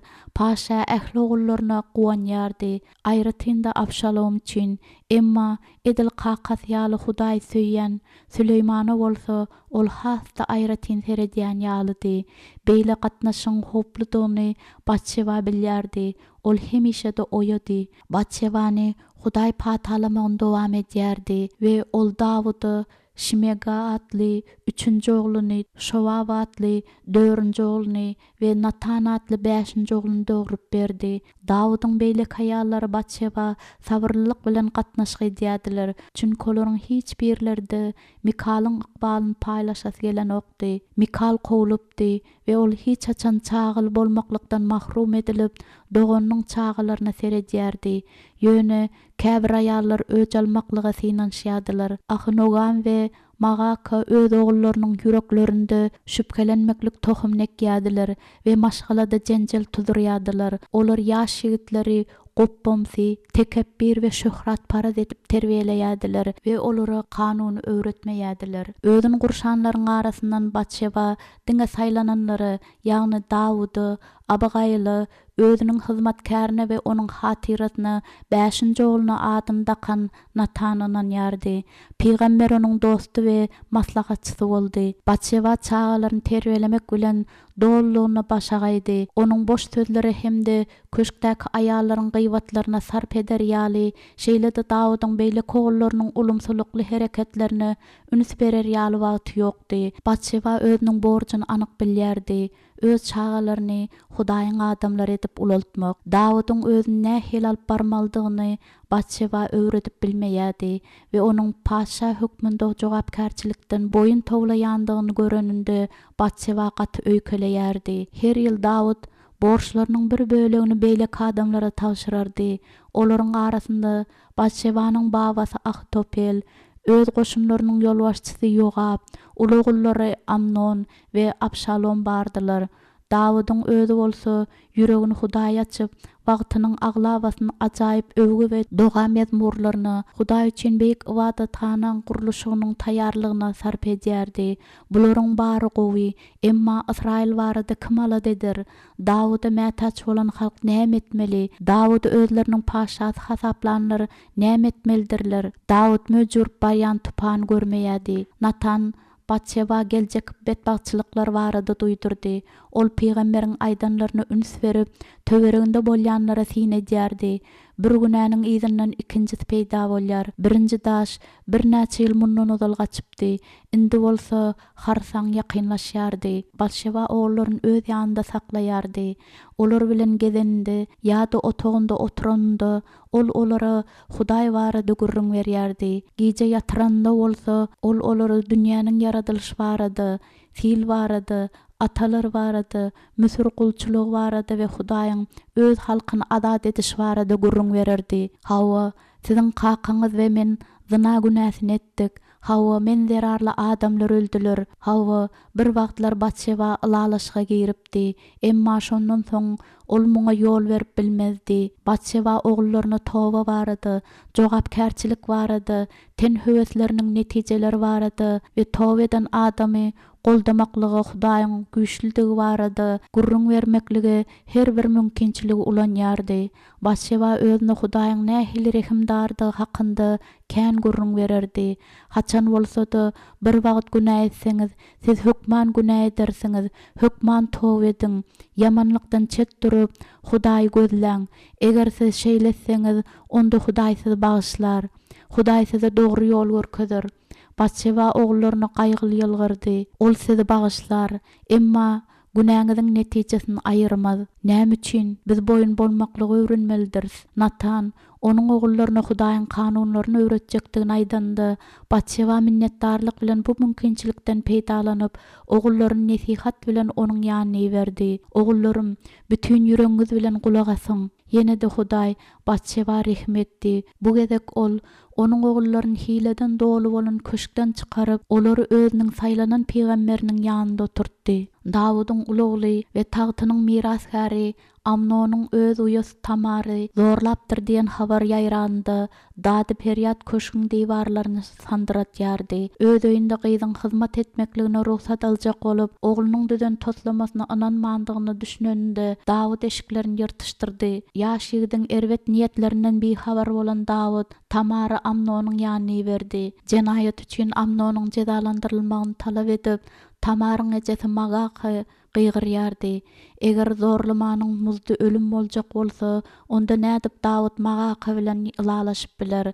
Näde ol özüniň hususy oğluny, öz miraskärini jezalandyryp bilsin. Masharalanan Tamar köçede gıygırýardy.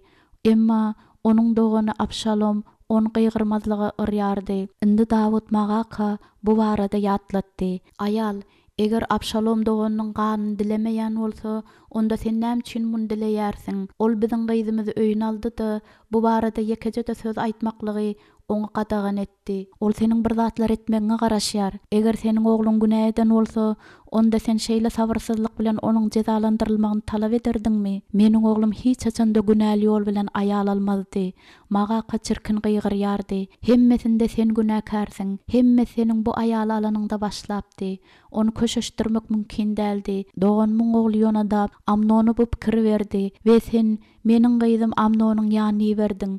Sen gyzym onuň ýanyna berdiň we ine dolon masharalady. Indi Tamar bilen näme bolar? Amnonyň günäsi seniň başyňadyr. Dawud aglady. Çünki ol Magakanyň mamladygyny bilýärdi. Dawudy söýýänler onuň kanunyna laýyklykda karar kabul etmegini maslahat berdiler. Emma Dawud olara gulak goýmady. Hususy oğlum daşlap öldürmekligi, siz maňa nädip maslahat berýärsiňiz? Batşebany köşke getirende meniň özüm hem günah etmedimmi näme? Urýany öldürenimde meniň özüm hem günah etmedimmi näme? Emma Hudaý maňa rehimli boldy. Jenabymşa, sen toba edipdiň. Amnon bolsa, meniň tenim we ganym bolan Amnona men nädip rehimsiz bolup bilerin. Cenabım şa, men beýlekileri höküm etmek islemeýäryn. Çünki özüm elhenç günä etdim. Men Amnony bagyşladym we siziň hem onu bagyşlamaklaryňyzy talap edýärin. Başşewa ýüzüni ýapyp, öz otagynda aglaýardy. Hudaýym, meni we meniň söýýänlerimiň ählisini ölüm hasrat eýledi. Gorky we titreme meni gaplady. Başga näme öwrensin? Başgalara ýetirýän ziýanyna seretmezden Amnon isläni we islän wagty almaklygy öwrentdi. Ey Hudaý, meniň günäm şeýdip başyma düşdi. Eger seniň söýgüň we rehimiň bolmadyk bolsa, onda men günämiň şaýady bolup, onu başymdan geçirip bilermidim. Batşewa Tamar hakda ağlaýardy. Ol köşeşmeýän we gaharlanan Magaqa barada ağlaýardy. Ol Amnon üçin hem ağlaýardy. Çünki Hudaýyň onu höküm etjekdigini bilýärdi. Olar barada gaýgylanyp, Batşewa şonda da özüne bolan ýigrenç garaýşlar görüp, gıýbatlar eşderdi. Ol adamlaryň näme barada oýlanýandyklaryny bilýärdi. Bir näçe ýyl mundan sen tarapyndan edilen güne indi bize betbakçylyk getirdi. Amnondan kem goppamsy bolmadyk. Abşalomyň ümsümligi Batşewany howsala salýardy. Abşalom hatda özüniň doganyndan da beter goppamsydy. Ol özüniň daş keşfiniň owadanlygyny gowanýardy we çağılygyndan lälik siredilipdi. Näçe ulalsa şonça da tawsa meňdeýärdi. Beýle adam hey özüniň görmegi gyýjygysynyň zorlanmagyny bagyşlap bilermi? Süleyman Batşewanyň bir rahatlygyna üns berdi. Ejejan, nämeden gorkýan? Jenaýaty gözlerini yummaklarynyň netijesiniň nähil boljakdygyny men gorkýan. Jenaýat üçin çykarılan höküm desine amal aşyrylmasa, adam yürekleri dollugyna yamanlyga berilýändir. Aýlar geçdi we hiç zat bolmady.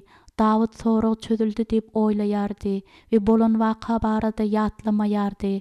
Batşewa bolsa sinlemagyn dowam etdirýärdi. Ol Dawud mamladyr diýip umid etýärdi. Ýöne öz çağalaryny günäden gorumaklyk üçin öňküsýal elinden geleni etýärdi. Buğday däneleriniň arasyndan haşalotlaryň gögörmeginden ozal bir ýyl hem geçmedi. Abşalom men goýun gyrkymna çağırdy diýip bir gün akşam Batşewa bilen naharlananda Dawud aýtdy. Ol ähli doganlaryny da çağırdy. Batşewa howsala düşdi. Emma özüniň howsalalygy barada sesini çykarmady. Abşalom Batşewanyň ogullaryny çağırmady.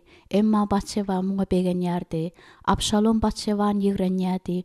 Çünki Dawud onuň ejesiniň deregine Batşewany halaýardy. Amma ondan soň tagtyň eýesiniň özü bolýandygyna seretmezden Abşalom Batşewanyň ogullaryny howp görýärdi. Batşewa ärine ýene-de şerap goýdy. Sen barjakmy? Dawud kellesini ýaýkap barmajakdygyny aýtdy we aýalynyň barmaklaryny sypalap käsesini galdyrdy. Gowsy men şu ýerde galaryn. Galy bersede öz nökerlerim bilen meniň Abşaloma agyr ýük bolmaklygymyň geregi ýokdur. Men öz köşkümde galsam onuň üçin oňat bolar. Ýaş ýigitleri mensiz hedil bolar. Meniň deregime Amnon barar. Batşewa titrap gitdi. Ogullarymyň gitmeýändiklerine men şat. Näme üçin? Olar çağırylmadylar. Dawud ýüzüni çytdy-da bir salym oýlandy. Onsoň egini gysdy. Belki-de bayramçylyk olar üçin gyzykly bolmaz diýip Abşalom oýlanandyr. Çünki seniň çağalaryň Natan bilen kän wagtlaryny geçirýärler. Bir näçe günden soň köşk şeýle bir gıyqylykdan agydan doldy welin Batşewa sandyrap gaty gorkdy. Dawud bilen bir betbakçylyk bolandyr öýdüp ol otagyndan ylgap çykdy. Gözleri gorkudan ulalan we agaran ýüzlü Süleyman ejesiniň ýoluny bekledi. Ýaňyja habarçy gelip Gurnan bayramçylygyndaky doganlarynyň baryny Abşalomyň öldürendigini aýtdy. Ol hiç kimide diýir galdyrmandyr. Batşewa üşedi. Kellesindäki pikirler tertipsiz hereketlenýärdiler. Eger Abşalom şeýle ädime baş goşan bolsa, onda ol indikisine de girişer. Doganlaryň tapda kakan ýanynda boluň, ondan aýrylmaň. Abşalom tagty eýlemäge synanşýardy we muňa ýetmekligiň ýeketäk usuly bu Dawuda garşy söweşe başlamakdy. Köşk hasratdan doludy. Aýallar gyýgyryp gargy şokaýadylar. Erkekler ýyrtylan eşiklerinde durdular. Dawud bolsa ýere ýüzini ýykylyp aglap ýatyrdy. Tezara paşanyň ýanyna onuň insi ýona dap geldi we diňe Amnonyň öldürilendigini aýtdy. geçdi. Bir-birlerinin izleri bilen Davudyň ogullary özleriniň gatyrlarynda öýlerini dolanyp geldiler. İçilen şerapdan soň şatlanýan Davudyň mirasgaryny öldürmäge Abşalom özüniň kiçik doganlaryny mejbur etdirdi we onuň tä ölenine deňeç bıçaklaryň uruluşyna keyp edip seretdi diýip oglanlar gaýtalap aýdýadylar. Abşalomyň izinden gitmeklik üçin Dawud bir näçe adam ýygnady. Emma onuň ogly Geşura gaçyp ejesiniň kakasy Talmay şanyň öýünde gaçalga tapypdyr. Bayramçylykda bolan waka barada Batşeba kän oýlanýardy. Ol babasy ýaly oýlanmaga synanşýardy. Abşalomyň Amnony öldürmeklik üçin üç sebäp boldy. Gyzjus üçin aralmaklyk, açaçan kakasyna garşy çykmaklyk, özüni Israil tagtynyň mirasgary diýip yglan etmeklik. Davudyň diri galan ähli ogullary indi Abşalomdan gaty gorkýadylar. Olar Abşalomyň tagta bolan umtylşynda onuň neneň öç alyjy we rehimsizdigini bildiler. Eger Dawud şol bayramçylyga baran bolsa, onda Abşalom ondy öldürerdimkä? Elbetde ýok. Ogly kakasyny öldürmezdi. Dawud hemişe Abşaloma garşy söz aýtjak bolýandygyny diýerdi. Ol diýýärdi, emma hiç zat etmedi. 3 ýyl geçdi. Amnonyň ölüm bilen ılalaşyp, Dawud söwüş baradaky pikirlerini goýdy. Çünki Abşalomyň Geşurda goşun taýýarlamaýandygyny içallar Dawuda ýetirdiler. Şol sebäpli hem Dawud Amnonyň öldürilmeginiň taýtlemeklik üçin däldi, Tamar üçin öç alınmaklykdygy netijesine geldi. Dawydyň ähli pikirleriniň Abşalomda jemlenendigini Batşeba bilýärdi. Onuň adamsy özüniň ýoldan çykan ogluna bolan söýgüsü bilen onuň hereketlerine bolan gaharynyň arasynda bölünýärdi. Ogluň seniň bagyşlamaňa garaşýar diýip Ýogap paşa etdi. Ogluny öýüne kabul etmeklik üçin dürli sebäbe Dawydyň garaşýandygyny Batşeba bilýärdi. Goşunsyz we tarapdarsyz Abşalom Dawuddan şa täjin alyp bilmez. Emma Batşeba oňa ynanýardy. Eger Dawud Abşalomyň ýokdugy üçin henidem gynanýan bolsa we sabrsyzlyk bilen ol barada täzeliklere garaşýan bolsa, onda Batşebanyň öz pikirlerini aýtmaklygynyň näme peýdasy bar? Ýok, häzir Batşebanyň edip biljek işi bu Hudaýyň patalaryny gözleýän we kakasynyň duşmanlaryna garşy onuň bilen söwüşmäge taýýar bolan ogullarynyň bardygyna Dawudy ynandyrmakdyr. Hergedek Dawud hyzmatkärini berip Batşeba bilen agşam geçirjekdigini aýtjak bolanda, Batşeba kakalar bilen bile bolmaklaryny ogullarynyň haýyş etdi. Dawud hemişe Süleyman bilen we onuň doganlary bilen gürleşerdi. Batşeba ogullarynyň dogruçul adamdyklaryny äriniň bilmekligini we olar bilen gürrüňdeşlikden onuň hemişe şatlyk tapmagyny isleýärdi. Köşkde özgörşlikler bolup başlady. Ayarlarynyň arasynda parahatlyk saklajak bolup, Dawud bir näçe täze jaý gurmaklyk buyurdy. Ahynogam Amnony aglamaklygyny dowam edýärdi. Maga bolsa gaty uzak wagtlap we batly ses bilen Abşalom goraýardy welin. Hatda Dawud ahirinde onuň bilen görüşmekligini hem besetdiripdi.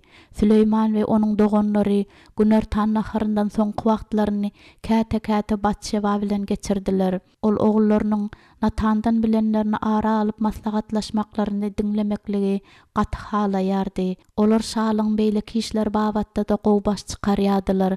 Batşeba köşküň içinde ýaşap, köp zatlardan habarsyz bolanda, onuň ogullary Ýerusalimde bolup geçýän ähli wakalary bilýärdiler. Hud onuň ogullary Abşalomyň tezara Ýerusalime dolanjakdygyny aýtdylar. Kakaňyzdan bagyşladymy?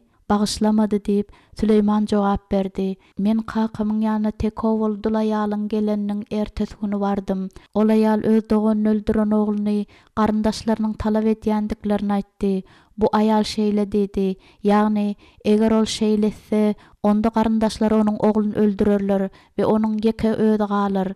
Kakam onu goramaklygy ılalaşdy. Onsoň ol aýalyň aldandygyny düşündi. Aldandygyny bu aýalyň aýtmaly sözlerini ýogap düdüpdir. Batşeba howsalanyp çete çekildi. Ýene-de ýogap.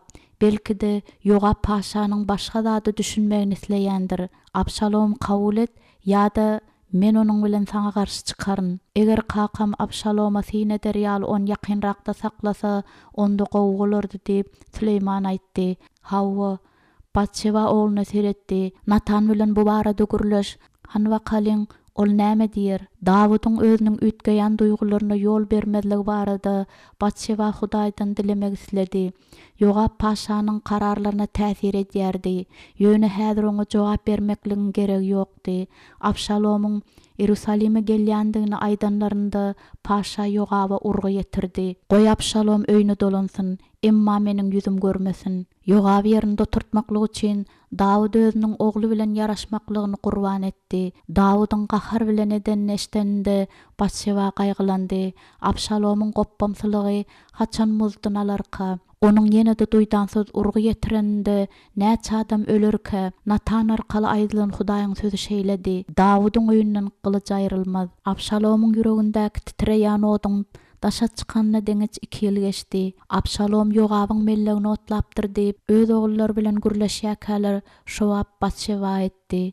Süleyman başyny ýaýkady. Indi ýogabyň kakymyzyň ýanyna gelip doganmyz barada haýyş etmekligi diňe wagtyň soragydyr diýip ol nägelelik bilen aýtdy. Eger siziň kakaňyz Abşalom bilen ýaraşsa, onda bu hemmeler üçin hem gowy bolar. Batşeba maşgala jedelleriniň gutarmagyny isleýärdi. Diri galan ogullarynyň iň ulusy bilen bolan dawa Dawydy gaýgylandyrýardy. Abşalomyň jenaýaty sebäpli halkda bölünşik döräpdi. Käbirler Abşalomyň dogany öldürendigini aklaýadylar. Çünki Tamary zorlan üçin paça kanun boýunça Amnon jezalandyrmandy. Beýlekler bolsa paşanyň hiç bir karar kabul etmändiginiň onuň rehimliligini aňlatman eýsem çözgüsizliginiň alamatydygyny tasdiklaýadylar. Çözgüsiz paşa bu düşmanlaryň hilelerine garşy durmagy okyply bolmadyk gowşak paşadyr. Dawud da bolsa beýle düşmanlar gatykändi. Diňe Hudaý Dawydy gorap, onu tagtda galdyryp bilerdi. Beýledeninde hiç bir oňa zat bolmaz ejejan diýip Süleyman aýtdy. Eger ol ýogabyň mellegini ýakmagy ýürek edip bilen bolsa, onda ol ýene nämeleri ýürek eder. Onuň paşa garşy çykjakdygyny aýtjak bolýarmy? Açyk hereket eder ýaly Abşalom gaty akyllydyr. Oňa tarapdarlar gerekdir. Indi ýogab onuň tarapdary bolmaz. Emma Abşalomyň neneň tekep berdigini sen menden gowy bilýänsiň. Şimege güldi. Meniň eşitişime göre ol bir gezek saçlaryny gyrkanda olar ölçeýärmişin. O odanlyk Abşalomy şöhret paryz adam etdi diýip Batşeba ýuwaş aýtdy. Hemmeler onuň daş keşfine haýran galýarlar. Emma ýüregi bolsa yalandan doludur. Kakam 2 ýyl mundan odal Abşalomyň öz öýünde ýaşamaklygyny buýrupdy we öz buýrugyny ütgetmedi. 2 ýyl bu Abşalomyň ýüreginde oduň tutaşmak üçin ýeterli möhletdir. Emma Batşeba parahatlyga umyt berýän kiçijik bolsa da bir ýupjagazdan ýapyşmak isledi. Abşalom tagtyň mirasgäridir. Ol sabyrly bolmalydyr. Ajaýyp günleriň birinde özüniň hökümdarlyk etjek halkynda bölünşik döretse, ol hiç bir oňatsada eýe bolmaz. Süleyman şatlyk bilen güldi. Men bari o bir gezek Abşalomyň sabyrly bolandygyny gördüm we bu onuň Amnony öldürmek ýüregine düwen pursatyndady. Batşeba ýerinden galdy. Bu barada başga gurrun etmeriz. Onuň bu gurrun dowam etdirmäge haky ýokdy. Gözleriňizi açyk tutuň we ähli görbeşdenleriňizi maňa gurrun bermäň. Eger Abşalom Dawydy urşa çagyryp, ony ýeňse, onda Batşebanyň özüniň we ogullarynyň düşmandan mahrum boljakdyklaryny Batşeba bilýärdi. Süleyman başyny atdy. Onsoň ol aşağı egildi-de ejesiniň ýagyndan oşady. Ol ýene bir zatlar aýtmak isledi, emma Batşeba onuň agzyny eli bilen ýapdy. Öz howsalalaryň barada Natan bilen gürleş diýip ejes aýtdy. Hudaýdan maslahat sora, hawa ejejan. Ol Süleymany we beýle kogullaryny okşap, garaýşy bilen olar gapaçyny uğratdy. Ey Taňrym, meniň ogullarym gory, goý geçmişiň günäleri olaryň däl-de meniň başyma düşsün. Dawud ýogabyň haýyşyny diňledi-de Abşalomyň öýdüňinde peýda bolmaklygyna ruhsat berdi. Emma kakasynyň ogluny okşandygy onuň bagyşlandygynyň alamaty däldi. Şondan soň gysga wagt içinde Abşalomyň edil eýýän paşa bolan ýaly onuň özü üçin söwüş arabalary we atlary şeýle-de 50 san çalt göreýän arabalary edinendigi barada başçyba eşitdi. Ol ýerden turup şäher derwezelerinde dururdy we Dawudyň ýany öz dawalary bilen gelýänler saklap, diňe özüniň olary diňläp dawalaryny adalatly çözüp biljekdigini aýdyp, diňe paşanyň başaryp biljek wagdalaryny bererdi. Abşalom Hudaýa beren wagdasyny ýerine ýetirmeklik üçin Kakasynyň onu Hebrona iýermekligini soranda Dawud oňa ruhsat berdi. Oglunyň hakyky niýetleri barada oýlanar ýaly Dawud öz işleri bilen gaty meşguldy. Abşalom öz ýanyna 200 mihman çağırıp olar bilen Ýerusalimden gitdi. Hebrona baranda ol özüni paşa diýip yglan etdi. Abşalomyň saňa garşy bolan fitnesini bütün Israil goşulur diýip Dawuda habar berdiler. Indi Abşalom öz kakasyny tahtdan ýykmaklyk üçin öz goşun bilen Ýerusalime ýoly düşüpdi. Aýallar we hyzmatkarlar siýahat üçin gerek bolan zatlar ýygnaşdyryp, köşküň içinde aýlanşýardylar. Abşalomyň öz goşunlary bilen Ýerusalime girip ýetişmänke öý içeriniň ählisiniň şäherden çykmaklaryny buýurupdy. Köşke seretmekler üçin diňe 10 gyrnak galdyrylypdy. Dawud ähli adamlar bilen maşgalasyny hem äkidende, başşewa çağalarynyň ýekejesini de özünden ýekejädimde uzaga goýbermeýärdi. Şäherden daşa çykan paşa 600 adam goşuldy. Bular Dawuda hyzmat eden kesek adamlardy. Paşa olaryň özünden aýrylmagyny haýyş etdi. Çünki olaryň bu uruşa hiç hili gatnaşyklary ýokdy. Kesekleriň Dawuda we pal boljakdyklaryna ant içip, onuň bilen bile galanlarynda başşewa özüni biraz ýeňil duýdy. Eger olar aman galmak isleýän bolsalar, onda Dawuda özüniň ýygnap bilen adamlarynyň ählisi gerek bolar. Dady periýat bilen erkekler we aýallar çöle tarap uğrap, Kidron çaýyndan geçdiler. Baş ruhan Sadok bilen ähli Leviller Hudaýyň sandygyny götürüp Dawudyň ýyzyna eýerýärdiler. Emma Dawud bu barada bilende olaryň Ýerusalime dolanmaklaryny buýurdy. Eger Hudaý halasa, onda ol meniň dolanyp gelip onuň sandygyny ýene-de görmegime ruhsat berer. Egerde beýle bolmasa, onda goý ol meniň bilen halanmasyn. Dawud aýak ýalaňa çörep, kellesini örtüpdi we özüniň pitine çogly barada gaýgyryp ağlaýardy. Dawud halky Zeytun dagyna getirende, onuň ýanyna eşikleri hapy we ölemen ýadan habarçy geldi. Ahtopel bitneçileriň hatarynda. Batşewa gaýgyrdy da ýere ýykyldy. Başyna tozan sepip ağlamaga başlady. Ol çağa wagtynyň söýgüli babasy, uly gyz bolanda bolsa onuň gülküsini, söýgüsini we maşgalasyna bolan mähirli we pallygyny ýadyna saldy. Ahirinde Ahtopel altygyndan we Dawuddan aralmak çözüpdi. Batşewa özüne Dawudyň seredýändigini duýdy we paşa bolan söýgüsiniň şeýle agyr netijelere getirendiginden utanyp başyny aşak sallady. Dawudyň gadaply gıýkylygyny eşitip, Batşewa kellesini eli bilen ýapdy. Ey Hudaý, goý Ahtopel Abşaloma samsyk maslahat bersin. Dawudy maslahatçylar gawadylar we onu Batşewadan daşlaşdyryp hemmesi bilelikde geplap başladylar. Kimdir biriniň güýçli elleri aýaly galdyrdy we ol Süleýmanyň gyzgyn pişirdiňi eşitdi. Hudaý bizi gorar. Men günäkärdirin. Batşewa sandyraýardy. Bu meniň günämdir. Ejesini adamlaryň garaşlaryndan gorap, Süleýman onu gujoklady. Näme sebäpden sen her bir adamyň günäsini öz üstüňe almalysyň? Batşewa betbakçylygy bütünlei batypdy. Oglum, birinji daş en çemel odal gaçypdy. Indi bolsa bütün dag biziň üstümize gaçmaga taýyndyr. Her bir adamyň özi karar kabul edýändir. Ahtopeliň günäsi onuň insabyndadyr. Batşewa başyny ýaýkady. Ol seniň garry babaňdyr. Israilde parahatlyk bolanlygy sebäpli bir näçe ýyl mundan ozal Ahtopel hyzmatyny besetdirmäge Dawuddan ruhsat alyp Gilo şäherine gidipdi. Indi biz onuň gitmekliginiň hakyky sebäbini bilýäris. Dönük, Süleýman aljyraňlyga düşdi. Emma ol Batşewany goldamagyny dowam etdirýärdi. Eger bularyň barynda bir zatlary düşünýän bolsam, ejejan, onda bu hatda seniň bilen Qany bir dogony da inanmaly däldigidir. Sen maňa bilersiň, sen qaqaňy bilersiň. Men sen söýýärin ejejan, ýöne sen näme edip bilýäň? Qaqamy da söýýärin. Emma Paşa öz halkı bilen gatnaşygy birýem ýitirdi. Süleýmanyň bu sözleri hökm edip däldi, gaýgy bilen aýdan doçyn Başşewa Süleýmana käýemedi. Başşewa ýene babasy hakda oýlandy we ýüreg sandyrady. Özüni Dawud bilen gowy gatnaşykda ýal alyp baryp, Ahtopel şu wagta çyn aldap gelen eken. Ol soňky ýyllaryň içinde Dawydy öldürmekliň küýüne düşüpdir. Wah, eger men güýçli we pähimli bolsadym, Başşewa öz pikirini saklamaga synançdy. Egerde bu barada oýlanmaklyň näme peýdasy bar? Edilen ütgetmeklik barada oýlanara eýem gaty geç. Ähli belanyň köki ençe meýil mundan ozal edilen zina günäsinde jemlenendi. Bir gecäniň ýalňyşlygynyň netijesinde helak bolanlaryň sanyny täze pidalar artdyrýardy. Ey rehimdar Taňrym, ýene-de bir günä çağa kimin bolurum ýaly, haçan men öz günälerimden saplanarkam. Ahtopel aralmaklyň plany oňatça oýladymyka, öz janynda pida eder ýaly, ol Dawud bilen agtygyny şeýle güýçli ýigrenýärmike. Eger ol Abşalom tagtda oturtmak başarsa, onda Dawud öler, onda Başşewa hem öler. Onuň 4 çowluklary da ölüme sezebar bolarlar. Gahary we umytsızlygy duýup, Hudaýyň Dawudyň dileglerini eşitip, Ahtopeliň maslahatyny puça çykarmagy barada Başşewa dileg etýärdi. Hudaýyň patasy bolmasa, hiç sat hem amal aşmaz.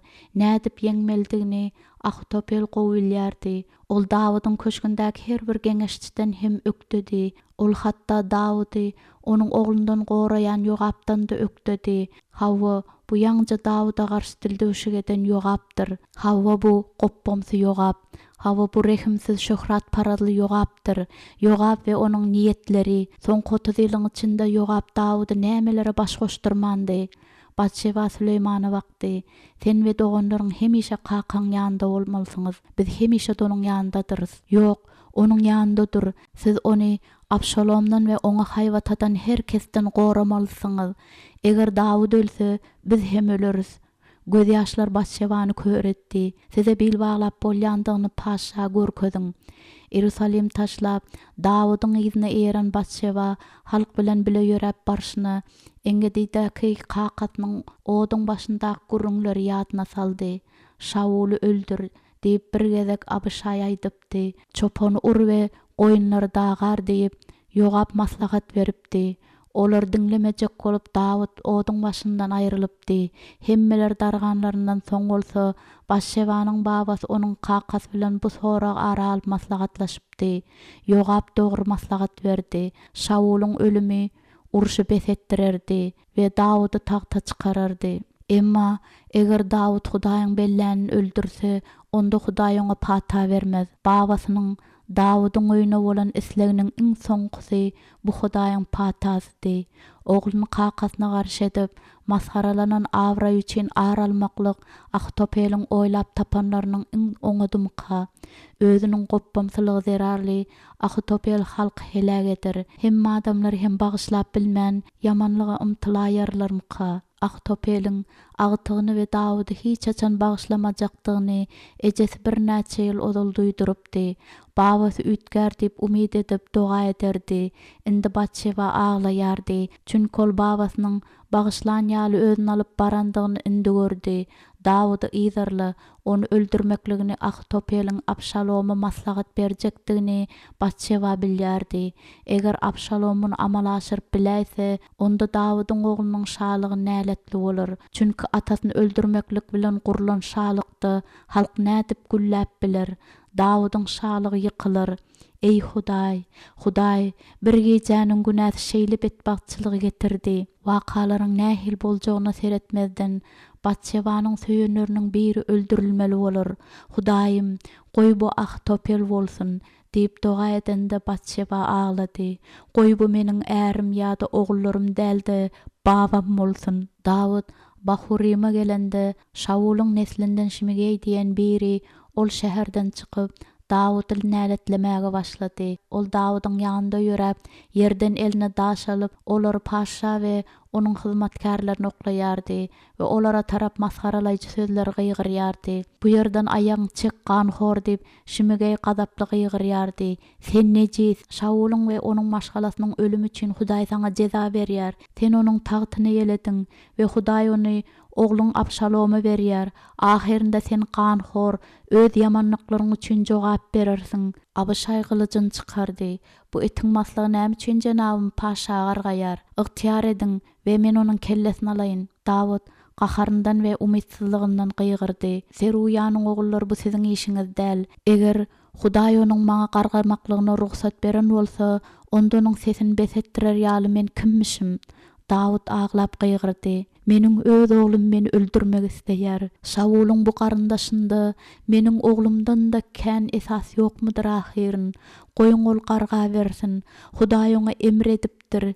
Belki-de Hudaý meniň kemsitilmegime üns berer we bu gargyş üçin maňa rehm eder. Şimgeýiň her sözünde titrap Dawud ýolunda dowam etdirdi. Ol daşlaryň urgularyny hem duýýardy we Benjaminliň atýan tozanlaryndan dem alýardy. Adamlar ýadap ýollaryny dowam etdirip bilmänlerinde Dawud düşelge gurmaklygy buyurdy. Ol elinden geleni etdi. Ol özüniň geňeşçileriniň biri bolan Huşaýy Ýerusalime berip onuň özüni edil Abşalomyň we pala adam ýaly alyp barmaklygyny oňa buyurdy.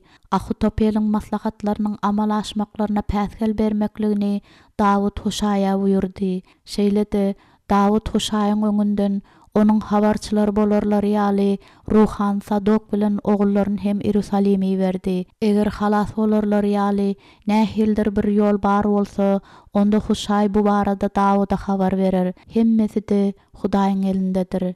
Işiň netijesi Hudaýyň erkine baglydyr. Ey Hudaý, eger oglum men izarlaýan bolsa, onda men ölmek isleýärin. Ýolum dowam etdirer ýaly men gatyýadym we meniň halkym din jalmaga mätäşdir. Maňa kömek et ey Taňrym, maňa kömek et. Dawud kellesinden täjin çykaryp on elinde tutdy. Ey Taňrym, meniň dogam eşit dip ol pişirdi. Meniň dilegimden gizlenme, maňa kulak goýdy men diňle. Öz gaýgymda iňildeýärin. Çünki bir zamanlar eden günäm üçin meni izarlaýarlar. Yüregim sandyraýar. Dawud gözlerini yumup täjin güýçli gysdy. Hudaýym, meni we meniň söýýänlerimiň ählisini ölüm hasrat eýledi. Gorky we titreme meni gaplady. Kepteriň ýaly ganatlary kim maňa bererke, şonda men uçup giderdim dip Dawud zordan demin aldy. Hudaý, Ahitopeliň maslahatyny puja çykar. Ähli ýyllaryň içinde men onu dostum hasaplapdym. Ol bolsa maňa garşy tuzak gurýan eken dip Dawud bir eli bilen kellesini tutdy. Beýlekisi bilen bolsa täjin bir gysdy. Ahitopel, meniň dostum, meniň ýoldaşym, çölde sergezdan bolanmyzda biz ikimiz çörek paýlaşypdyk dip Dawud dişlerini gıjatdy. Bu ýyllaryň içinde onuň sözleri ýagdan-da mulaýymdy. Yüreginde bolsa ýigrenç. Ol parahatlyk barada diýerdi. Arkasynda bolsa kılıç tutup durdy. Ol meniň oglumyň şöhrat parazlygyny öjükdirip, onu maňa garşy ayaga galdyrdy. Dawud gaharyndan gyzardy. Ey Taňrym, olar höküm çukuruna, olar diriligini dowzaha düşsünler. Dawud ýuwaşlyk bilen demin alyp özüni dursemäge synanşdy. Adamlara edermenlik berer ýaly ol ýuwaş bolmalydyr. Ol oýlanmalydyr, ol akylly hereket etmelidir. Özümiň ýumşak we geçirimli bolup, beýlekleriň hem şalygy hökümdarlyk etmeklerine ýol berenimde men gaty akylsyz hereket edipdirin. Dawud haýallyk bilen täjin elini daýlaýardy. Onsoň on ýene-de kellesine geydi we elleri bilen ýüzüni okalap, ýoluň çägesidir tozanyny duýdy. Ey Hudaý, men hiç açanda paşa bolmaklyga umtylmandym. Eger Dawud mezmurlar aýdyp gijanyň asmanda ýyldızlardan hoşal bolup ýören çoponlygyna galan bolsa, ol has bagtly bolardy. Eger ol garyp bolup diňe bir ýeketek aýaly bolan bolsa, onda has da bagtly bolardy. Adam oýlanýandyr, emma amala aşyrýan Hudaýdyr. Uludan demin alyp Dawud ýerinden turdy. Taňrym, men saňa umyt ederin, men saňa bil baglaryn, barny öz erkiň boýunça amala aşyr. Huşaý Sadoka habar getirdi. Sadok bolsa bu habary Dawuda getirmekler üçin ogullaryny berdi. Çaltlyk bilen Ýordandan geçiň, sizi basyp alyp öldürmeklik üçin Abşalomyň haýal etmän ýyzarlamaga başlamaklygyny Ahitopel maslahat berýär. Düşmanlaryň sizi tutup bilmezlikler üçin çölde saklanman, Ýordan derýasyndan geçmeklerinizi Huşaý maslahat berýär. bir näçe ýyl mundan odal aýdylan Natanyň peýgamberligini ýatlatýan beýlik gaýgyly habarlar hem bardy. Ahitopeliň maslahatlaryna erip, Abşalom seniň gyrnaklaryň aldy we olar köşküň tamyna çykaryp, bütün Israýlyň gözüniň alynda olar bilen ýatyp turdy. Dawud özüniň saçlarynyň syh-syh bolandyklaryny duýdy. Ol Ahitopeliň ýigrançdan ütgän ýüzüni göz öňüne getirip, onuň kellesindäki pikirlerini okap bilýärdi. Özüň bir wagtlar köşküň tamynda durup, meniň agtygyma seredeniň ýadyňdamy, onu alyp masgaralanyň ýadyňdamy? Indi bolsa aýallaryňy seniň ogluň masgaralap, bütün Israýlyň öňünde öýüň masgaralaşyna sen ederin. Dawud halky tuzurdy we olar Mahanaýama tarap gitdiler. Mahanaýama gelenlerinde Ammonlaryň Rabat şäherinden bir adam Dawud bilen onuň ýanyndaky jemagaty ýorgan düşük, ýymy düçen buğday, arpa, un, gowurga, noýwa, merjimek, bal, meski, goýun eti, sygyr süýdünden edilen peýnir getirdiler. Dawudyň adamlar iýip içip dinçlerini aldylar. Dawud adamlaryny sanady. Olaryň üstlerinden müňbaşlar we ýüzbaşlar belledi. Goşunlaryny üçe bölüp, birini Yogabyň, ikincisini Abaşanyň, üçüncüsini bolsa gatly Itaýyň ýolbaşçylygynda iýberdi. Onsoň agyr ýük bilen Dawud öz oğluna garşy töweşe taýýarlandy. Esgirler özleri bilen paşanyň hem söweşmekligine garşy çykdylar. Sen söweşmeli dälsiň. Eger biz gaçmaly bolsak-da, hatda ýarymyz öldürilsek-de, bu Abşalom üçin hiç zat hem aňlatýan däldir. Ol diňe sen gözlejekdir.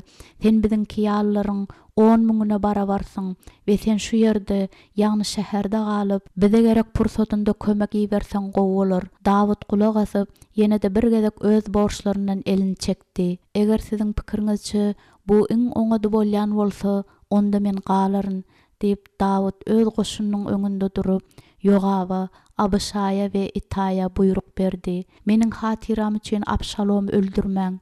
Öz ýanyndan geçip, eskerleriň söweşe gidenlerinde Dawud derwezeleriň alynda durdy.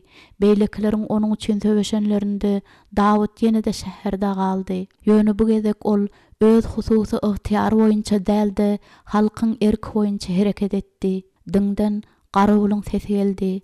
Çapar gelýär. Dawud uladymlar bilen derwezelere ýakynlaşdy. Eger onuň ýeköz bolsa, ondol täzelik getirýändir, diýip ol pişirdi. Garawulyň birinji çaparyň ýyzyndan ylgaýan, ýene-de bir çapar görýändigini gyýgyranda Dawydyň ýüregi gorkudan doldy. Birinjisi Sadokyň ogly Ahmagasy meňzeýär, diýip garawul gyýgyrdy. Dawud ellerini çaltlyk bilen gysýardy. Bu oňa da adam we ol oňa habarlar bilen gelýändir. Heniz derwezelere ýakynlaşman, Ahmagas öz habaryny aýtdy. Parahatlyk oglunyň öňünde dizine ýykylyp, ýüzüni ýere çenni aşağı ýende, Dawydyň ýüregi şatlykdan bökýärdi. Seniň Hudaýyň taňra alkyş bolsun, diýip habarçy zordan demin alyp aýtdy. Jenabym paşa elini götüren adamlary seniň eliňe beren Hudaýa alkyş bolsun. Abşalom nähili, onuň jany sagmy? Ahmagas kellesini galdyrdy we onuň ýüzi gen galmany aňlatdy. Gözlerini gıpyp ol ýene-de başyny tallady.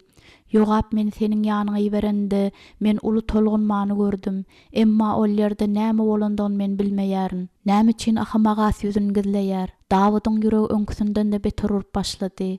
Garawul ýene-de gyýgyrdy we Dawud kellesini galdyrdy. Olary tarap ylgap gelýän ikinji çapary huşaýdy. Şu ýerde garaş diýip Dawud Ahmagas aýtdy. Demin zordan alyan ve tozan bilen örtülen huşay paşanyň alnynda saklandy. Jenabym şa, men saňa oňa habarlar getirdim. Hudaý seniň garşyňa çykan ähli düşmanlaryňdan azat etdi. Abşalom nähili, onuň jany sagmy diýip Dawud ýene-de sorady. Huşaýyň gözleri ululdy. Oglunyň güni häzirki we geljeki düşmanlaryň barynyň başlaryna düşsün. Dawud baryny düşündi. Oglum, meniň oglum öldü, diýip Dawud gaýgydan tukat bolup gyýgyrdy. Oglum Abşalom, oglum, meniň oglum Abşalom. Wah, seniň dereňe men ölsedim. Wah Abşalom, oglum, oglum. Dawud büdräp derwezeleriň üstündäki daglyga galdy we gaýga batdy. Otagynyň gapysy açylanda Dawud ýerinden turmady. Tä Yogabyň gazaply sesi gelende deňeç ol kellesini galdyrmady. Biz seniň janyňy, seniň ogullaryň, gyzlaryň, aýallaryň we gyrnaklaryň janlaryny halas etdik. Yogabyň ýüzi gyzardy we ol eli bilen gyljyny gysdy. Sen bolsa özüňi edilbidiň erbet işedenmi diýal alyp barýaň we gullaryňy da utandyrdyň. Sen özüň ýigrenýänleri söýüp, özüň söýýänleri bolsa ýigrenýän bolsaň gerek. Bizi syylamaýandyňy sen şuň anyk görkezdiň. Eger Abşalom diýeri galyp, biziň barymyz ölen bolsak, senin üçin bu ýakymly bolardy. Abşalomyň ölüminde günäkär bolan we oňa begenýän adamyň gözlerini Dawud ýigrenç bilen seretdi. Ol meniň oglum we mirashärimdi. Şaýatlaryň öňünde oglunyň diri galdyrylmagyny Dawud Ýogaba buýurmanmydy näme? Ýogab hemişe baryny özüniň islegine görä edýärdi we beýlekleriň pikirlerine hem üns bermeýärdi. Ol özüniň dogry ýa-da nä dogry etýändigi barada oýlanmaýardy. Ol gaty tekip bir adamdy. Ýogabyň ýanyp barýan gözlerinde Dawud ölümi gördi. Yeriňden tur diýip Ýogab Dawuda gygyrdy. Daşa çyk we goşuny gutly, çünki Hudaýyň adyndan ant içýärin. Eger sen şu wagt çykmasaň, onda şu gece şu ýerde ýekeje da adam galmaz. Bu seniň bilen bolan wakalaryň iň erbedi bolar. Dawud gadapdan doldy.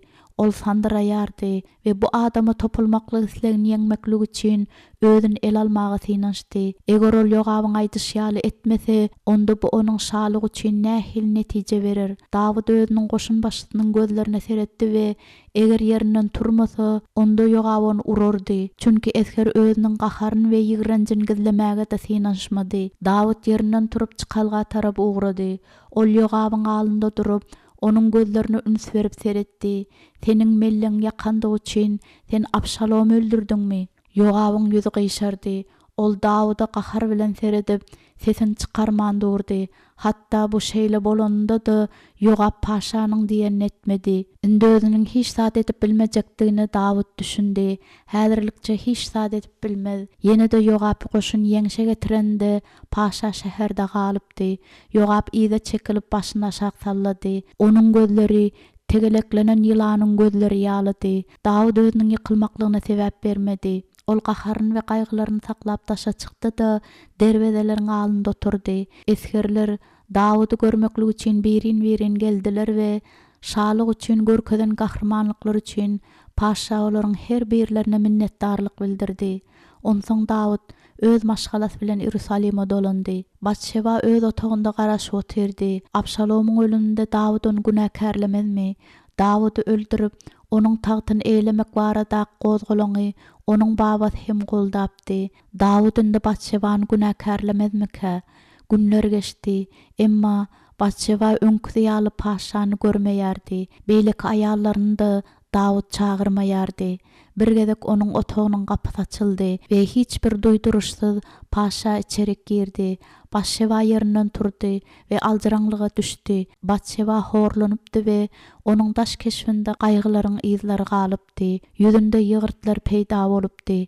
Taşlarda agyryp başlapdy. Ol Dawuda tarap bir näçe adım etdi, diýdini çöküp başyny aşağı egdi. Dawud, men seň öňünde günäkärdirin diýdi-de ağlamağa başladı. Paşanyň eli mähir bilen onuň kellesine goýuldy. Ahitopeliň eden üçin men seni günäkärlemeýän. Batşeba kellesini galdyryp, äriniň gözlerine seretdi. Özüni Dawudyň öňküsýäli häzir hem söýýändigini görende Batşeba haýran galdy. Ey Dawud diýip Batşeba ýüzlendi. Dawud onuň ýanynda oturup aýalyny gujaklady. Ol Batşebany özüne berk kysdy. Batşeba bolsa kellesini onuň döşüne goýdy we boýnunda onuň oşamalaryny duýdy. Mende seniň üçin täzelik bar diýip Dawud pışırdady we onuň eller Batşebany öňküsünden de güýçli gysdy. Abşalom garaşman Huşaýyň maslahatyny eýrende Ahitopel öýüne gidip özüni dardan asypdyr. Batşeba bütün teni bilen sandyraýardy. Hudaý onuň dogalaryny eşitip olara jogap berdi. Ahitopeliň günäsi onuň insabyndadyr diýip Abşalomdan gaçanlarynda Süleyman aýdypdy. Nähil ölçeg bilen hükm eden bolsa, şeýle ölçeg bilen hem onuň öz hükm edildi. Dawud ýangagyny Batşebanyň ýangagyna degirip onu oňşady. Batşeba gatty tolgundy we derawatdy. Ol äriniň ýüreginiň nädip çaltlyk bilen urýandygyny eşitýärdi. Tagtyň mirashäri Süleyman bolar diýip men karar kabul etdim. Batşeba badabat Davuddan ayrılıp gorku bilen oňa seretdi. Dawud onuň gözlerini üns berip seretdi. Men şeýle çözdüm.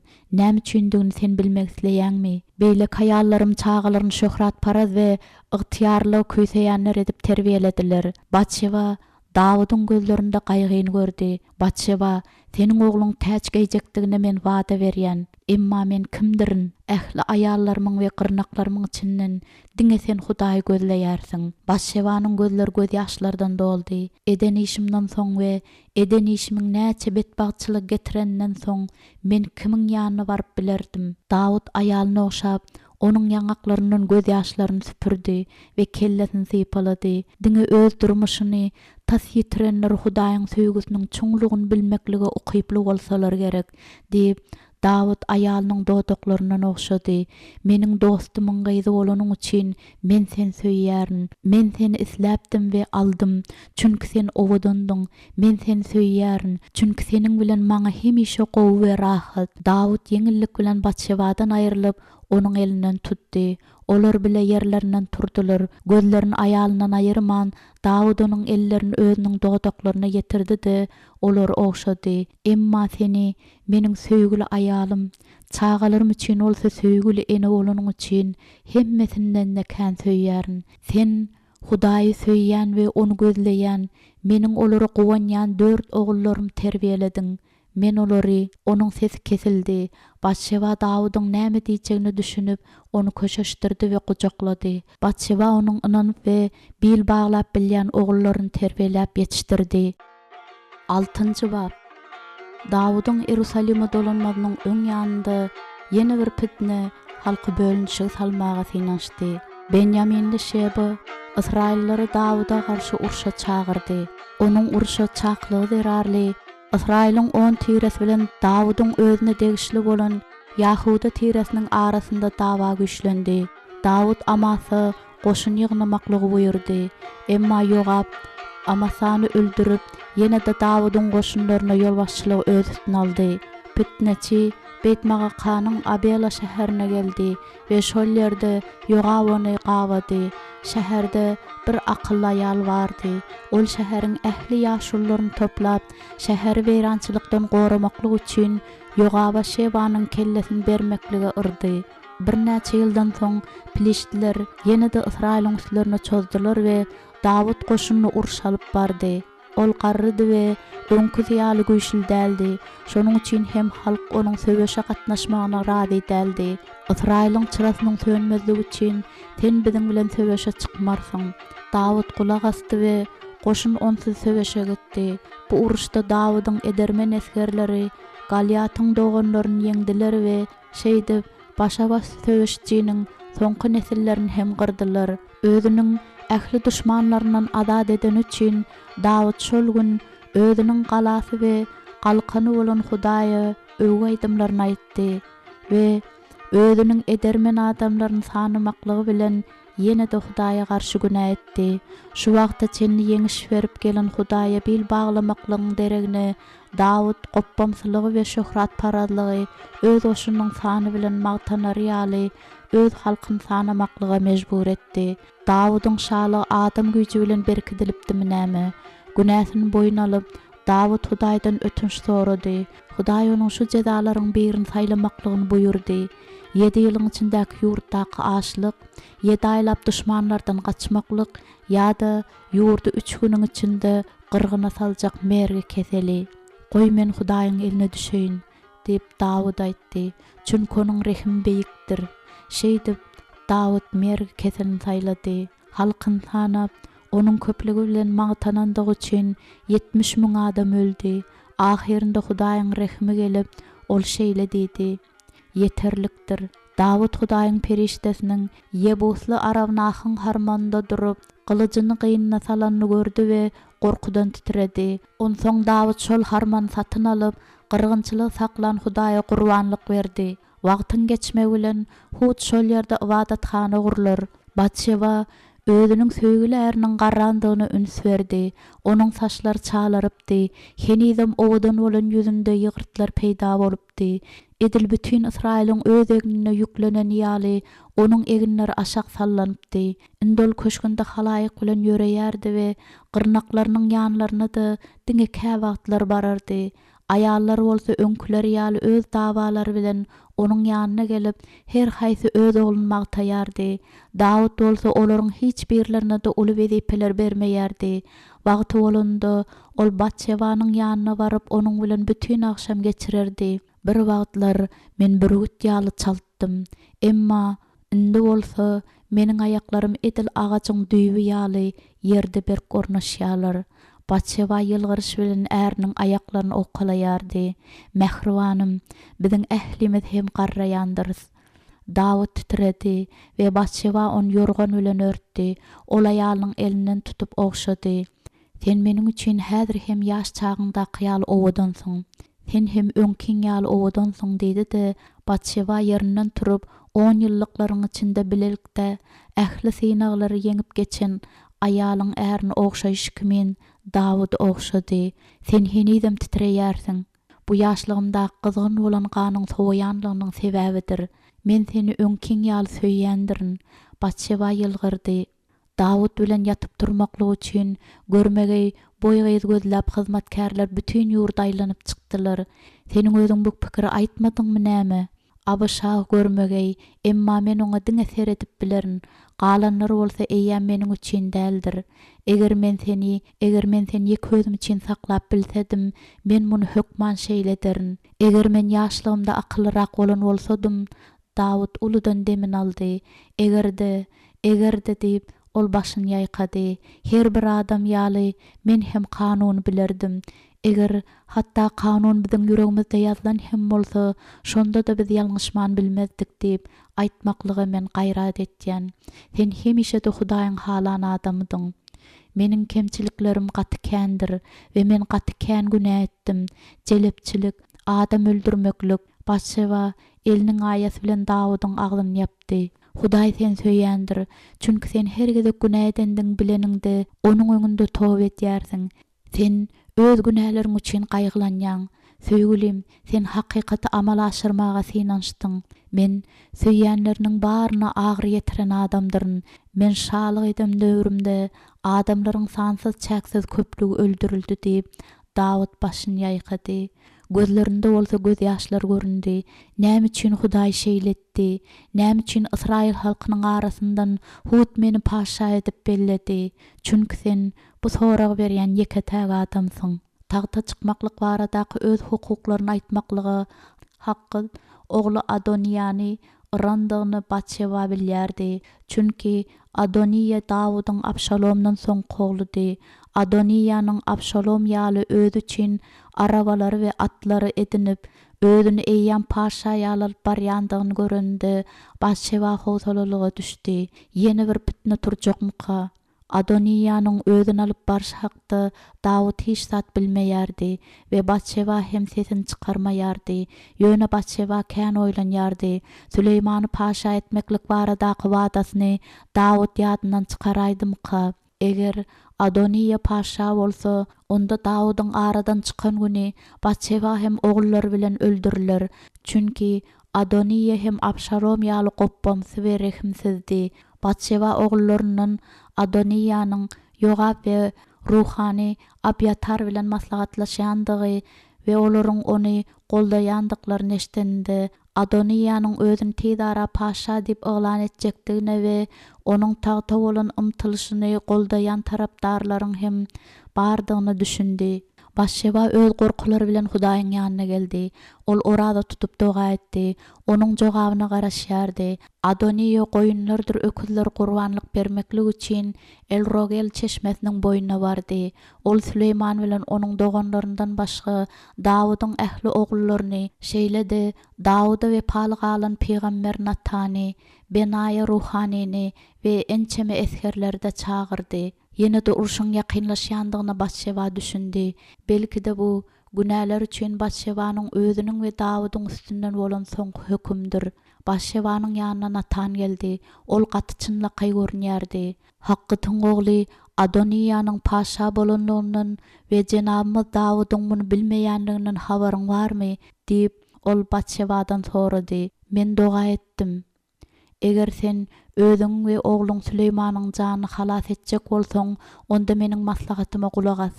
Häziriň özünde Dawud şanyň ýanyna bardy, şeýledi: Jenabym şa, özüňden soň oglum Süleymanyň paşa boljakdygyny wada bereniň ýadyňdamy? Onda näme üçin Adoniýa paşa boldy?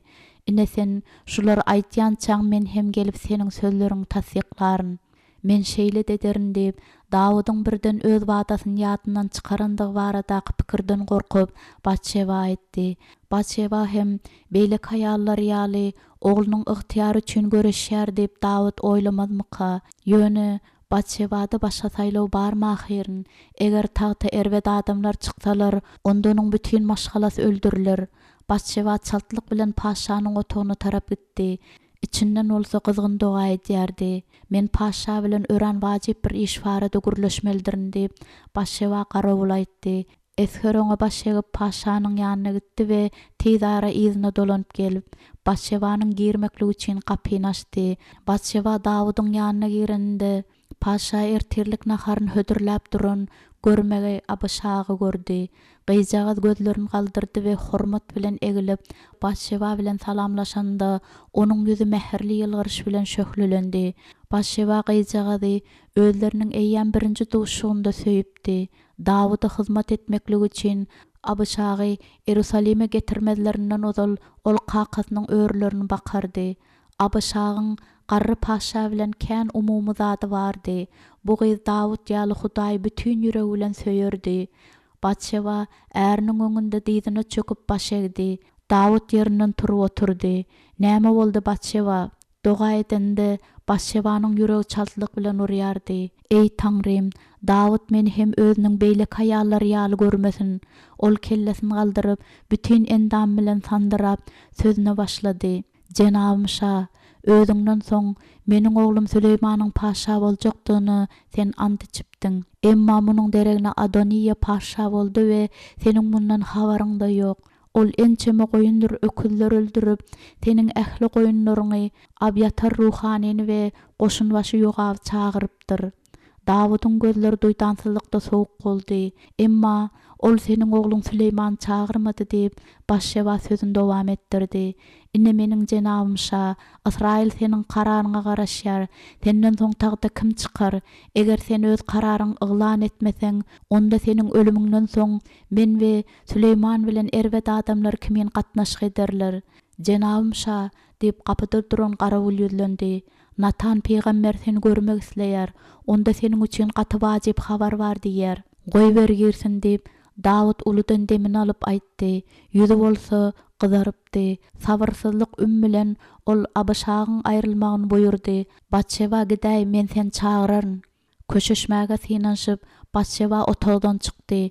Dawudyň kararyna garaşyp Batşeba doga edip köşküň içinde eýlek-beýlek ýöreýärdi.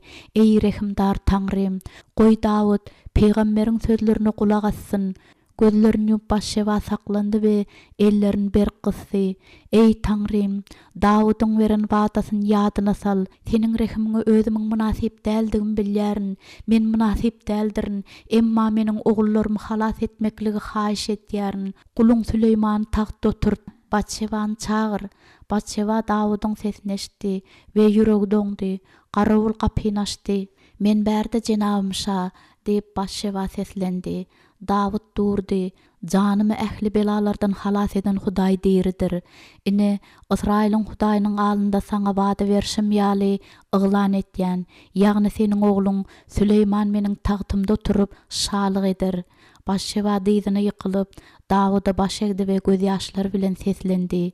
Goý, jenabym şa baky ýaşasyn. Dawud Sadok ruhanyny, Benaýany we Natan peýgamber çagyryp olara buyruk berdi. Gihona gidin, şol ýerde ruhany Sadok bilen Natan onu şalyga bellesinler. Onsoň tüýdük çalyp yglan edin. Süleyman paşa baky ýaşasyn. Ýyzyňyza dolanyp geleniňizden soň onu meniň tagtymda oturduň. Ol meniň miraskärim bolar. Ol Israiliň we Ýahudanyň serdary bolmalydyr. Amin diýip ruhanlar aýtdylar we bir-birlerine seredenlerinde olaryň gözleri şatlykdan ýalpyldaýardy. Garry ýolbars ahirinde oyandy. Sadogyň çadyryndan yağ goýulyp goýulan şah alyp Süleymanyň meshetişine Batşeba şatlykdan tolgunyp Davudyň öýüniň ähli agdalary bilen bilesine edýärdi. Dawud ýylgyrýardy we onu iki sany erkek goldady. Olaryň ýanlarynda bolsa Abyşag durdy. Natan Dawuda öwrülende ol kellesinden täze aýyrdy-da peýgambere uzatdy. Onu Batşeba beriň. Gojanyň gözleri ýagtylandy. Ol täze aýala berdi we aýalyň gözleri göz ýaşlardan doldy. Bütün halkyň öňünde oňa nähil hormat goýdular. Dawud ýylgyryp Batşebanyň öňünde başyna şagýdy. Batşeba hem jogap edip oňa ýylgyrdy we ýzyny öwrülip oglunyň kellesine täze giydirdi. Halk şatlykdan gıygırdy. Süleyman paşa baky ýaşasyn. Adamlar öz patalaryny ýene we ýene gıygırýardylar. Müňler çadamlar saz çalyp tans edýärdiler welin, hatda olaryň aýaklarynyň astynda ýer sandyrýardy. Batşeba gülüp şatlanýardy welin, hatda ýüregi şatlykdan okturyljak bolýardy. Ol ilki Davudy, onsoň ogluny seretdi. Çalynan ýağ Süleymanyň ýüzünden akyp, sakalynda ýitirim bolýardy. Hudaýyň söýeni, Batşebanyň ogly Israýlyň üstünden şalyk eder dip kim oýlap bilerdi? Ey Taňry, Israýlyň Hudaýy, rehimdar halasgar, sen meniň janyma şifa berdiň. Seret, sen meniň üçin näme etdiň? Seret, näme etdiň? Batşeba ellerini döşüne degirip baş egdi. Süleymany taxta oturdanlarynda dolu güýçden gaçan Dawud oňa taqdim etdi. Meniň taxtymda oturany beren Taňry, Israýlyň Hudaýy mübarek bolsun. Meniň gözlerim bugün miraskärim görýändir. Habarçy gelip Hudaýyň bellany bolan Süleyman münasibetli tutulan bayramçylygyň şagalagyny eşitip Adoniýanyň mehmanlarynyň gaçyp gidendiklerini Dawuda habar berdi. Indi öz janlaryndan gorkup olaryň her birleri birinji bolup Süleymana taqdim edip onu şöhratlandyrmaga gyssanýadylar. Dawud ýerinden turdy. Batşeba hem turjak boldy. Emma Dawud başyny rap, onuň turmaklygyna ruhsat bermedi. Mehribanym, bugünden keýplen, Hudaýyň edenine seret. Iki ýigit Dawudy bayramçylyk bolýan ýerden alyp çykdylar we Abyşag hem onuň ýzyna ýerdi. Ýene bir habarçy geldi-de Süleymanyň öňünde diýde çökdi. Jenabym şa, ýeriňden turdy, aýdy ber. Adoniýa senden gorkýar we gaçalgy gözläp ol Hudaýyň çadyryna gaçdy. Ol şeýle diýdi, meni öldürmejekdigine Süleyman ant içdin diýdi. Süleymanyň öz doganynyň tagtyň ýanyna getirilmegine garabula buýranda Batşeba ýeňillik bilen demin aldy. Anodiýa Süleymana taqdim etdi. Emma beýlekleriň edişleri ýaly ol diýdine çökmedi. Ol başyny egdi, emma iki bükülmedi. Süleyman doganyny oňaça synlaýardy. Gözler kiçeldi. Adoniýa, öýüňe git. Gitde meniň duýduruşym ýadyňda sakla. Adoniýa ýzyny öwrülip çykalga tarap uğrandy. Hemmeler ümsün boldular. Eger doganlar yaraşmaklyň ýoluny tapmadyk bolsalar, onda olara betbaklyň garaşýandygyny Batşeba bilýärdi. Süleymany şalygy bellenlerinden soň Dawudyň şalygy birden erwetleşdi. Her gün ýerden Batşeba äriniň ýanyna barýardy. Ýöne onuň ähli mätäşiklerini öz üstüne alyp, Abyşag ol barada aladalanýardy. Özüniň bütün ömür söýen adamsynyň solýandygyny görende Batşebanyň ýüregi gysylýardy. Batşeba Dawudyň ömrüniň ahiriniň golaylaýandygyny düşünýärdi. Ol ogly Süleymany kakasynyň ýanyna çağırdy. Paşa ýany bilen doganlary Şimegany, Şobapi we Natany hem getirdi. Süleyman kakasynyň öňünde taqdim etdi. Dawud elini oglunyň kellesine goýdy. Oglum dip ol qırıljak sesi bilen aýtdy. Gözleri bolsa göz ýaşlardan doldy. Otur, gel, öňküler ýaly gürrüňleşeliň. Dawud özüni gurşan ähli qarindaşlaryna ýylgyrdy. Öňü uzaldy-da Batşebanyň elinden tutdy. Dünýäde ýaşaýan her bir adamyň barjak ýerine men ýollanýaryn. Süleyman we doganlar agladylar. Berk dur diýip Dawud Süleymana ýüzlendi. We mert bol, öz Hudaýyň Rabbiň tawşyrygyny Musanyň kanununda ýazylşy ýaly berjaýet. onun yollarından yörep, onun parzlaryny, tawşyryklaryny, hökümlerini hemde şaýatlyklaryny gorap sakla. Şonda sen nämeseň-de, nirä gitseň-de işiň şowuna bolar. Onsoň Hudaý, eger seniň ogullaryň tere saply ýaşap, bütün yürekleri, jan tenleri bilen maňa iman edip ýaşasalar, seniň nesliňden hiç bir adam Israil tagtyndan aýrylmaz diýip maňa beren wadasyny saklar.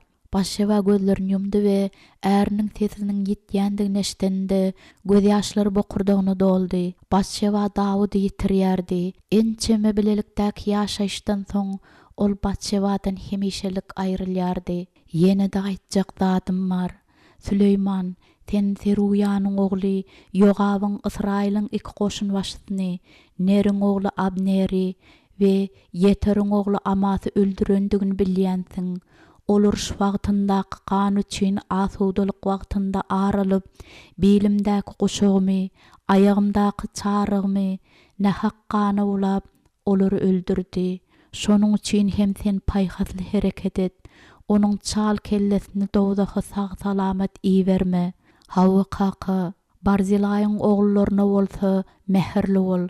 Hawwa kaka, ine Bahurimden bolan Benyaminli Geranyň ogly Şimgeyde seniň elinde. Mahanaýyma barýan günüm ol maňa erbet gargyş etdi. Ýön ol Ýerdany meni garşy almagy gelende, men oňa sen gylyç bilen öldürilmelisin diýip Hudaýyň adyndan ant içdim. Şonuň üçin hem sen häzir ony beýgünah hasap etme, çünki sen paýhasly adamsyň.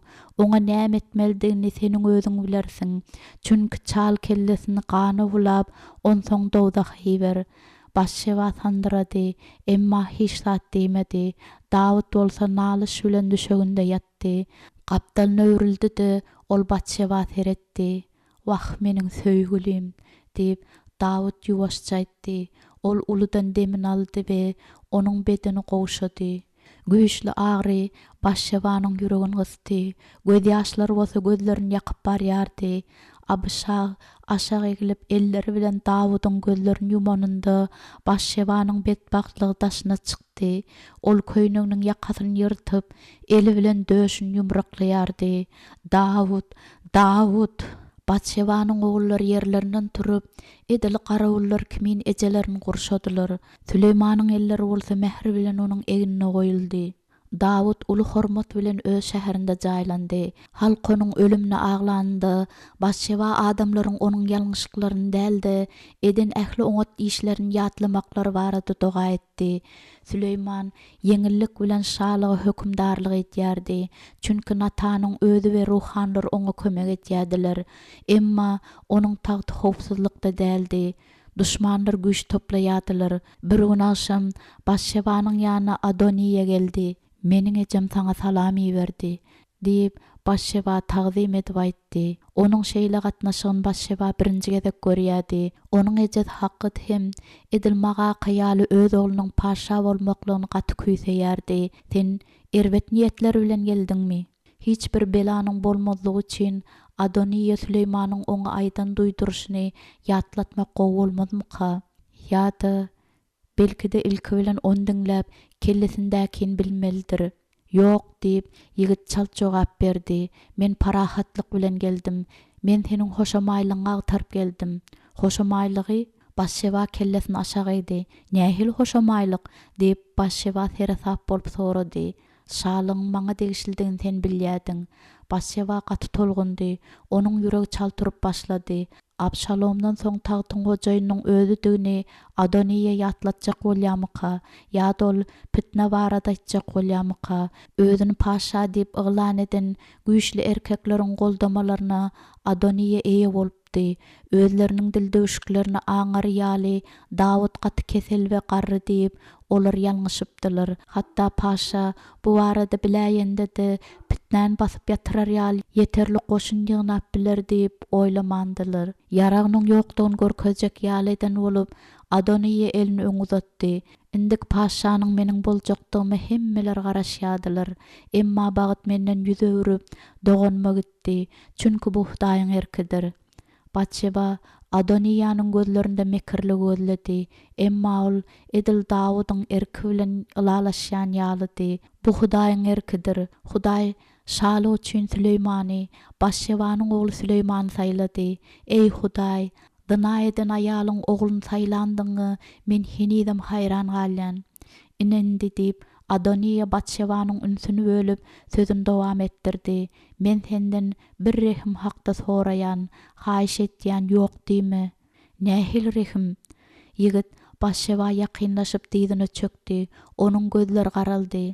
Men barada Süleyman paşa bilen gepleş. Bar zatdy, taňa ýok diýmejegin men bilýän. Abyşagy maňa aýallyga bermeklik ondan haýyş et.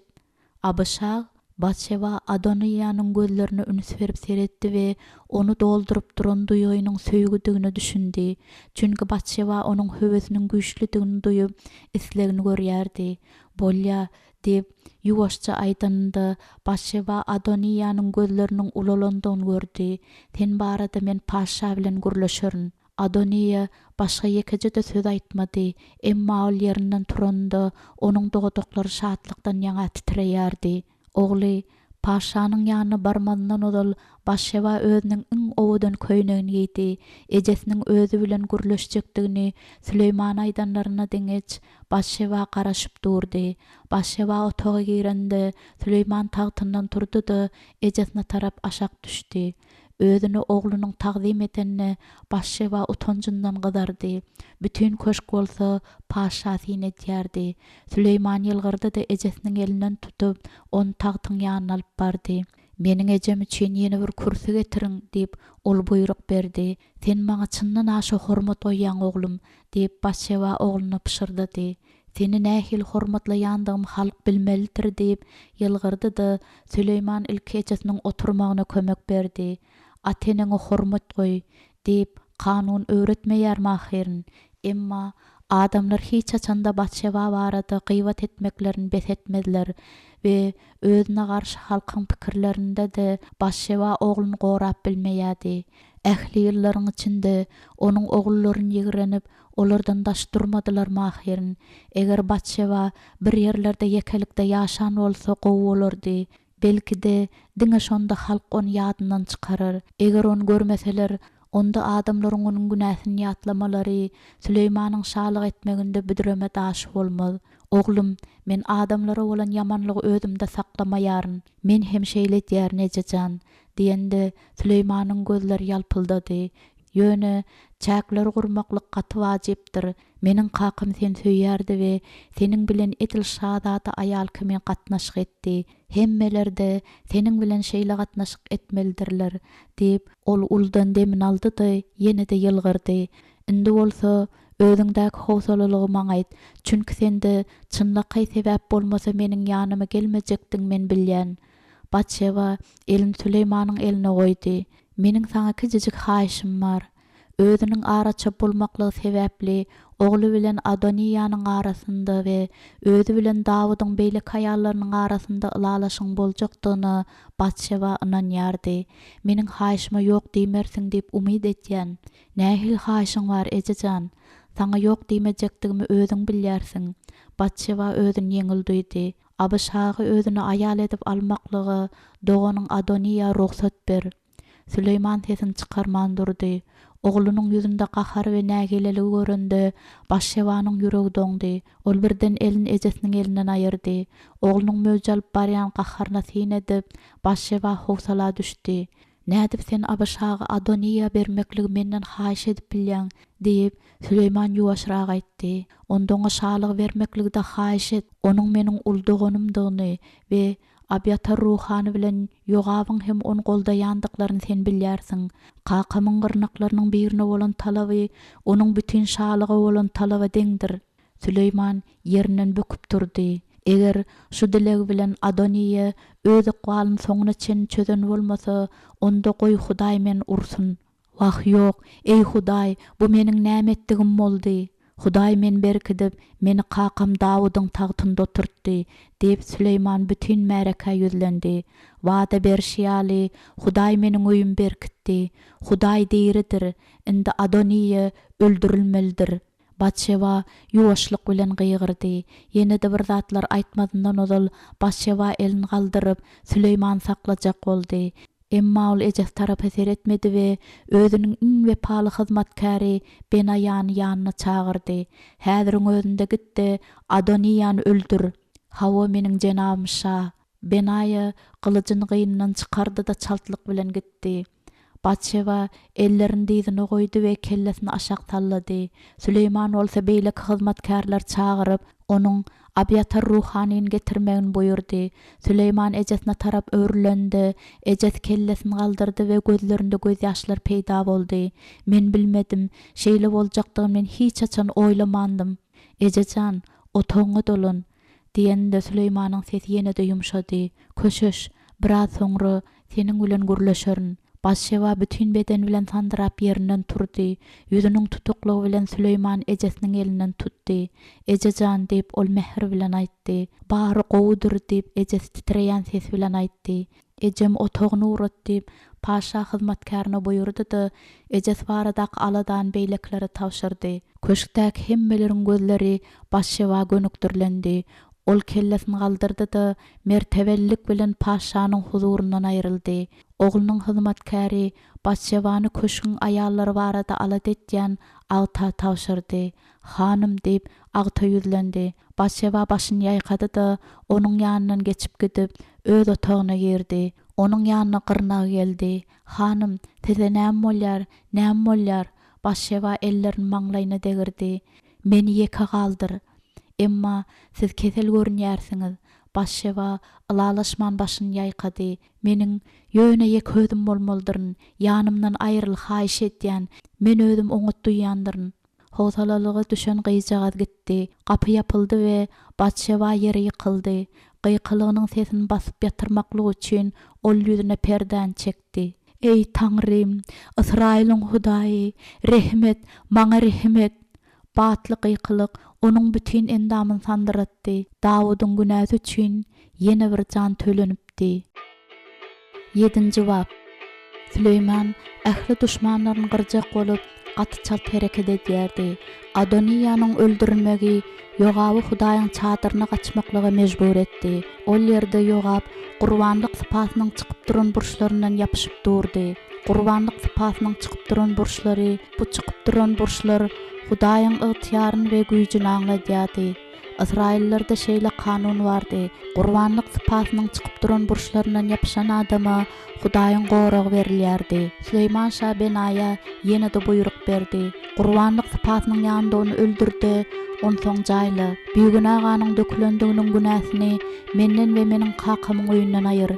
Büyügüne we özünden oňat bolan iki erkegi öldüren üçin Hudaý Ýogab jezalandyrsyn." Onsoň Süleyman Abyatardan Hudaýyň ruhany wezipesini aýyrdy da galan ömrüni geçirer ýaly ony Anatotaýa berdi. Paşa şimige ýanyna çagyrdy we onuň Ýerusalim taşlap gitmezligini buyurdy. "Kedron akymyndan geçen güniň sen öldürilersiň we seniň ganyň öz başyňa bolar." Onuň ýyzynyň ýyzarlamaklyk üçin Süleyman garagul goýupdy. Şimige paşanyň buyrugyny ýerine ýetirmedik güni onu öldürdiler. Çünki ol Hudaýyň belläni bolan Dawud şahny maskaralapdy. Süleymanyň gözlerinden hiç tadyň sypyp bilmejekdigini hemmeler bilýärdiler. Özüniň hemişe oýa boljakdygyny we şalyga berk elleri bilen hökümdarlyk etjekdigini hemmelere belli edipdi. Özüne garşy el göterilmegine ol ýol bermez. Batşewa Süleymanyň hereketleri barada bileninde ol şatlyk deregine ýeňillik duýdy. Belki-de bu gan dökülme Israýla parahatlyk getirir. Belki-de mundan beýlek erkekler goňşy halklar bilen söweşmezler. Erkekler işlärler we öz hyzmatlaryndan hoşal bolarlar. Elbette bu Hudaýyň uly patasy bolardy. Batşewa howsalaly günlerde dogulupdy. Onuň ýurdunda parahatlyk gaty az wagtlap bolardy.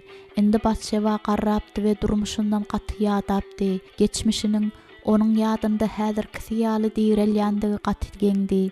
Onuň kellesine aýdyň ýatlamalary gelýärdi we olardan Batşewanyň ýüregi agyrýardy. Agtygyn elinde tutup ýylgyryp duran Ahitopel, ýylgyryp duran kakasy, bagyryna basyp duran ejesi, özünden daşlaşyp barýan Uriye, Dawud hemme ýerde Dawud onuň arzuwlarynda ýaşaýardy.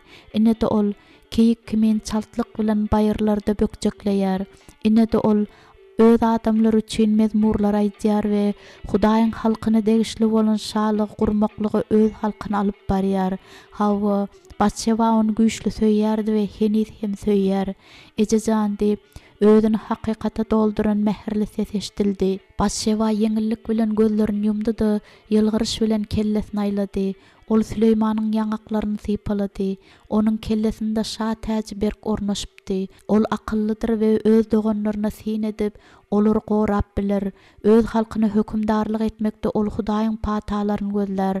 Öz ogullary üçin Batşebanyň aladalanmagy gerek bolmaz. Olaryň çağalygyndan başlap Hudaý olar öz penasynda saklap gelmedimi näme?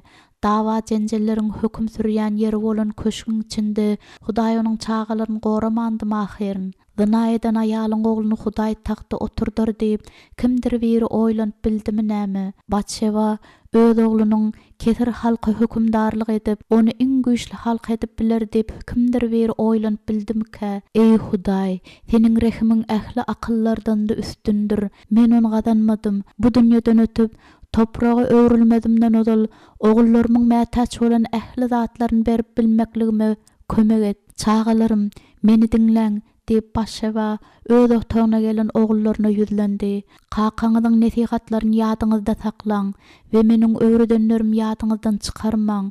Hudaýdan gorkuň, çünki hemme zat onuň elindedir we onsyz siz hiç zat hem edip bilmersiňiz. Hudaýyň partlaryny altyndan we gowherden de berk gory. Gulaklaryňyz ünsledin we yürekleriňiz Hudaýyň kanunlaryna gönükdiriň. Patalar we näletler barada ýatlap akylly saýlaw edin. Batşeba Süleymana seretdi. Ol edil Dawud ýaly owadandy. Ýöne Süleymanda kakasynda bolmadyk pähimlilik bardy. Emma Süleymanyň kämahallar özüni alyp barşy Batşebany gamlandyrýardy. Belki-de bu onuň ygtyýarly köýseýän adamlaryň arasynda ulalandygynyň sebäbidir. Batşeba oňa elini uzatdy we Süleyman onuň düşeginde oturdy. Ejesiniň elinden tutup Süleyman onu oňşady. Şowap, Şimega we Natan ýakynrak geldiler. Olaryň gözlerinde göz ýaşlary görünýärdi. "Kakaňyzy nädip söýendigimi siz bilýärsiňiz" diýip Batşeba titreýän ses bilen aýtdy. Süleyman onuň ellerini berk kysdy. "Hawa ejejan, seniň Dawuda bolan söýgüňe hiç kimde şüphelenmez. Şeýle bolýan bolsa, onda meniň sözlerime kulak assyň we siz özüňizi ençeme gaýgylardan gorarsyňyz." Ol kesel diýip şowap pişirdi. Belki de onuň gyrnagyny çağırmaldyr. "Ýok" diýip Süleyman aýtdy-da ejesinden gözüni aýyrmady. "Goý gepläbersin." Batşeba wagtynyň az galandygyny düşünýärdi. "Siz öýlenjek bolanyňyzda." Ol öz ogullaryna birin seredip çykdy we Süleymanda saklandy. "Özüňize aýaly seri saplyk bilen saýlaň we olar diňe Israýlyň gyzlaryndan bolsunlar. Hudaýdan gorkýan, hyzmaty söýýän ynamly bolan, öz öýüne akylly hojaýynçylyk etýän we garyplar barada alat etýän boýgyz tapyň. Ol sagdan ogullar dograr ýaly, güýçli we Hudaýyň halan adamlaryny ýetişdirip bilýän bolmalydyr. Daş keşbiniň owadanlygy bilen kelläňiz ýitirmäň." Batşeba gaýgyly ýylgyrdy. "Owadanlyk adaçça puşdyr we aldawçydyr. Siz owadan aýallaryň arasynda ulaldyňyz we olaryň nähili haýyn bolýandyklaryny özüňiz bilýänsiňiz. Özüniň owadanlygy bilen ilki Dawud synalmanmydy? Özüniň aýal ýüregi bilen Batşebanyň özü muny duýup günä üçin gapyny açmanmydy? Munyň üçin olar nähil baha töläpdiler. Batşeba henüz hem töleýändir.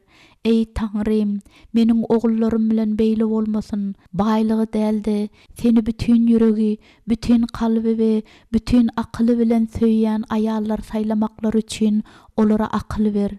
Batşeba Süleymana ýylgyrdy. "Päg ahlakly aýal oňa da ýaldyr. Olärniň täji bolar. Başyňdaky täjiň däldi, hedilik bilen seretjek täjiň bolar." Batşeba Şowapy, Şimega we Natana seretdi. Owadan ogullar we Olaryň her biri Hudaýyň patasydyr, onuň rehminiň subutnamasıdyr. Ey Taňrym, goýular meniň nesihatlarymy ret etmesinler. Päk ahlakly ayal öz adamsyny şöhratlar, öz ogullaryny terbiýelep, olary Hudaýyň ýollaryna öwredir. Şeýle ogullar Dawydyň öýüni berkider we halkymyz üçin pata bolarlar. Başşewa ogullaryna ýene kän öwütler berjekdi. Ýöne saklanmaň wagtydygyny ol bilýärdi. Ene näçe kän gürleýän bolsa, ogullar şonça-da az eşdýändirler. Galy bersede başşewa bular öň hem aýdypdy. Çağalarynyň heniz bäbek bolup, olary göğsü bilen emdirende, olaryň ulalyp, ejesiniň aýagynda oturanlarynda, olaryň ýigit ýetip, Hudaýyň peýgamberinden tälim alanlarynda başşewa bir ýan bu nesihatlar aýdypdy. Ey Taňrym, Israýlyň Hudaýy, meniň ogullarym üçin näme taýýarladyň? Teniň rehimiň çäksizdir. Ogullarynyň Hudaýy söýüp, oňa çyn ýürekden hyzmat etmekleri üçin başşewa elinden geleni edipdi. Başşewanyň islegi özüniň güýçli söýen adamy bolan Dawuddan hem oňa da adamlar bolmaklaryny isleýärdi. Ol Dawydy henizem söýýärdi. Dawydyň ölümi başşewanyň söýgüsini söndürmändi. Men gatýadym. Ogullary egilip ejelerini okşadylar. Başşewa bolsa olardan gözlerini aýyryp bilmeýärdi. Onsoň ogullary ejeleriniň ýanyndan aýrylyp özleriniň saýlandyrmyşlaryna dolandylar. Süleyman biraz eglendi. Sen kakam üçin ajaýyp aýaldyň dip ol mähir bilen aýdanda Süleymanyň gözleri göz ýaşlardan doldy. Beýlekler ýaly sen onu ýöne bir sözde hormatlamaýardyň. Sen hakykatdan da onu sylaýardyň. Men oňa kän belalar getirdim. Şeýle-de kän patalar hem getirdiň dip Süleyman ýylgyrdy. Sen oňa 4 ogul berdiň we olaryň bir bek paşa bolar. Hudaýyň kömegi bilendir oglum. Başşewa oğlunun elinden okşadı. Dünýäniň üstünden kimiň hökümdardygyny hiç açan ýadyňdan çykarma. Başşewa pikirler bilen uzakly geçmişe dolandy. Ol ejesiniň sesini eşitdi. Paça güýçli maşgala gurup şalyk saklamalydyr. Başşewa bar güýji bilen Süleymanyň elini gysdy. Paşanyň durmuşy ýöne köý çopanyňkydan kyndyr oglum. Teniň kakaň özgäniň goýusundan suw içip, özüniň hususy çeşmesini däherledi. Süleymanyň ýüzi çytyldy. Ol bir zatlar biljek boldy. Emma ejes onuň öňürtdi. Oglum, sen eýýäm, kimdir birini çyndan söýdiňmi? Abyşagy. Başşewanyň ýüregi ýyldy. Ol Uriýany öldürmeklik barada buyruk beren Dawydy ýadyna saldy. Ol Abyşagy Adony üçin aýallyga bermekligini sorap gelen gündäki Süleymanyň gaharyny ýatlady. Süleyman ejesine egildi. Ýok ejejan, men doganmyň öldürilmegini aýal sebäpli buyurmadym. Men onu onuň erwet niýetleri üçin öldürdüm. Ol tagty eýlemek isledi. Pitne müňlerçe turmuşy äkidip Israil tertipsizlige getirdi. Söweşmeklik wajypdyr. Israilyň daşky düşmanlaryny ýeňmeklik üçin Hudaý Dawydy ulandy. Men bolsa aramyzda ýaşaýan düşmanlary öldürmelidirin. Şondan soň parahatlyk bolar. Şeýle-de bolsun Hudaýym, goý şeýle-de bolsun. Özüniň çaltlyk bilen güýçden gaçyp barýandygyny başşewa duýýardy. Öz çeşmäňi arassa sakly dip başşewa ýuwaşça aýtdy. Abyşagy aýallyga al, çünki ol meniň aýdan aýalyma gawat gelýändir. Emma oňa wepaly bol. Seniň paşadyňy we isläniňçe aýaldyr gyrnaklar edin biljekdiň hem bilýärin. Munyň paşalaryň adatydygyny hem bilýärin. Emma öz azatlygyň günä üçin ulanma. Ýaşlyk çagyň aýaly bilen şatlan. Men öz öýüm berkitmelidirin. Başşewanyň ýüregi gaty ynjaldy. Ýok oglum, goý Hudaý seniň öýüň berkitsin. Süleyman aşağı egilip ejesiniň ýaňagyndan okşady. Başşewa oglunyň aýalyň maslahatyna ermeýän adamdygyny bilýärdi. Ey Taňrym, Süleyman hem kakasynyň eden ýalňyşlyklaryny gaýtalarmyka? Ýa-da olaryň tebigaty şeýlemika? Şeýle bolsa gerek. Biz kanuny bilýäris, emma onu ýerine ýetirmäge güýjimiz ýokmuka diýen. Süleyman yerinden turup ýa çekildi. Başşewa bolsa onuň elinden tutup başardygyndan uzak wagtlap goýbermän durdy. Ejejan, men sen söýýärin dip ol garaşylmadyk boglan ses bilen aýtdy. Men sen söýýän, emma men gitmelidirin. Başşewa onun elini koyuverdi. Hizmetkar kapyny açdy we paşa çykyp gitdi. Başşeba düşögünde yatıp gözlerini yumdy. Ey Taňrym, diňe sen bizi özümizden halat edip bilýänsiň. Geldi, bizi halat et. Geldi, biziň aramyzda mesken tut. Bir wagtlar özüň erem bagynda ýüreýişiň ýaly biziň aramyzda ýüri. Bir wagtlar Musa bilen ýüzbe-ýüz gepleşiň ýaly biziň bilen hem gepleş. Bir wagtlar Hanoky özüňe alşyň ýaly bizi de al. Biziň günäli ýüreklerimiz saply. Hanım diýip hyzmatkar çağırandy. Howsalananyň üçin onuň sesi titrep eşdildi. Başşeba gözlerini açdy. Arkaýyn bol. Hyzmatkar gyjaga ýorgondy da düşdirdi we Başşebanyň ellerini sypalap ýene-de oturdy. Başşeba ýene-de gözlerini ýumyp pikirlerinde geçmişe dolandy. Ol ejesiniň gaharyny, onuň ağaç sözlerini, peýgamberlik bilen aýdan we Başşebanyň başyna düşen näletlemelerini ýadyna saldy. Sen meniň öýüm maskaraladyň samsyk. Seniň günäň zerarly, näçe adam öldü. Olaryň ölüm seniň başyňadyr. Seniň geçen ýoluňa adamlar tüýkürerler. Olar seniň doglan günüňe näletlerler. Seniň adyň jelepçiliň nişany bolup galar. Heniz men diýirkem seniň adyň tutulmaz. Başşebanyň şol günkü doýan ýet agyrsy häzir hem öňküsi ýaly duýup gitdi. Şol günden soň Başşeba ejesindiň bir gezek, ýagny ol ölüm ýatagynda ýatyrka görüpdi. Şonda onuň ejesi güýçden gaçyp, hereket edip bilmän, ýekeje söz aýdyp bilmändi. Başşeba bir näçe günläp ejesiniň aladasyny edipdi we özleriniň garyndaşlyk gatnaşyklarynyň dikelmek üçin doga edipdi. Ahirinde ejes diwara tarap ýüzüne öwürüp, gyzyna ýekeje söz aýtman dünýäden ötüpdi. Indi bolsa Başşebanyň öz ölüm ýasagyna ýatyr. Munyň tiz amala aşjakdygyna Başşeba umyt baglaýardy. Ogullarynyň ýalňyşlyklaryny görmeklik üçin ol uzak baklap ýaşamak islemeýärdi. Olar bolsa ýüregi çökman ýalňyşlyk ederler. Çünki olar hem adamdylar. Eger olaryň damarlarynda kakalar Dawudyň kızgın gany akýan bolsa, onda olar Hudaýyň öňünde günä etmän, dogruçul durmuş alyp baryp bilerlermike? Seniň adyň tutulmaz. Diňe Hudaý günäler bagyşlap bilýändir. Diňe Hudaý biziň günälerimizi gün dogurun gün watardan daş bolşy ýaly uzaklara ayırıp bilir. Adam ýadynda saklaýandyr. Adam beýlekleriň ýalňyşlyklaryny sanaýandyr. Adam hökümet ýandyr. Başşeba ölünden soň näçe wagtlap onuň günälerini ýatlar kalar. Kimdir biri haçandyr bir wagt şol elhenç gün Dawadyň köşküniň tamyndan görenden artyk zaty mende görürmke? Başşeba özüniň ýüzünde ýyly demi we okşaman duýdy. Men görýärin. Onuň ýüregi şatlykdan doldy. Ol gözlerini açdy. Haçan beýle garanky boldyka? Düşögüniň ýanynda onuň hyzmatkary oturan ýerinde uklaýardy. Otogda başga hiç kim ýokdy. Başşeba uludan demin aldy-da howadaky hoşboý is duýdy. Bu is oňa Hudaýyň çadyryndaky ýygnanşygy ýatlatdy. Onuň jany bu isden ganýardy. Başşeba rahatlandy-da ýene-de pikirinde uzaklara gitdi. Ýöne bu gezek arasaylayan çeşmede yüzüp barışı ýaly özüni yeňil we rahat duýdy. Taňrym, günämi adamlaryň ýatlajakdyklaryny men bilýärin. Emma olar meniň durmuşyma seredenlerinde münasip däl aýal üçin seniň edenleriňi olary görköz. Goýalar umytsızlykda doglan umydy görsünler. Eger olar meniň günälerimi sanamaly bolsalar, onda goýalar seniň patalaryň hem sanasynlar.